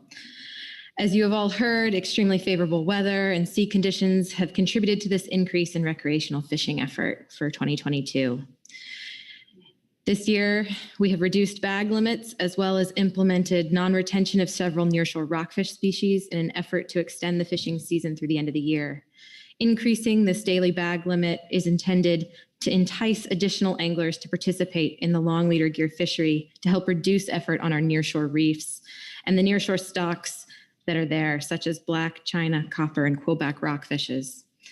The 2023-24 harvest limits for some of the nearshore rockfish stocks are very small, even when non-retention, and the updated discard mortality estimates for fish released with descending vices are applied.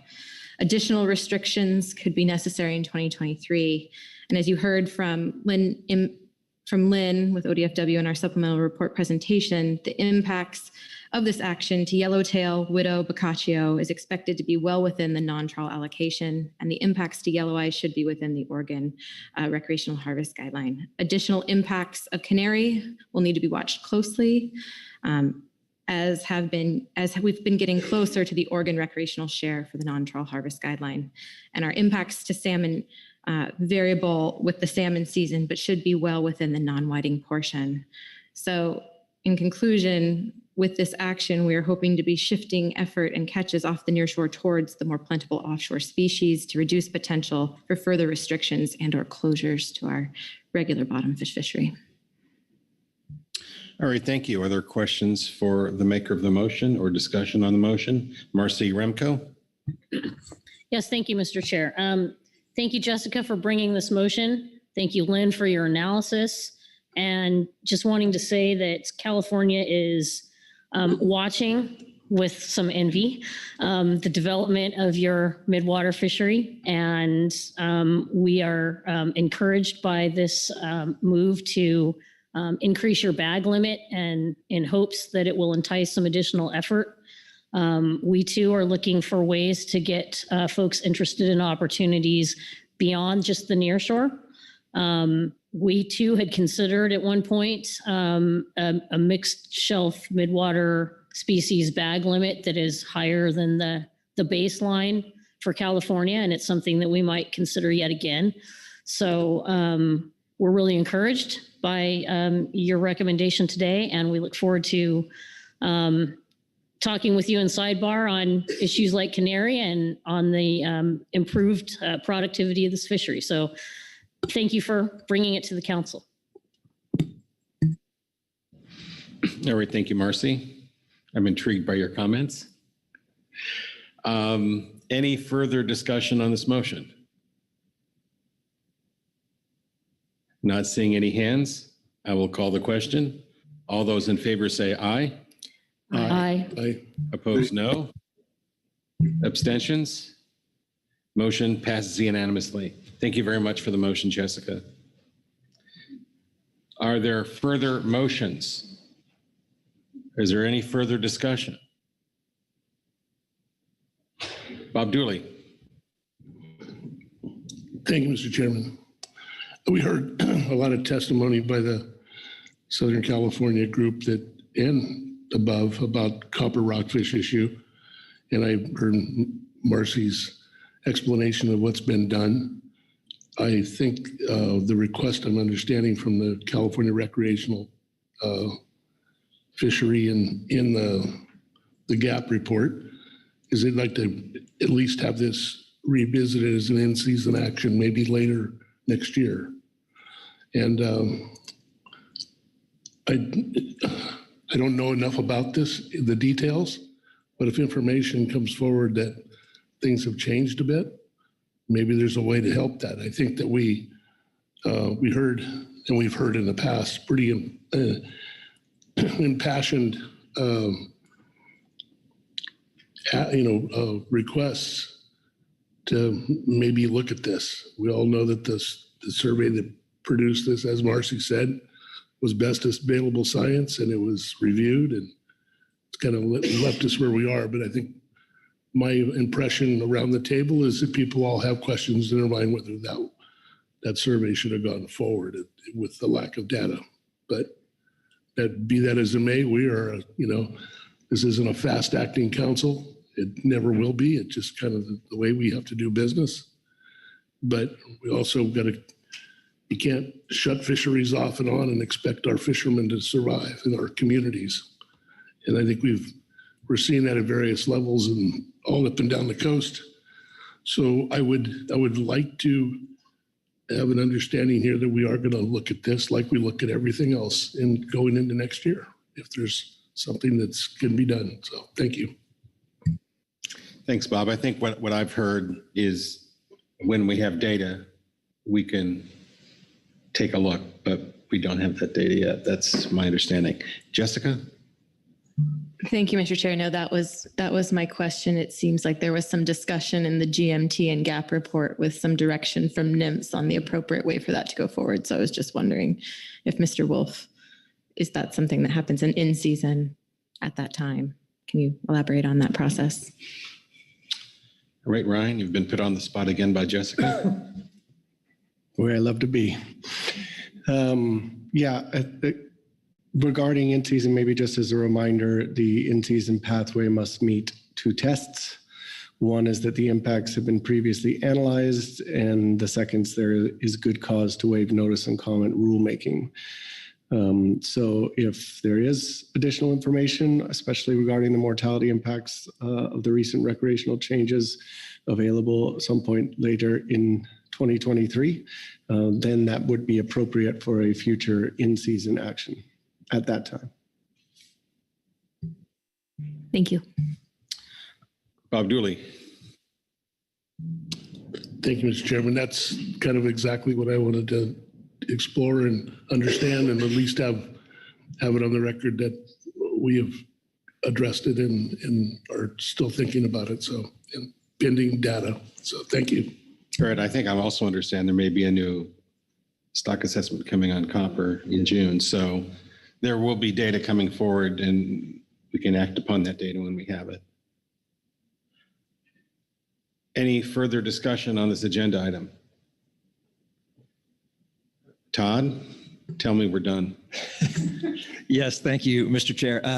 So the council has adopted yield set-asides for whiting. You have also adopted trip limit changes for sablefish, canary, and lingcod, as well as adopted the increase in bag limit for the long leader fishery off of Oregon. So I would say that based on the actions there in front of you, you have completed your tasks. So yes, Mr. Chair, you are done. All righty. Well, let's switch gears to a different stock complex, coastal pelagic species. So I know that we have some folks changing seats here, and we'll give them a moment to do that.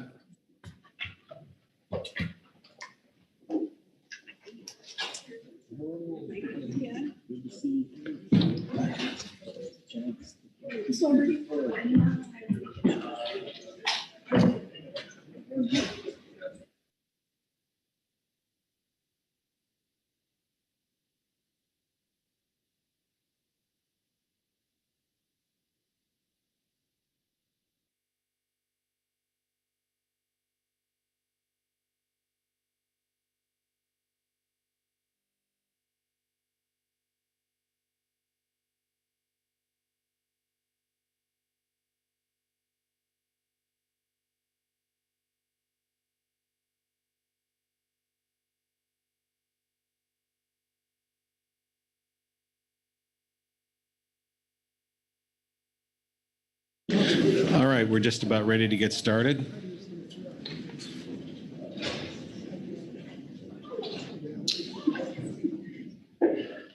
We'll welcome Brianna Brady to the council table for the first time at this meeting.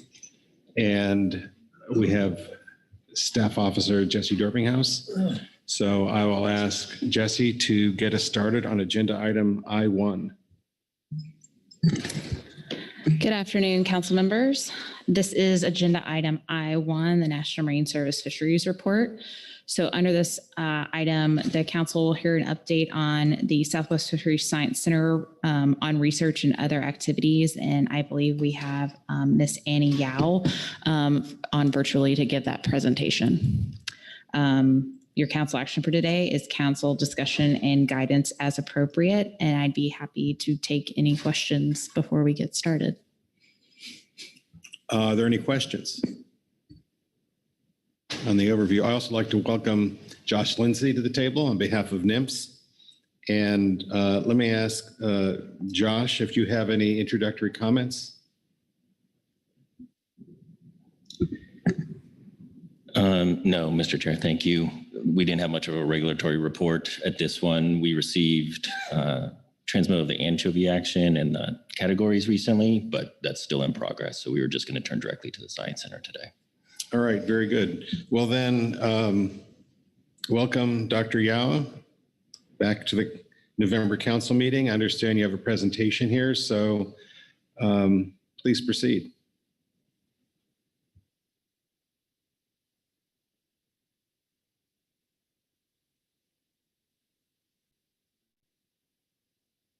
I think at the moment you're muted. Good afternoon. Can everyone hear me? You bet. Welcome.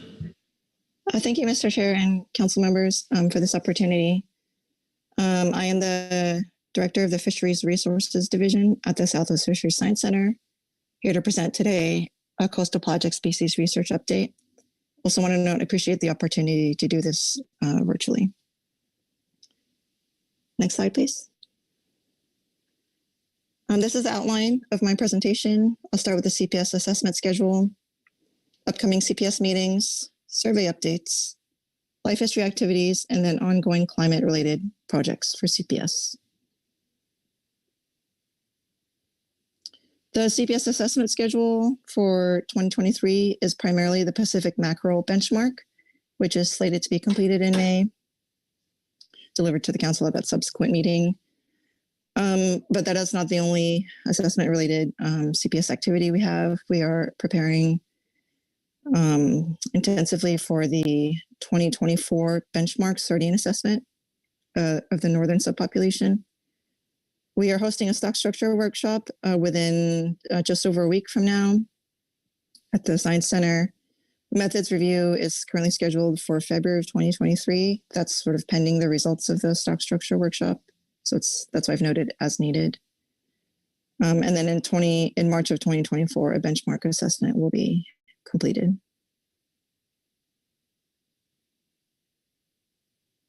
Upcoming CPS meetings. So a little bit more detail about some of the meetings I just talked about. The Pacific Sardine Stock Structure Workshop that the center is hosting is taking place November 15th through 17th.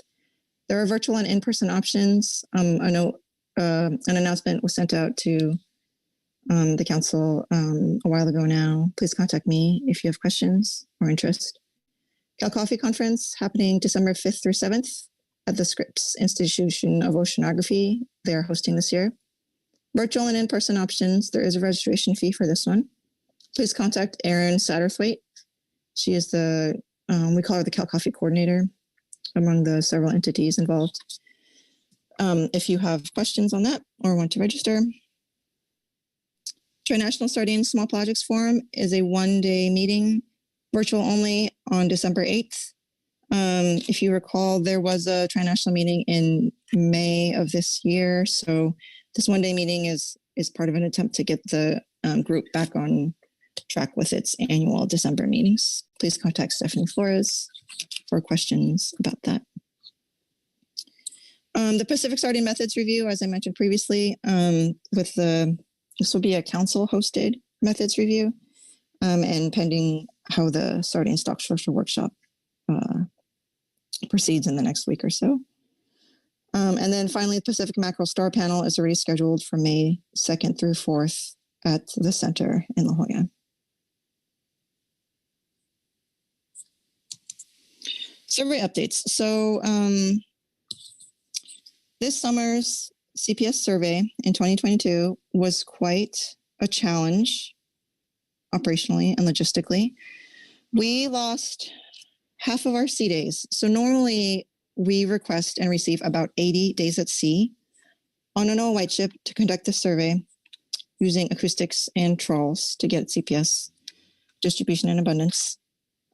We only executed about half of those sea days in 2022.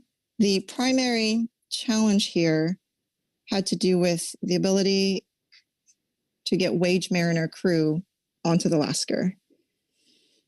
And it was challenging.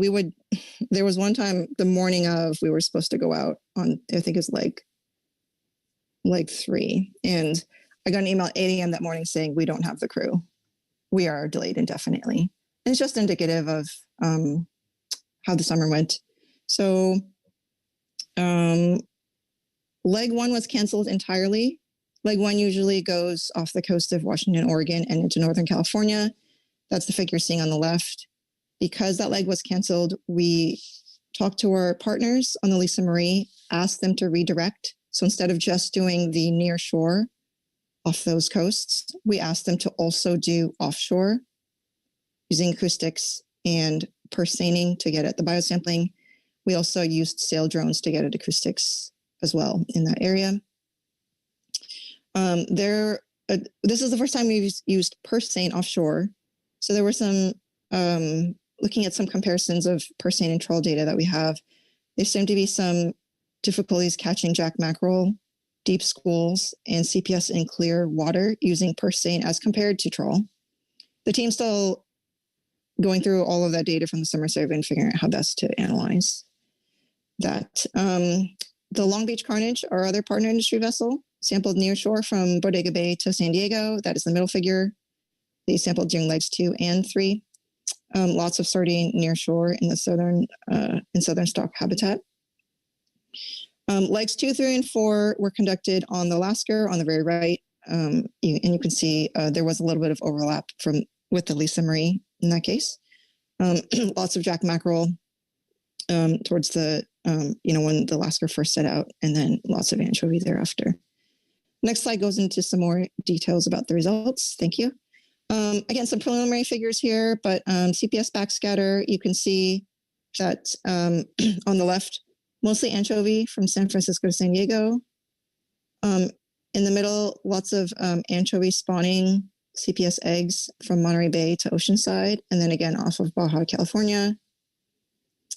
CPS catch on the very right. This is from the trawls off the Lasker. There's jack mackerel west of the Channel Islands and sardine near shore in the Southern California bite. So again, really challenging summer survey year, still working through the data. The collection is obviously a little bit different from previous years, and we are having lots of conversations about path forward there.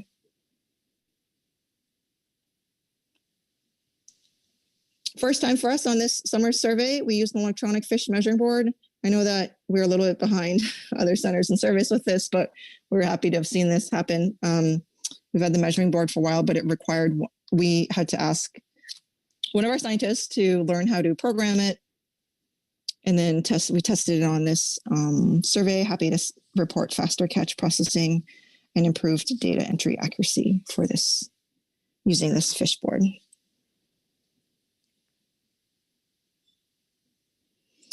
Cal Coffee surveys. We recently completed the first ever what we are calling enhanced Cal Coffee survey, joint venture between NMFS and NOS, Office of National Marine Sanctuaries, specifically the Channel Islands National Marine Sanctuary. The goal here was to sample some sites using Cal Coffee protocols that we don't usually sample. We sampled in and around the Channel Islands Sanctuary itself, also the Chumash Heritage, the proposed Chumash Heritage National Marine Sanctuary area. And then sites, let me see, 14 and 15 on this map are also proposed wind farm area. So we've set up 2 sites there as well. This survey is a collaborative venture. Both NOS and NMFS contributed half the sea days. We hope that this enhanced Cal Coffee will continue, but likely not as a standalone survey in future years. We'll probably tack on some sea days to existing Cal Coffee surveys because we already have 4 of them a year. I wanted to give a big thanks to CDFW for sending staff on this enhanced Cal Coffee survey. Certainly welcome that. And of course, SAO and Southwest Center staff participated as well. The 4 regular Cal Coffee surveys are listed there on the bottom. In the fall, it's on the Sally Ride. They're out now, from what I understand. At least I didn't get a note saying it was delayed. Winter Cal Coffee on the Lasker, Spring Cal Coffee on the Shimada, and Summer Cal Coffee, which SAO hosts, to be determined which vessel. We've mentioned this before, so both the Northwest and the Southwest Center are moving towards integrating our West Coast surveys of Hake and CPS by 2025 and beyond. This is to optimize resources, improve data collected as a hope for stock assessments, MSCs, and ecosystem research and modeling. The writing's on the wall that there is uncertainty in white ship availability. And so there's a lot of reasons why an integrated survey makes sense.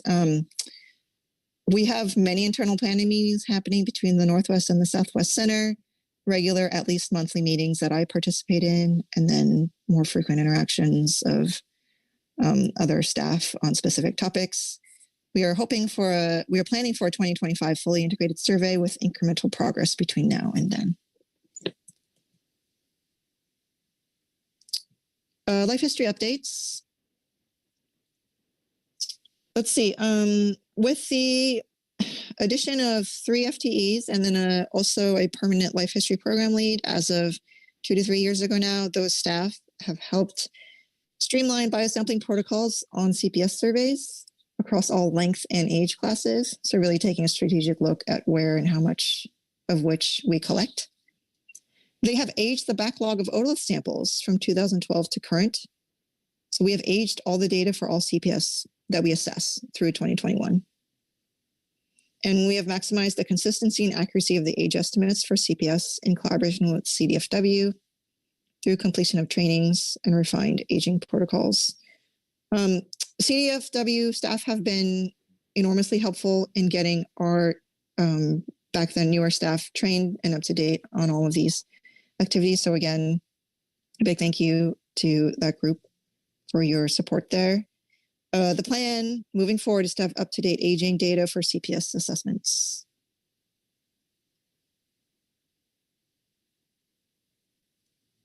Just another recap of the age and maturity data backlog that our staff have gone through. So you'll see some numbers here. For example, Pacific sardine, 3,694 otoliths have been read from 2006 to 2021, plus rereads.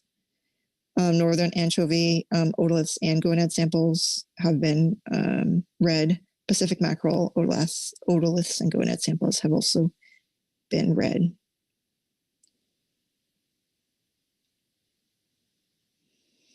Age validation efforts for CPS sardine are ongoing. So the current way we age CPS, it's assumed that the reads are 1 year, the bands are 1 year bands. And normally we try and validate that using a second method to just ensure that they are in fact what we are assuming they are. So Pacific sardine, northern anchovy, and Pacific mackerel, several of these specimens were marked with a fluorescent marker called OTC, oxytetracycline, then raised in captivity for 12 months. And when they are placed into the fluorescent marker, they should incorporate that fluorescent marker into their otolith, so you can as a band. And then from there, if we keep them for a year, presumably they'll lay down another band, and you can see that an annual increment has happened. So we have confirmed that this is happening for Pacific sardine, so that's great. We're considering Pacific sardine validated and working on a publication on that. Northern anchovy and Pacific mackerel data are still being analyzed. As you saw on previous slides, we age a lot of CPS. There's an ongoing effort. This is actually part of an effort across all of NMFS to automate aging using a Fourier transform near infrared spectroscopy. You'll hear this referred to as its acronym FT-NIRS. So we have an FT-NIRS machine. Basically, you put the otolith in, it reads the otolith as a scan, and then presumably you can train it to age otoliths. This method works well for longer-lived fish with bigger otoliths in colder waters. It's not exactly the case that, that's true for CPS. And so we have scanned over 2,500 otoliths of Pacific sardine and hundreds of northern anchovy and Pacific mackerel otoliths, but we are still working through the process of figuring out whether this method can work for CPS and how, if it can work. Samples have been provided here again by partners, CDFW, DOF Canada, and Washington Department of Fish and Wildlife. Thank you again to these partners for your help here in helping us advance life history of these species. So shifting gears again, climate-related projects on CPS. Again, this is something we've mentioned in a previous presentation, so providing an update here. We had a 3-year research project funded by the NOAA Climate Program Office. It's a different part of NOAA than NMFS, specifically what they call the COCA, the Coastal and Ocean Climate Applications, Fisheries and Climate Program. This is a bit of a joint, I'm sorry, I misspoke. So the COCA itself is a joint endeavor with NMFS. NMFS headquarters. So this project called The Impact of Climate and Ecosystem Change on the California Current Forage Complex and the fishing communities and predators it sustains was funded for 3 years, collaboration between our center, Northwest Center, UC Santa Cruz, and Australia's CSIRO. A lot of the driving force behind this proposal was our UC Santa Cruz Cooperative Institute principal investigator scientists. 3 postdocs have been hired here, an economist, an ecosystem modeler, and a population dynamics modeler to work on this project. Details follow in the next slide. So the project follows on the Future Seas project, which investigated downscaled climate projections in the California current and the impacts on regional fisheries, including sardine. So in recent memory, when we've presented on climate impacts on CCE fisheries and stocks, it's generally Future Seas related, for example. So this new project aims to assess the effects of long-term climate change on the forage fish assemblage of the California current and on the predators and fishing communities it sustains, and to develop a climate-informed ecosystem management strategy evaluation, or MSE, to assess the performance of current and alternative CPS management strategies under a changing climate, under shifting forage species composition, and under varying predator populations. We've mentioned this MSE before. Just want to remind folks it's a research MSE. So it's at a scale, and the projections are such that they're not designed to be at the time scales useful for council management on the few-year time range. This project recently had a paper published. At least I was able to access it online yesterday. Population projections of Pacific sardine driven by ocean warming and changing food availability in the California current. So these authors put together an age-structured sardine population model with some mechanistic model structure based on biological processes affected by environmental drivers. Basically, what they found was that recent sardine declines have been preceded by low food availability, primarily for early life stages of sardine. So that low food availability, they found, they took the population model, they calibrated it so that it was able to, it was showing the biomass trends in sardine in recent years and also the landings trend of sardine in recent years. And then using that model, they saw that recent sardine decline was preceded by low food availability, again, primarily for early life stages. They projected forward using downscaled climate models. The future sardine biomass differs by climate model, which is not surprising because climate models differ in their projections. And another major point of the paper was that there's a lot of uncertainty associated with the response of sardine to temperatures outside the historical period. So they used past data to train the model. The model doesn't know what happens outside of the temperature ranges that we fed into it using the data from the historical period. It can and does project outside of that temperature range, but it's very uncertain.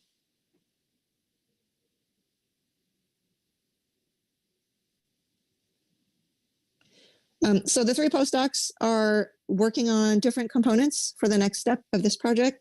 The first will be to evaluate the robustness of harvest control rules for sardine to climate-driven recruitment variability. So this MSE is going to simulate the sardine dynamics under different climate-driven recruitment scenarios and harvest strategies.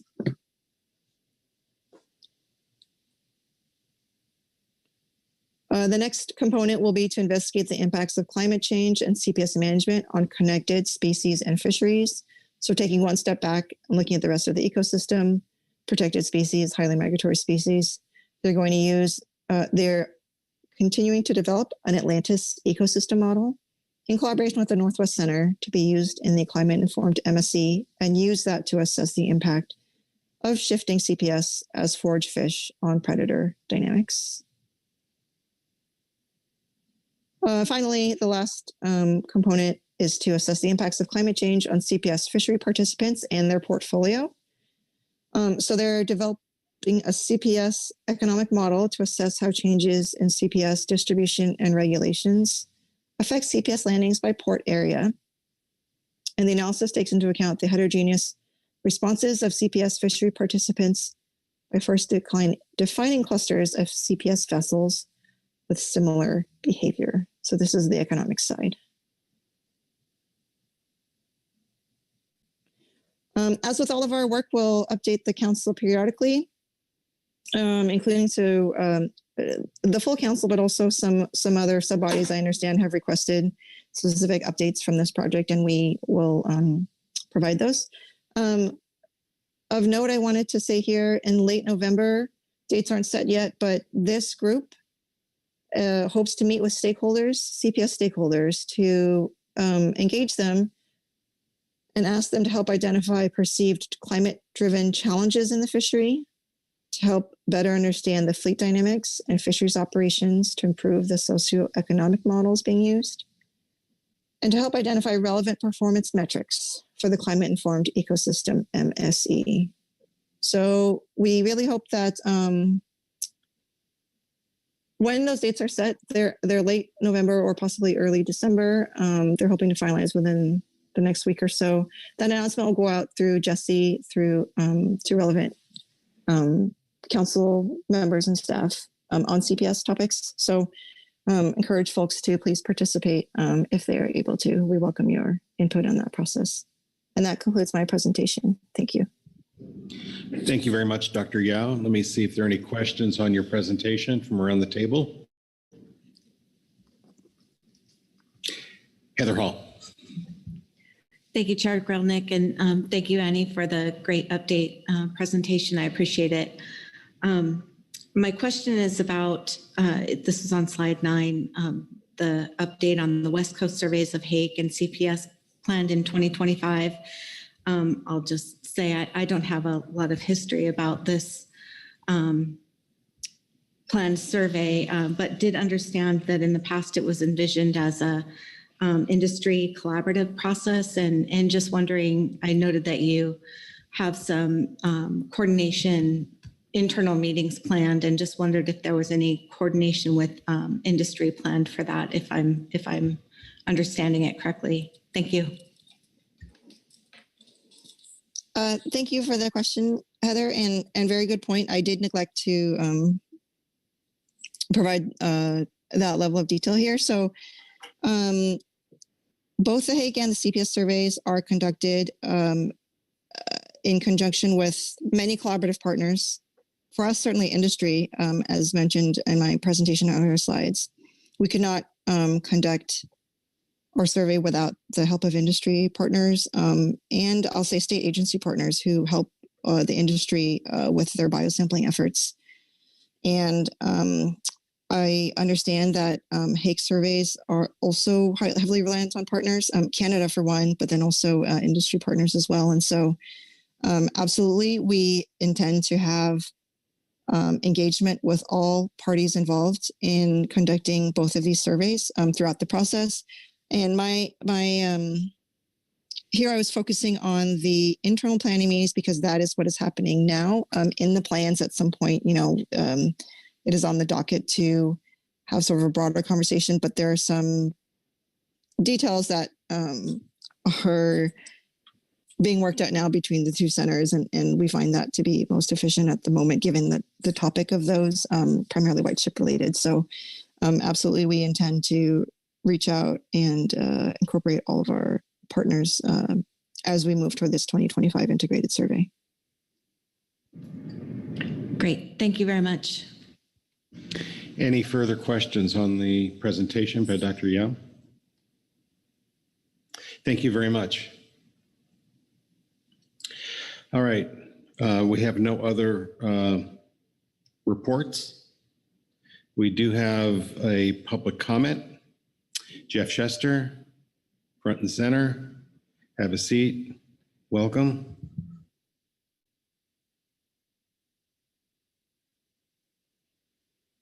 Will you turn the microphone on? Okay. Thank you, Mr. Chair, members of the council. My name is Jeff Chester, representing Oceana. We wanted to thank and commend NMFS for its report today, particularly for, I think, going through some of the challenges with the ATM surveys. And we're glad to see both this last year and the year before, those surveys extending into Mexican waters to get a better handle on the population of coastal pelagics across the international border. We also are looking forward to the workshops that are going to help delineate the southern versus northern subpopulations and address that question of stock structure, and are planning to attend those workshops. And in particular, we hope that the center can begin looking at how we might actually assess not only the northern subpopulation, but the southern subpopulation as well, as we view that as an important next step in management to help align the management with the new understanding of these stocks. We are aware that the recent stock assessment overestimated northern stock landings and attributed many landings from the southern stock to the northern stock, which did create some nonsensical results and challenges in the last assessment. And we hope that this can be corrected and those assessments re-looked at and re-examined, at least in the upcoming one, to re-update the time series based on a more corrected allocation of catch. And we hope to see the council plan to align the management of the southern and northern stocks in the FMP with the results of the upcoming workshop on stock delineation, as we view this as an important component of the climate-ready fisheries approach. And again, wanted to thank the center for that. On the regulatory front, we're just also hoping, in addition to the amendment we're hopeful to see and looking forward to seeing the new anchovy harvest rule that was recommended by the council back in June. So thank you very much, and happy to take any questions. All right, thanks very much, Jeff. Are there any questions of Jeff? Thank you very much. Thank you. That concludes public comment on I-1. Takes us to our council action, which is discussion and guidance as appropriate. There was not much of an update in terms of regulatory process from NMFS. We did receive a science presentation, and we have had a public comment. So let's see if there's any discussion or guidance to be provided by council members. Brianna Brady. Good afternoon. Thank you, Mr. Chair. I just wanted to say thank you to Annie for the presentation and to acknowledge that it was great to have Fish and Wildlife staff out on the Cal Coffee cruise, and I look forward to having that happen again. Thank you. Anything further from the council?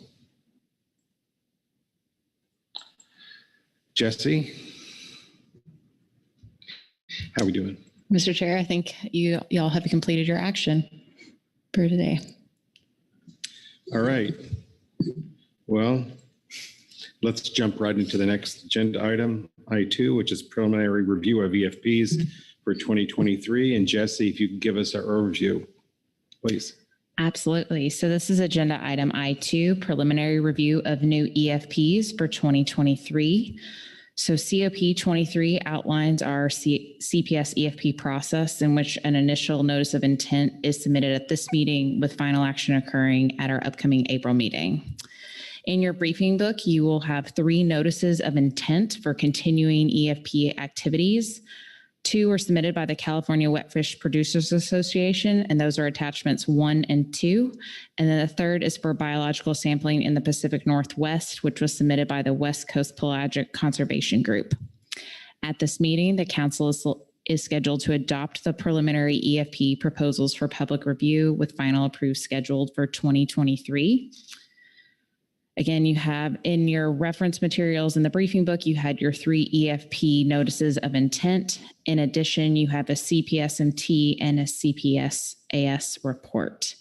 And I'd be happy to take any questions. All right, thank you. Are there any questions on the overview? And since there are no questions, we'll move straight into reports. We have a CPS management team report.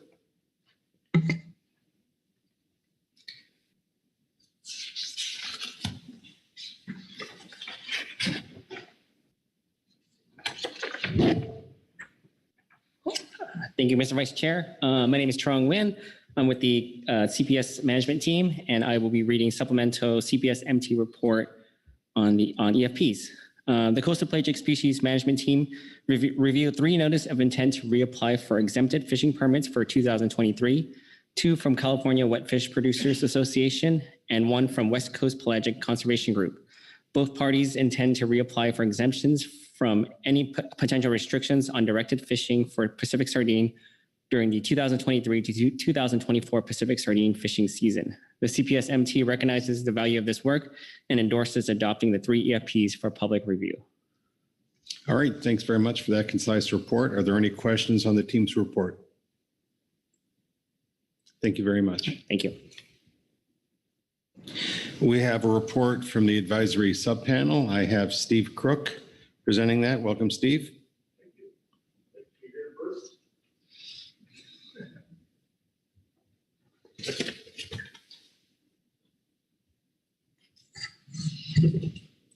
Excuse me. Mr. Chairman and council members, my name is Steve Crook. I'm on the CPS advisory subpanel.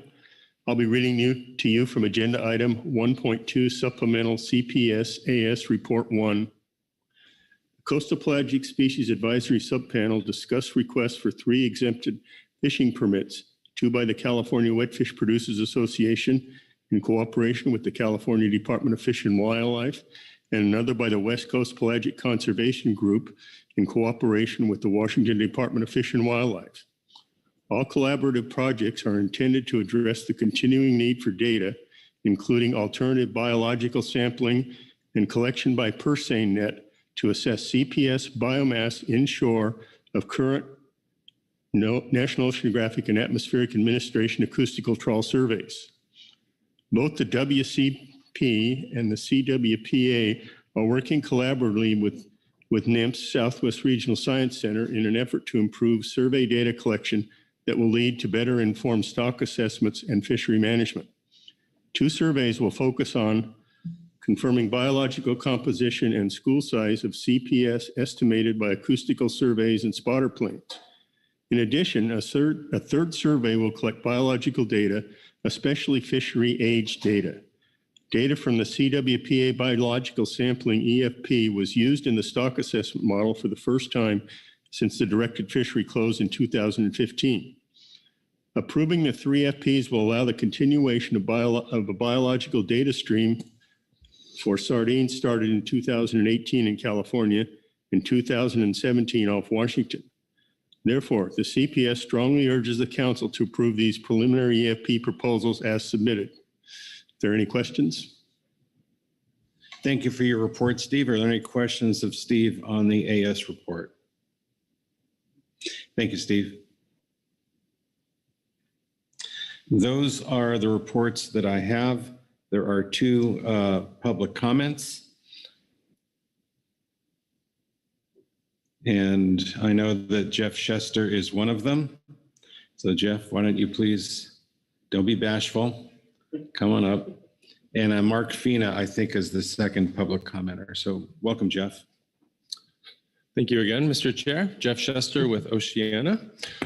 Just real briefly, after speaking with further with CDFW staff and the California Wetfish Producers Association, Oceana no longer opposes the EFPs as we believe these to be important science toward better understanding the sardine population and stock structure. However, we do remain concerned about the levels of proposed sardine catch in the CWPA EFPs.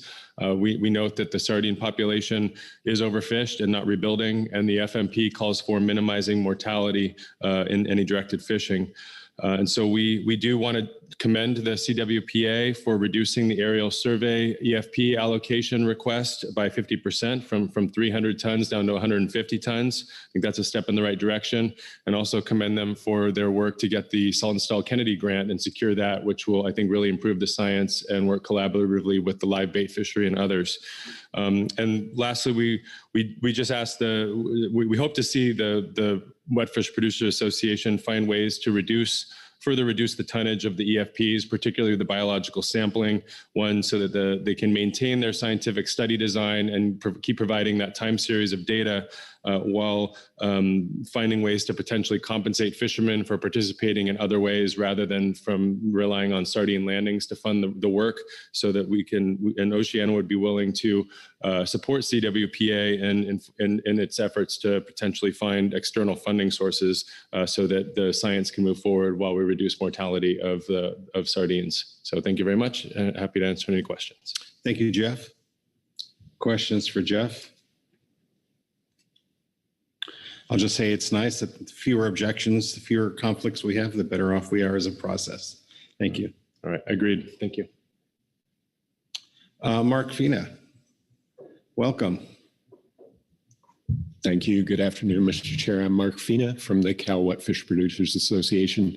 I really just wanted to make myself available for questions on either of these EFP applications. If you have any, I thought since we were putting them on the table, it would be worthwhile to give you the opportunity to ask us any questions you might have. All right. Thank you for that. And let's see if there are any questions.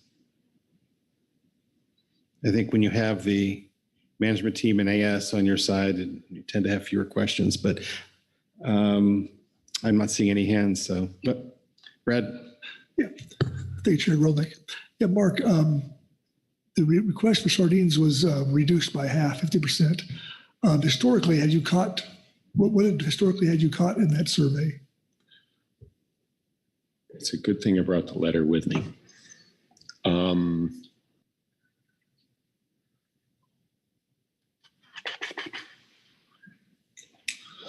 I want to say it's been relatively small, below the amount we'd asked for. Okay.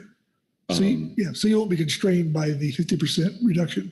No, and Mr. Chair, the reason for the reduction is that there's more focus on anchovies in the new EFP, and we don't need the EFP for anchovies. We need it for sardines. But with this sort of shift in emphasis in terms of the validation of the aerial surveys, we found that we wouldn't need as much sardine to make it happen. Thank you.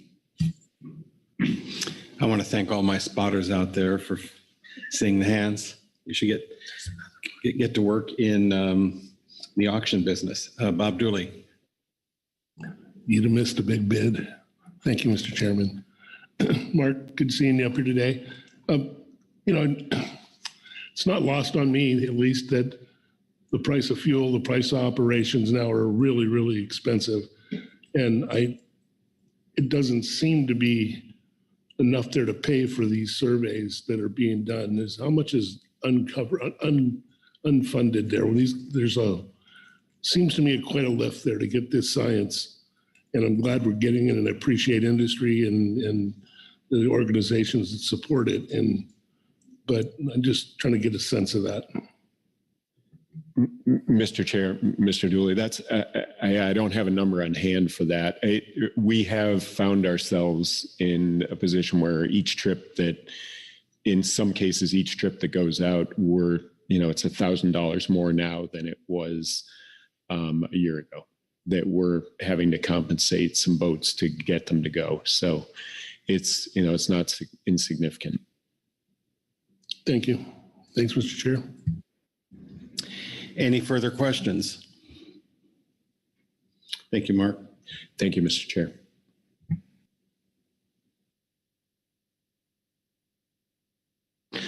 All right, we've had our reports. We've had our public comment. We have our action before us. So I'll ask for any discussion or comments and/or a motion. Brianna Brady. Thank you, Mr. Chair. I just wanted to say thank you again to CWPA and the West Coast Pelagic Conservation Group and the fishermen, along with the Science Center, for all their efforts in providing better science in support of the sardine stock assessment. As has been noted, these EFPs will provide data to continue to help inform Pacific sardine assessments, and CDFW supports these exempted fishing permits and moving them forward for public review. So I can put a motion forward if you're ready for one. Well, let's just see if there are any other hands, and if they're not, then your motion will prompt some discussion perhaps. So I'm not seeing any hands, so please go ahead. Thank you. Hopefully something is coming through to Chris or Sandra.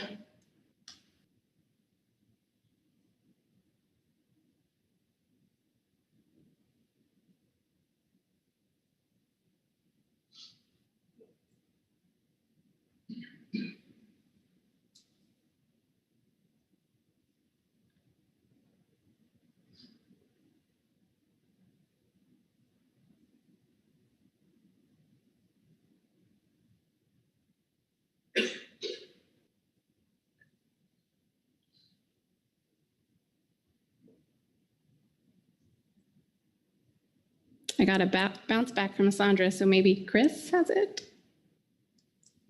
I can read it too.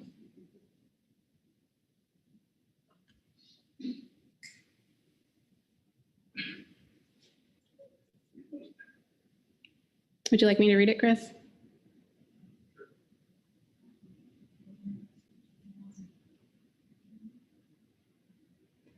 I move that the council adopt the preliminary exempted fishing permit proposals in agenda item I2, attachments 1, 2, and 3 for public review. Thanks, Chris.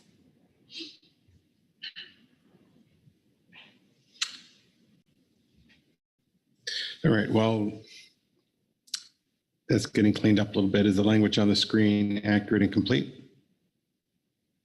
Yes, it is. Thank you. All right, I'll look for a second. Seconded by Bob Dooley. Please speak to your motion. Thank you. These EFPs, the proposals provide for opportunities to help maintain time series for biological data that have been used in the stock assessment. And these EFP proposals also help to address data gaps related to nearshore biomass by allowing for industry-run acoustics and aerial surveys to collect corresponding biological data to inform species and size composition of the nearshore schools. Additionally, our advisory bodies, the MT and the AS, are supportive of these proposals being adopted for public review. Thank you. All right, are there any questions for the maker of the motion or discussion on the motion? I'm not seeing any hands. I will call the question. Wait, I'm sorry. Krista, I didn't see your hand. It's okay. I was a little slow. I just want to say, well, one, I would be supporting this no matter what, but I think it is really worth acknowledging the work of California wetfish producers in terms of looking at how to get at the scientific data in a new way that makes more people more comfortable. And I think it's encouraging to hear Oceana come up here today and say, we're willing to look at this and be supportive or more supportive. That's certainly not something we've heard on these prior, at least in my tenure on the council. And I do think it's important to reflect on that for a moment and to acknowledge it. So with that in mind, I've said my piece and I'll be supporting the motion. All right, thank you. Anything further? Now I will call the question. All those in favor say aye. Aye. Opposed, no. Abstentions? Motion passes unanimously. Let me ask the council if there's anything further on this agenda item, either discussion or motion. Jesse? Mr. Chair, y'all have completed your council action for today. You adopted our 3 EFP proposals for public review, and we will take final action on those in April. All right, thanks. Thanks very much. Well, it's time for our next agenda item, also CPS, but I'm going to hand the gavel to Vice Chair Hassemer for that. Thank you, Chair Gorelnik. We're on to I3, it's Fishery Management Plan Housekeeping Amendment, and I will turn to Jesse for an overview. Thank you, Mr. Vice Chair. Yes, this is agenda item I3, FMP Housekeeping. So in April, the council initiated a CPSMT recommended administrative or housekeeping amendment of the CPS FMP. This idea had initially been proposed in June 2019 by the CPSMT when you were developing the management categories action, or Amendment 20. So attachment 1 in your briefing book presents a draft underlined strike through as of the CPS FMP as proposed to be amended through Amendment 20 on management categories, which was developed by the CPSMT during their fall meeting. Changes were limited to items such as improving clarity and consistency across sections, making format revisions, and incorporating references to the anchovy framework. None of the proposed changes are intended to change the management of the CPS fisheries. Attachment 2 provides a clean version of Attachment 1, and Attachment 3 provides a table of the current headings and proposed revised headings under Attachment 1. The council should consider the proposed FMP changes outlined in the CPSMT report and provide guidance to the CPSMT relative to other outstanding issues. So I've already gone over your reference materials. In addition, the CPSMT has a report that was in your advanced briefing book. There's also a supplemental CPSAS report and public comment. Your council action for today is to adopt proposed revisions to the FMP for public review and provide guidance on future work and schedule. And I'd be happy to take any questions. Thank you. Any questions for Jesse on the overview? I don't see any, so we will move into our reports. First up is the CPS management team, and I see Kirk Lynn is expected to give that. Kirk, I see you online, so why don't you go ahead? Thank you, Mr. Vice Chair. Good afternoon, council members. I will be reading and summarizing from CPSMT Report 1. The Coastal Pelagic Species Management Team met from September 27 through 29 at their fall meeting and discussed proposed housekeeping changes to the CPS Fishery Management Plan. The team also identified areas, see other changes section below, that warrant revision, but could not determine whether they were within the scope of this action. This report describes the team's recommendations for proposed FMP changes in areas where council guidance is needed. Summary of proposed FMP changes. Changes to the text in all 5 chapters of the FMP and reorganization within chapters 2 through 5 are proposed. The proposed changes are not intended to change the policy framework described in the FMP, change management, or otherwise be substantive changes, but rather to remove or update descriptions that have become out of date, reflect current fishery management practice as described in National Standard 1 guidelines, and reorganize and revise the text to be more clear and concise. As much as possible, descriptive information is provided to make the FMP less likely to become dated in the future. And I'm going to move ahead a little bit. The next page in our report describes changes that the team made in attachments 1 through 3, as well as some information on formatting of attachment 1. As well as providing a summary of the changes that were made throughout the FMP for each chapter. These changes, again, that were made were considered non-substantive, that include adding hyperlinks, reorganizing sections, clarifying text, and so forth. So moving to other changes on page 2. In the course of reviewing the FMP, the team identified areas that warrant revision, but could not determine whether they were clearly within the above described scope as non-substantive changes. These areas were definitions that were in Chapter 1, Section 1.5, involving directed fishery and minor directed fishery. Directed fishery is not clearly defined in regulation and requires additional review. Minor directed fishery is defined as part of the Amendment 16 rule. The team opted to consider these 2 terms together in determining whether to add them to the FMP and has left both terms out of that list of definitions at this time. Incidental catch. And this term also is not currently defined in regulation and requires additional review.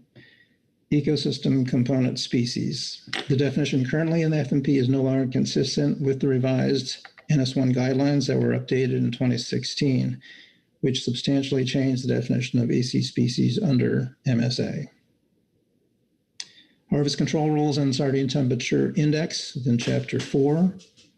There are aspects of this section, i.e. FMSY and EMSY, a footnote changing the temperature index and balance and fraction that need additional clarification. The team would like to explore ways to resolve these issues, including potentially moving some aspects into the stocks estimate and fisheries evaluation or the SAFE.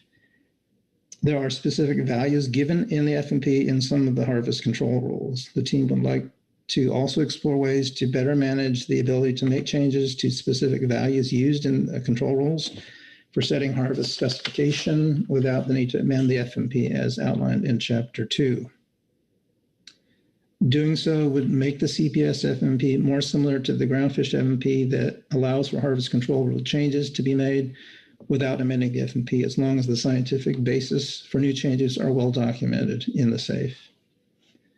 The team questions if in section 5.2, previously 5.1.6 guidelines and criteria for setting incidental catch allowances, whether the directors of other state agencies should be listed in addition to the director of the California Department of Fish and Wildlife, who is currently listed, or potentially just all fishery management agencies, including the tribes. The above items and others that are found to need more analysis can be reviewed in depth by the team, NOAA General Counsel, and the public over the next several months for potential inclusion as part of this action or potentially taken up in a separate action. Formatting issues. The team has some ideas for improvements regarding formatting issues that should be addressed, specifically with the chapter headers to make it easier for readers to understand the FMP. The team also notes there is some inconsistent formatting throughout the FMP, such as font size, text types, italics, etc.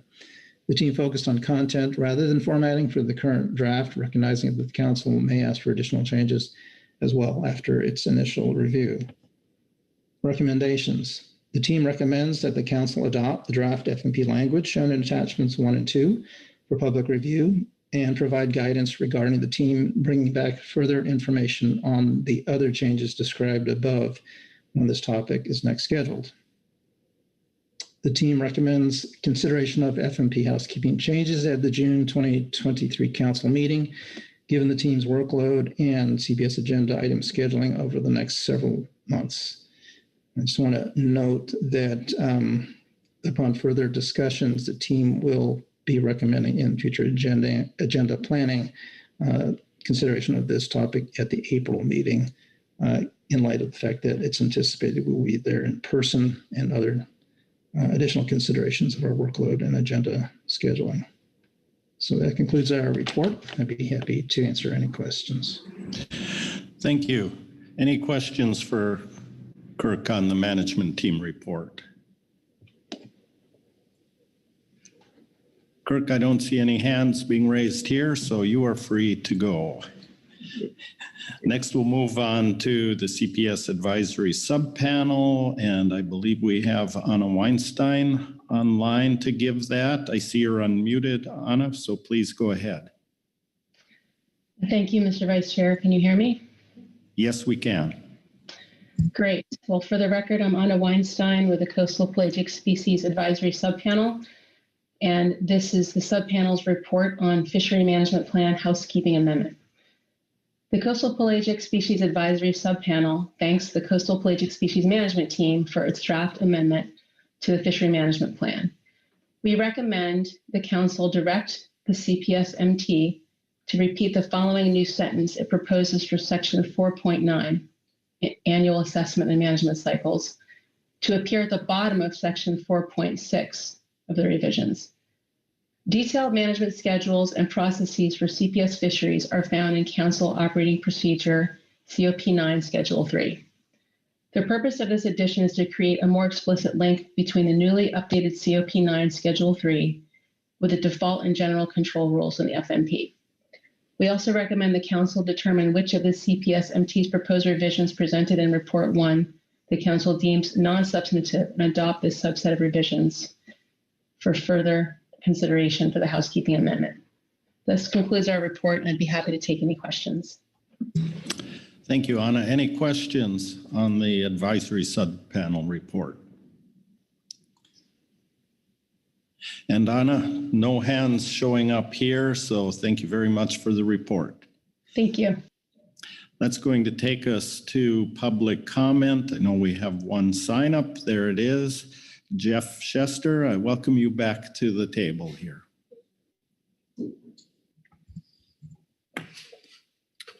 Thank you, Mr. Vice Chair. Jeff Chester again from Oceana. Thank you for indulging the public comment on this.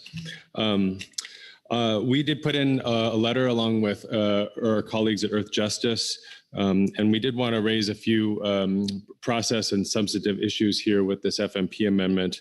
I think notably this amendment, as well as the previous amendment that addressed the active versus monitored, had, I think, a very significant lack of clarity on the 3-meeting process that is called for in FMP amendments.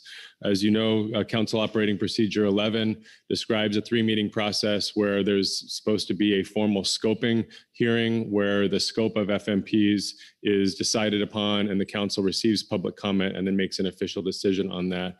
It appears that in this case that procedural step was somewhat missed, as now we're already looking at draft language and there was never any sort of announcement or description of this first meeting as a scoping meeting. With respect to the scope, on moving to substantive issues, we believe the scope of this amendment should include a description of the anchovy framework that the council adopted in its COP last year. This language and the analysis to support it was already completed. And so we don't view this as a major workload lift in terms of putting that in the fishery management plan itself. As we've stated, and as the council, I think many council members discussed, ultimately the fishery management plan is the appropriate place to describe how the various CPS stocks are managed, not COPs. Particularly if you read the FMP now, it's basically very vague. It talks about MSY proxies as the way that an ACL is set. It doesn't talk about the process for updating those, for how stock assessments or the surveys play in. All of that's described in council operating procedures. And so someone who wants to understand from the public how anchovy is managed is going to have a very difficult time actually understanding that, because it's not actually specified in the FMP as required by the Magnuson-Stevens Act. So we ask that that be added, and we don't believe that would be additional workload since it's something the council is already doing, and it's not a change to management because the council already intends to manage under the new framework. We do have also some concerns over some of the items that are proposed by the management team that seem to go beyond just housekeeping and enter into the area that are more substantive changes to the fishery management plan. In particular, we are concerned that the amendments do actually specify now that only the northern subpopulation of Pacific sardine would be under management and is managed under the FMP. We view this as a change because in Amendment 8, when sardines were first added, it was described in the FMP that there is only a single stock, that the northern subpopulation is the only stock off of the West Coast and the only one that's being fished by U.S. fisheries. And the fishery management plan has always managed this as one single stock, and the ACL for sardines has always been accumulated into one stock and attributed to the one that's in the FMP. However, in 2016, as you know, the science did change on this, and then NMFS came out with new stock assessments ever since then that actually are only looking at a northern subpopulation and separating out catch and stock from the southern population. So there's now thought to be 2 stocks off of the West Coast, and this amendment would basically say that we're no longer managing the southern subpopulation at all. And so this is, I think, something that is in flux. Obviously, there's workshops coming up to get at this very question. So we view it as premature to do a substantive amendment like this. And we think it's much more prudent right now to wait until the conclusion of those workshops to make any changes to how the stock structure is described in the FMP and how that's amended.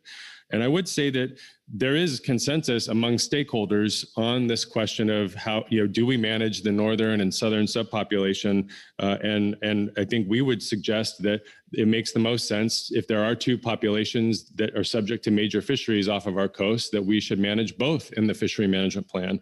The CPS-AS statement from September 2020 had a consensus under agenda item C2 that stated, and I quote, "The southern stock should have its own harvest limits, and landings from the southern stock should not be subtracted from harvest limits attributed to the northern stock."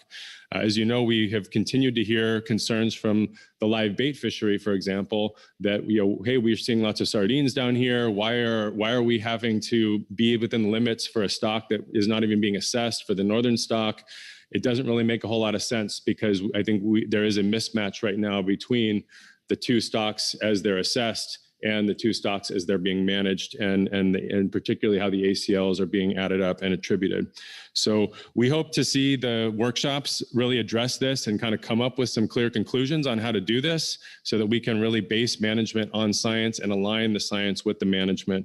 But right now, trying to make tweaks to the FMP to change how stocks are described and defined is a substantive issue that we feel is premature. And then lastly, there are a few deletions of key phrases and definitions in the fishery management plan that we felt are important, particularly the written definition of MSY stock size was taken out, and the description of transboundary issues potentially being addressed with a cutoff was also removed. So these are important things that are coming up that have to do with transboundary issues, as well as the sardine rebuilding plan that we view as substantive. And if the council is saying this is a housekeeping amendment only, we wanted to flag those as of concern, because we believe that there should be a more thorough discussion if there are substantive changes. So I'll stop there. And again, thank you for indulging the public comment on this Sunday afternoon. I know it's been a long day, and really appreciate your thoughtfulness in moving forward with the best FMP amendment approach. Thank you very much, and I'll take any questions. Thank you, Jeff, for that comment. Any questions for Jeff? I don't see any hands, Jeff, so thank you.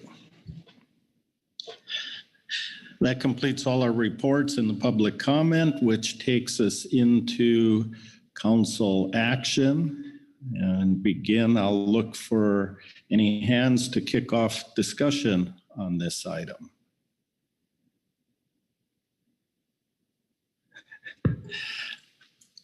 I guess I'm going to have to be the tiebreaker here. Corey Ridings, followed by Brianna Brady. Thanks, Mr. Vice Chair. They were both at the same time. Thank you, Brianna. I just wanted to put a couple of things out on the table as we're discussing this. The first thing I was going to bring up under a later agenda item, but Jeff brought it up just now, and that's the concern about the difference between the northern and southern subpopulation.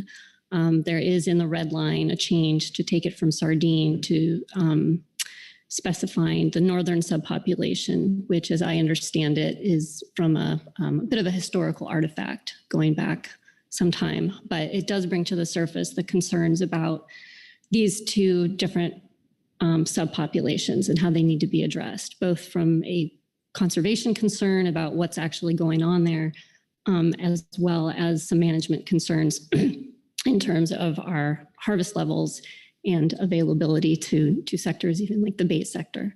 So just wanted to note that and look forward to the workshop that Dr. Yao talked about and this council is aware of. So hopefully we'll be able to see the results of that soon and be able to discuss possible needed conservation and management. Pardon me. I also wanted to voice some concerns just about this concept of a housekeeping amendment in general. The red line is really more than just copy edits. I was anticipating more copy edit style amendments, but that's not what I'm seeing here. So I'm not suggesting we should stop work at this point or anything like that, just noting that maybe this is an opportunity to think about sort of when and where we want to address issues as part of CPS management. I heard the CPS-MT briefly note considerations about information that should potentially be in the SAFE as opposed to the FMP. I'm not going to claim expertise or have recommendations at this point, but that seems like a good idea. And potentially maybe there's even reason here to think about adding to the COPs a more formal definition of what housekeeping means. So just wanted to put those concerns out. And I think I will stop there and I hand it to Brianna. Thank you. Brianna Brady. Thanks, Mr. Vice Chair. Thanks, Corey, for those comments. I wanted to say thank you to the CPS-MT for making revisions and to the advisory subpanel and the public for providing comment. I'm supportive of moving the draft FMP forward for public review with the one edit proposed by the CPSAS to add a sentence to section 4.6 regarding COPs and for the council to take a look at the FMP at the April council meeting. And I think I'll leave it there. All right, thank you. Further discussion? Heather Hall. Thank you, Vice Chair, and thank you, Brianna. I just want to comment. I think that seems like a good way to keep this going. This is public review, and it'll give the opportunity for comments to come back in April, and more discussion on that after the public's had time to think about it. So I'll support that. Thank you.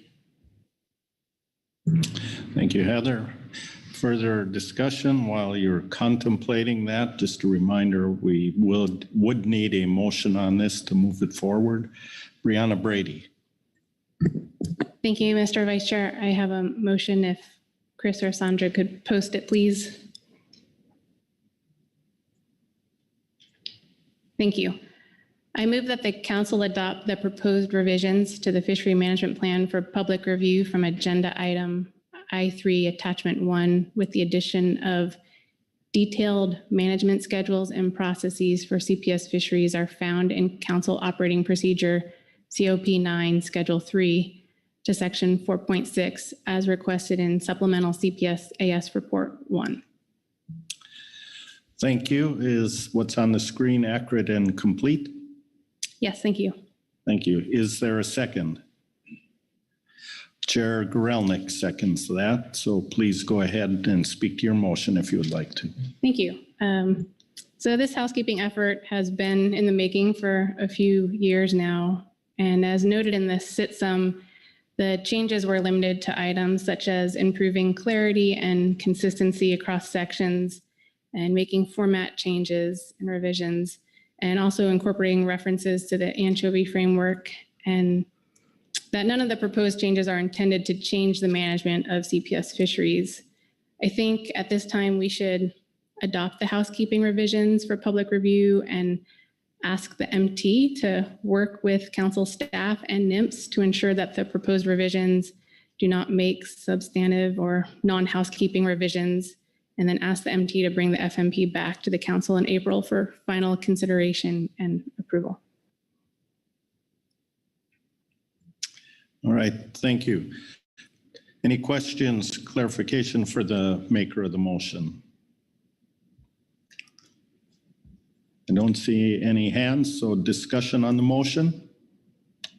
Corey Ridings. Thank you, Mr. Vice Chair. Thank you, Ms. Brady, for the motion.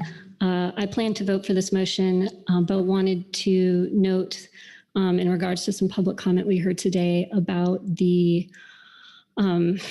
anchovy management framework and flow chart that is currently in the COPs.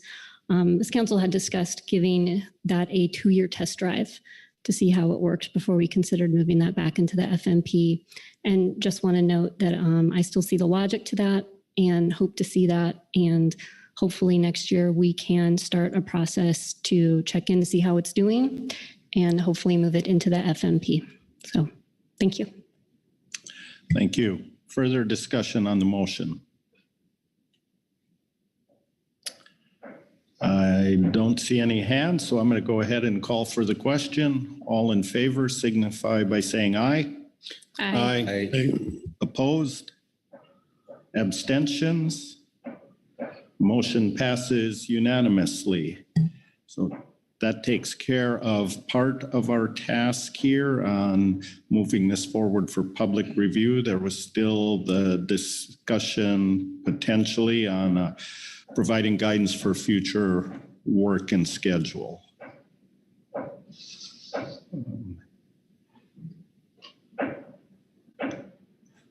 I'm going to turn to Jesse and see what we might have heard there.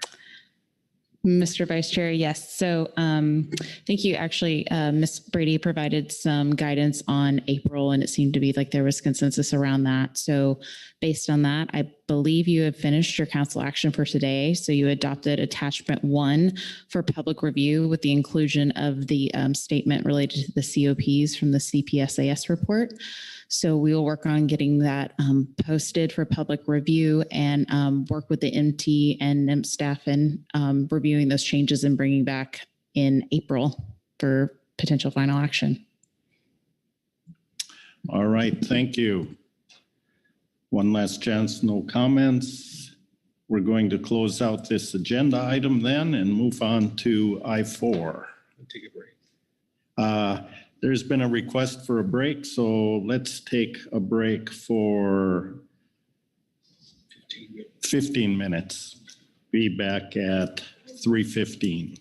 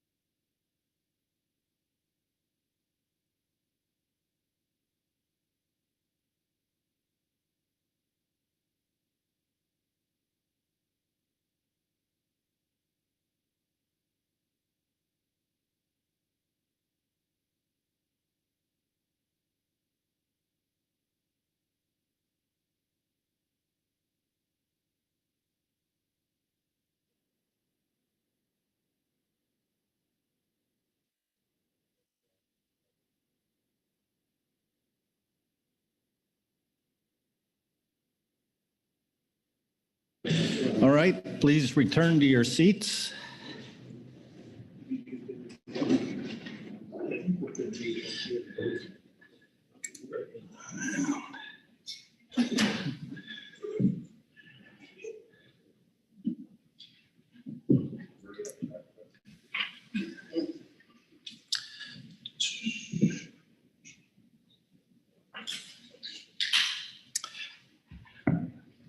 All right, looks good around the table. So we are back in session on agenda item I4, and I will turn again to Jesse for an overview on this item.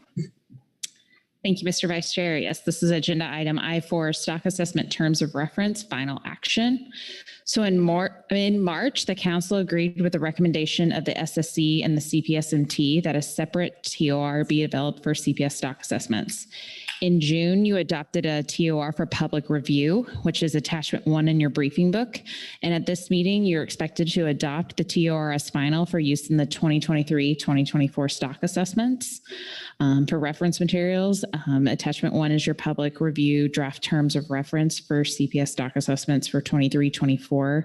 You also have an SSC, CPSMT, and CPSAS report for consideration. Your council action for today is to adopt the final stock assessment terms of reference, and I'd be happy to take any questions. Thank you. With that, any questions for Jesse on what's before us on this item? I don't see any hands, so we are going to move immediately then to our reports. And first up is an SSC report, and it looks like Mr. John DeVore will be reading that to us. Good afternoon, John. Good afternoon, Mr. Vice Chair, council members. On behalf of the SSC, I'll be reading agenda item I4A Supplemental SSC Report 1. The SSC discussed the draft terms of reference for stock assessments of coastal pelagic species. Ms. Jessie Dorpinghouse was available to provide details. The SSC revisited the revised draft TOR provided in the advanced November briefing book and recommends 1, revising font size and shading in the bottom left panel of figure 1 to clearly show that X sub 3 equals 0.9 rather than X sub 3 minus 0.9. And 2, deleting the catch report for sardine in Appendix A. While not requiring any changes to the text in the TOR, the SSC notes 2 cases where recent practice has not conformed with the TOR. The most recent multi-year projections for CPS have not increased sigma over the projection period. However, the SSC intends to do so in the future. Ideally, a CPS-specific rate of increase should be derived, but in the interim, rates derived for groundfish should be used. In addition, SSC members who are also stock assessment review panelists have not been recused from SSC reviews of recent assessments and will be recused in the future. The SSC is supportive of developing a separate TOR for CPS rebuilding analyses. The SSC notes the request in public comment from Oceana to modify the TOR to require calculation of a maximum sustainable yield exploitation rate, or EMSY, for Pacific sardine. This type of analysis is not straightforward and would likely require reevaluation of the relationship between recruitment and an environmental variable, as well as simulation to compute EMSY as a function of the environmental variable. Given the changes in the assessment since the last update to the EMSY formula, this would first require a proponent to propose a methodology review of the updated EMSY, complete the analyses required, present results, and respond to potential requests for further analyses. And with that, I would be happy to answer any questions. Thank you, John. Any questions on the SSC report? I don't see any hands, so thank you. Next, we'll move to the CPS management team report, and Trung Nguyen is with us. Good afternoon.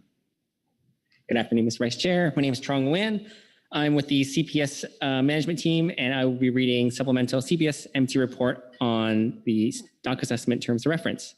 The Scientific and Statistical Committee held a meeting on November 2nd, 2022 to consider the draft coastal pelagic species stock assessment terms of reference. Members of the coastal pelagic species management team attended the meeting both in person and remotely in a hybrid format. And despite hybrid format challenges, we're able to provide input on the draft TOR.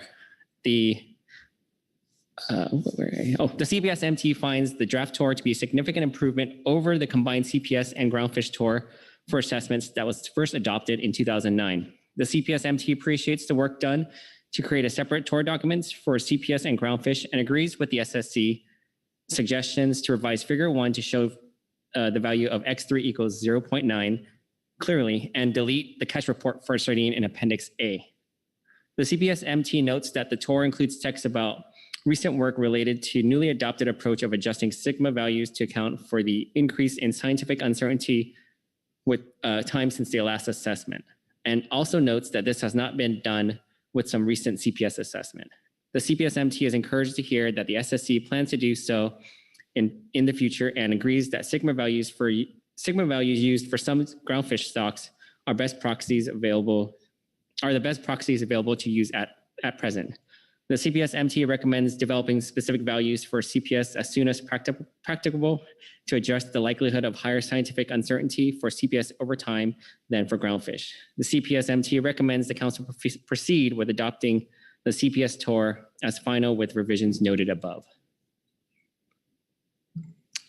Thank you, Trung. Any questions on the management team report? Looks like there are none, so thank you. Next, we'll move on to the CPS Advisory Subpanel report, and Steve Crook is here. Good afternoon, Steve.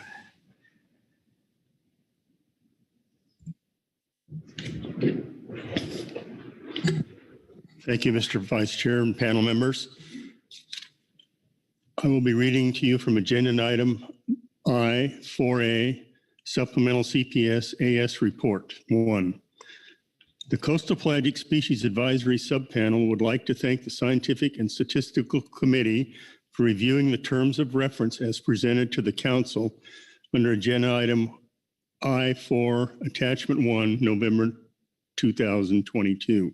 After reviewing the draft TOR, we recommend the Council adopt the TOR as final with the changes proposed by the SSC. And that concludes our statement. Thank you, Steve. Any questions for the advisory subpanel on their report? And again, no hands, so thank you very much. That completes the reports, takes us into public comment. I see we have one sign up. Jeff Chester. Welcome back, Jeff. Thank you, Mr. Vice Chair. This is Jeff Chester representing Oceana, and this will be the last that you'll see of me on these CPS. So thank you for your patience. And I will start by saying normally even my eyes kind of glaze over when people start talking about stock assessment terms of reference. But there is something, I think, pretty significant that we wanted to point out here and realize that this is kind of a key agenda item where this belongs, as we've had some struggle trying to actually get some movement on this. So I guess I'll just start by giving you a bit of background. Over 5 years ago, the NMFS Southwest Fisheries Science Center analyzed this Cal Coffee temperature index that's used for sardines to calculate the MSY harvest rate, this EMSY term. And this is important because basically that's the number that you multiply times the biomass to actually get ACLs and overfishing limits. And so it's really critical for how we manage sardines. They found in doing this analysis that the Cal Coffee Index currently being used was invalid and flawed, and it no longer predicts the productivity of the sardine resource as it was intended. They recommended completely abandoning environmental indices altogether and not trying to base EMSY on temperature or other environmental predictors, and instead infer the EMSY rate directly from the stock assessments and surveys based on what the assessments have actually shown the stock is doing. In 2017, these scientists presented this information and then 2 years later published it in Fisheries Research. And in 2021, the SSC and the CPS management team agreed that the index was also falsely predicting productivity and raised concerns and basically indicated that this needed to be reassessed and redone. And so we've been asking for this consistent with the science, which I think is generally agreed upon, that this index is extremely problematic and not actually telling us the right thing. And this is important from a conservation concern because the higher than or inflated EMSY also inflates the overfishing limit, and ACL, which fails to prevent overfishing, impedes rebuilding of the stock and is not based on best available science. So this is a big deal. And we do appreciate that the SSC statement on this item did kind of look at and consider our proposal, but essentially said, let's kick this can down the road. We need to do this later. It's been, I think, frustrating that despite knowing the science is bad, that this has not been a priority, even though this has been known for 5 years. And we would note that in the 2022 anchovy assessment that was done, this is the first anchovy assessment in like 25 years, they went and were easily, I would say, updated the anchovy EMSY directly from the assessment time series, just as was recommended by the NMFS scientists to be done for sardines. There was no methodology review or some fancy workshop or environmental index done. It was reviewed and adopted by the SSC and adopted by the council last June. And so we are asking the council to include in the terms of reference under this agenda item, do basically the same equivalent method and use that method that was done for anchovy, and it was Appendix E of the 2022 stock assessment, to calculate EMSY for sardine. And we're not necessarily saying that's the new number that has to be used, but then at least you'd actually have the method be used, and the SSC, when they look at the next stock assessment, could compare that to the Cal Coffee and decide which of these best represents the productivity of the stock and is based on best available science. So we've been asking for this many times over the last few years, including when this came up as a draft, also back at the last methodology review. We note again, there's not a new methodology here that we're proposing. It's the same methodology that's been approved for anchovy, and so we'd like to see how that looks, and the terms of reference would be a place to do that. So thank you for the opportunity to make comment, and happy to take any questions. Thank you. Any questions for Jeff? I don't see any, Jeff, so again, thank you. Thank you very much, and have a great rest of your day. Okay.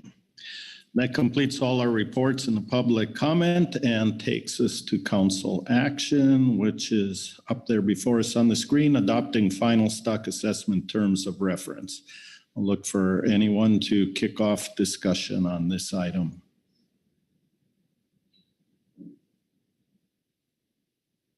Brianna Brady. Thanks, Mr. Vice Chair, and thank you to the SSC for creating a separate terms of reference for CPS. I agree with the revisions noted in the SSC report and support adopting the final stock assessment tour for CPS with those revisions. So just wanted to put that out there. Thanks. All right, thank you. Further discussion.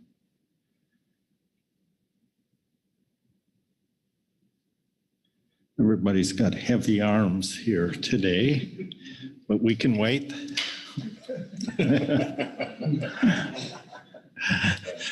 Brianna Brady. I have a motion.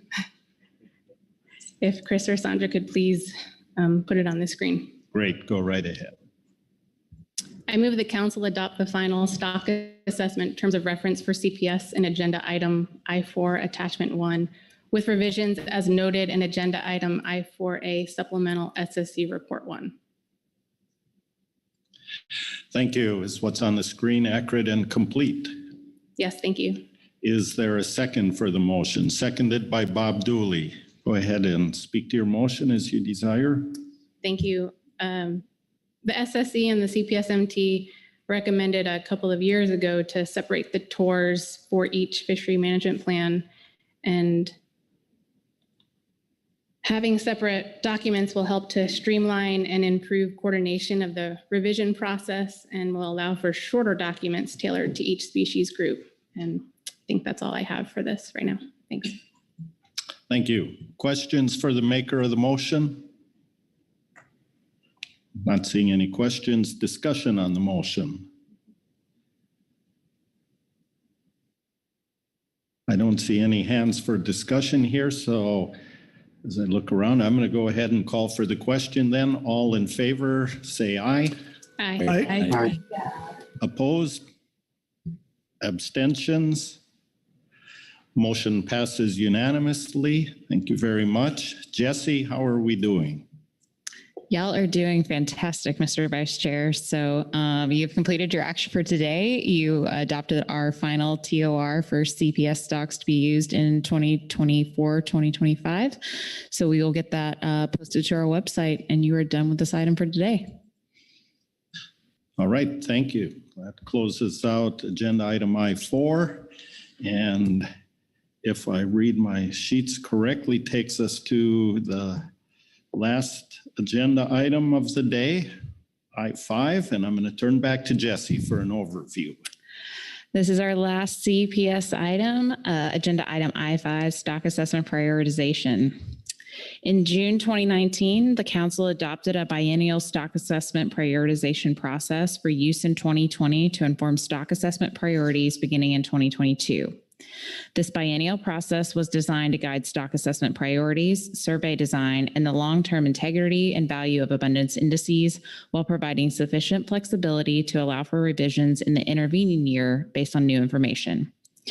Due to lack of council time amongst the COVID-19 pandemic and the expectations of what assessments were already underway for 2022, the council chose to skip the first scheduled stock assessment prioritization item in November 2020. Therefore, this item will be the first time the council undergoes this process for use in assessments in 2024 and 2025. So table 1 in the sit sum shows the 3 CPS stocks that have been assessed in their most recent assessment and the proposed assessment type and date based on the schedule outlined in COP 9. You'll note that Pacific Sardine was initially proposed for a benchmark in 2023. However, as has been discussed today, it was recommended to be delayed until the completion of the proposed workshops. And so you can see table 1 with the species, the assessment types, and the proposed assessment types. The council could also choose to set priorities for more than just 2 years ahead, therefore providing as much advance notice as possible, but ultimately retains the opportunity to reevaluate and adjust them as necessary when this item is scheduled to come before the council again in 2024. So in terms of materials, you have a supplemental SSC, CPSMT, and CPSAS report. Your council action for today is to adopt stock assessment priorities and provide other guidance as appropriate. And I'd be happy to take any questions. Thank you, Jesse. Any questions on this agenda item? Not seeing any questions, then we will proceed with the reports. And John DeVore is back here to read the SSC report into the records. John. Thank you, Mr. Vice Chair, council members. Again, on behalf of the SSC, I'll be reading agenda item I5A supplemental SSC report 1. The SSC reviewed the situation summary document provided for agenda item I5, coastal pelagic species stock assessment prioritization. Jesse Dorpinghouse raised the question of how to establish harvest specifications for Pacific sardine for the 2023-2024 fishing year in the absence of a new assessment and was present to answer questions. The SSC supports the schedule in table 1 of the situation summary. If no stock assessment is performed for Pacific sardine in 2023, the SSC will consider any new information provided at the April 2023 meeting, along with the results of the update assessment endorsed in 2022. Rolling over the overfishing limit from the 2022 update assessment is one option. Any new information, along with the time since the last full assessment in 2020, will be considered in determining the appropriate maximum sustainable yield exploitation rate and OFL, and in setting sigma to reflect the current level of uncertainty.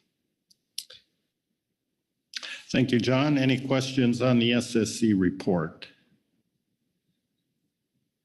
Not seeing any, so thank you, John, except I am wondering if your reading SSC reports is foreshadowing any future aspirations in the council process.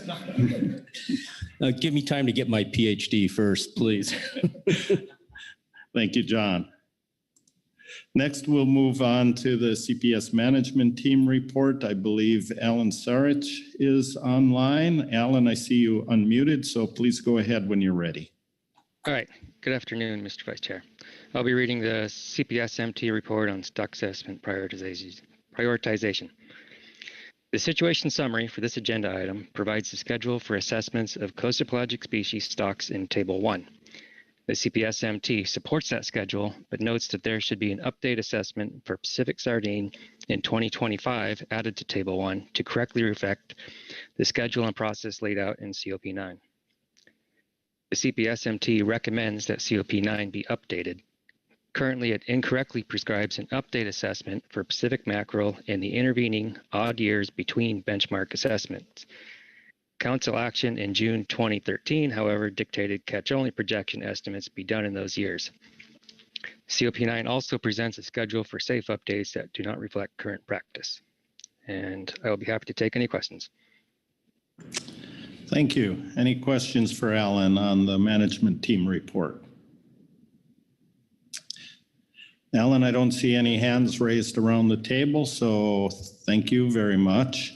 Next, we'll go to the advisory subpanel report, and we have Mark Fina here to give that report.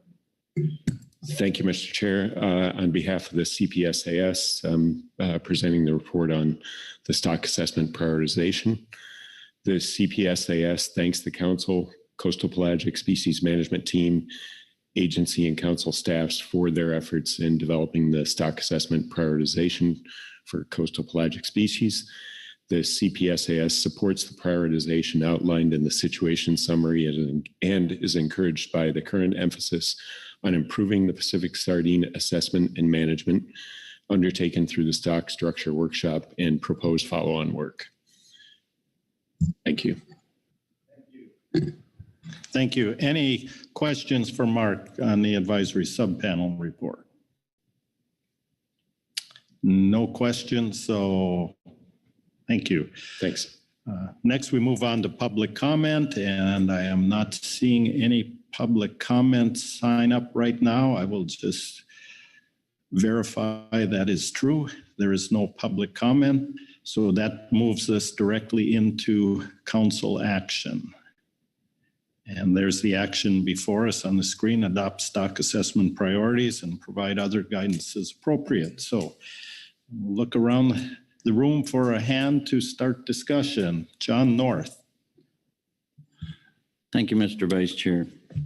I'm very new to coastal pelagic species, but based on the information provided, my understanding that in 2020, the council adopted a biennial schedule for priorities for the 22 coastal pelagic species assessments. And that was to guide the priorities and the survey design and long-term planning while also providing flexibility. I believe today's agenda is the first time we do the same thing for assessments in 24-25. The table 1 in the situation summary for coastal pelagic species captures those recent and proposed surveys for the CPS species. Of note, the management team does recommend that modification for table 1 be amended to include the Pacific sardine update in 2025. So updating this schedule makes sense to me, and I'd be prepared to offer a motion whenever it's appropriate. Thank you, John. Before we get to the motion, let me look around for hands for further discussion. No one is raising their hand, so I'm going to turn back to you, John, for a motion. Okay, thank you, Mr. Vice Chair. So I would move that the council, let's see, we have the language. Yes, I would move that the council adopt the stock-specific priority schedule for coastal pelagic species included as Table 1 of the situation summary, agenda item I-5, with an amendment to include an update assessment for Pacific sardine in 2025 as recommended by the CPS management team located in agenda item I-5, supplemental report number 1. All right, is the language on the screen accurate and complete? I believe it is. All right, is there a second? Seconded by Corey Ridings. Go ahead and speak to your motion as desired.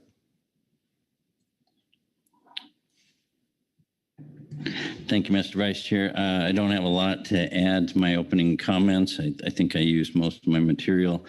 It seems appropriate to have a schedule like this in place for planning purposes, transparency, and coordination.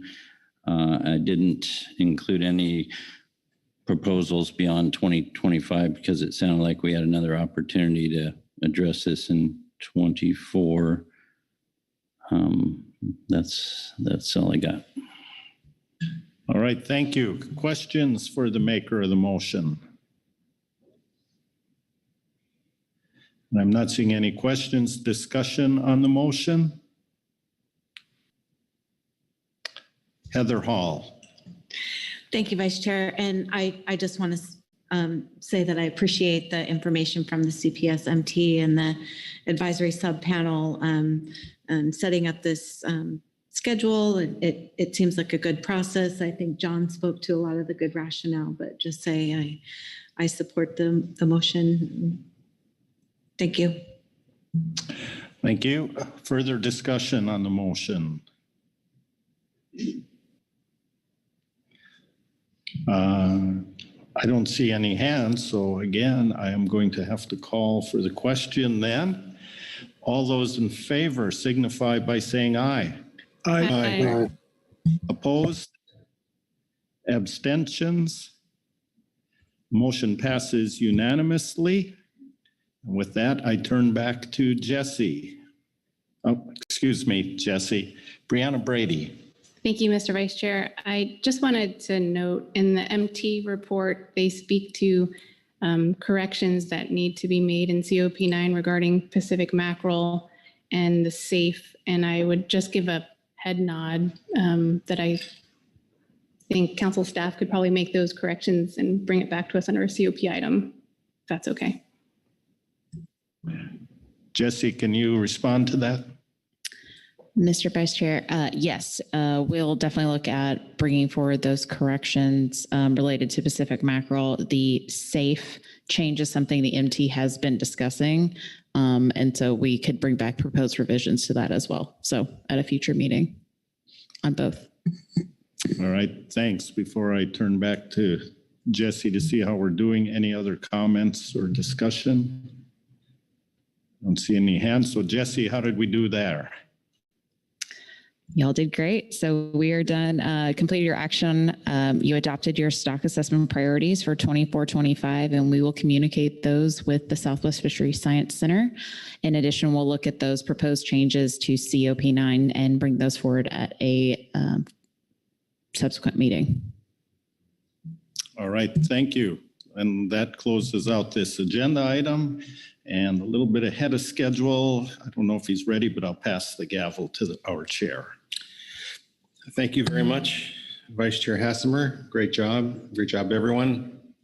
That concludes our business for today. But as always, I'll turn to our Executive Director, Merrick Burden. I do want to say first, this may be something mentioned. We have a special guest tomorrow that I think Executive Director Burden will get to, but I just want to make sure everyone brushes their hair and is on good behavior tomorrow.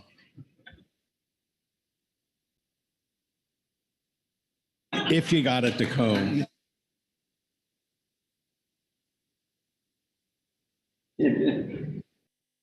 All right, order. Mr. Chairman, I'll loan you my comb. Yes, thank you, Mr. Chairman. As you noted, we do have Ms. Janet Coit, Dr. Coit, joining us tomorrow morning. And in addition to other leadership from the West Coast region to talk about NMFS priorities. So we will welcome her then. Sometimes when we adjourn this early, there is talk of ramping up some agenda items to stay a little bit ahead of schedule. I don't advise that. We have quite a few big agenda items coming up tomorrow. I understand there's some work that several of us still need to accomplish this evening in anticipation of those agenda items. So I think adjourning here early today makes sense to me, Mr. Chairman. Of course, that's up to you all, but that would be my suggestion. Other than that, I do not have any other remarks. All right. Well, thanks very much. I'm not seeing anyone clamoring to take on additional agenda items today, so we will take a break. We'll see everyone here tomorrow at 8 a.m. for our last, hopefully, our last full day of the November meeting. So have a good evening.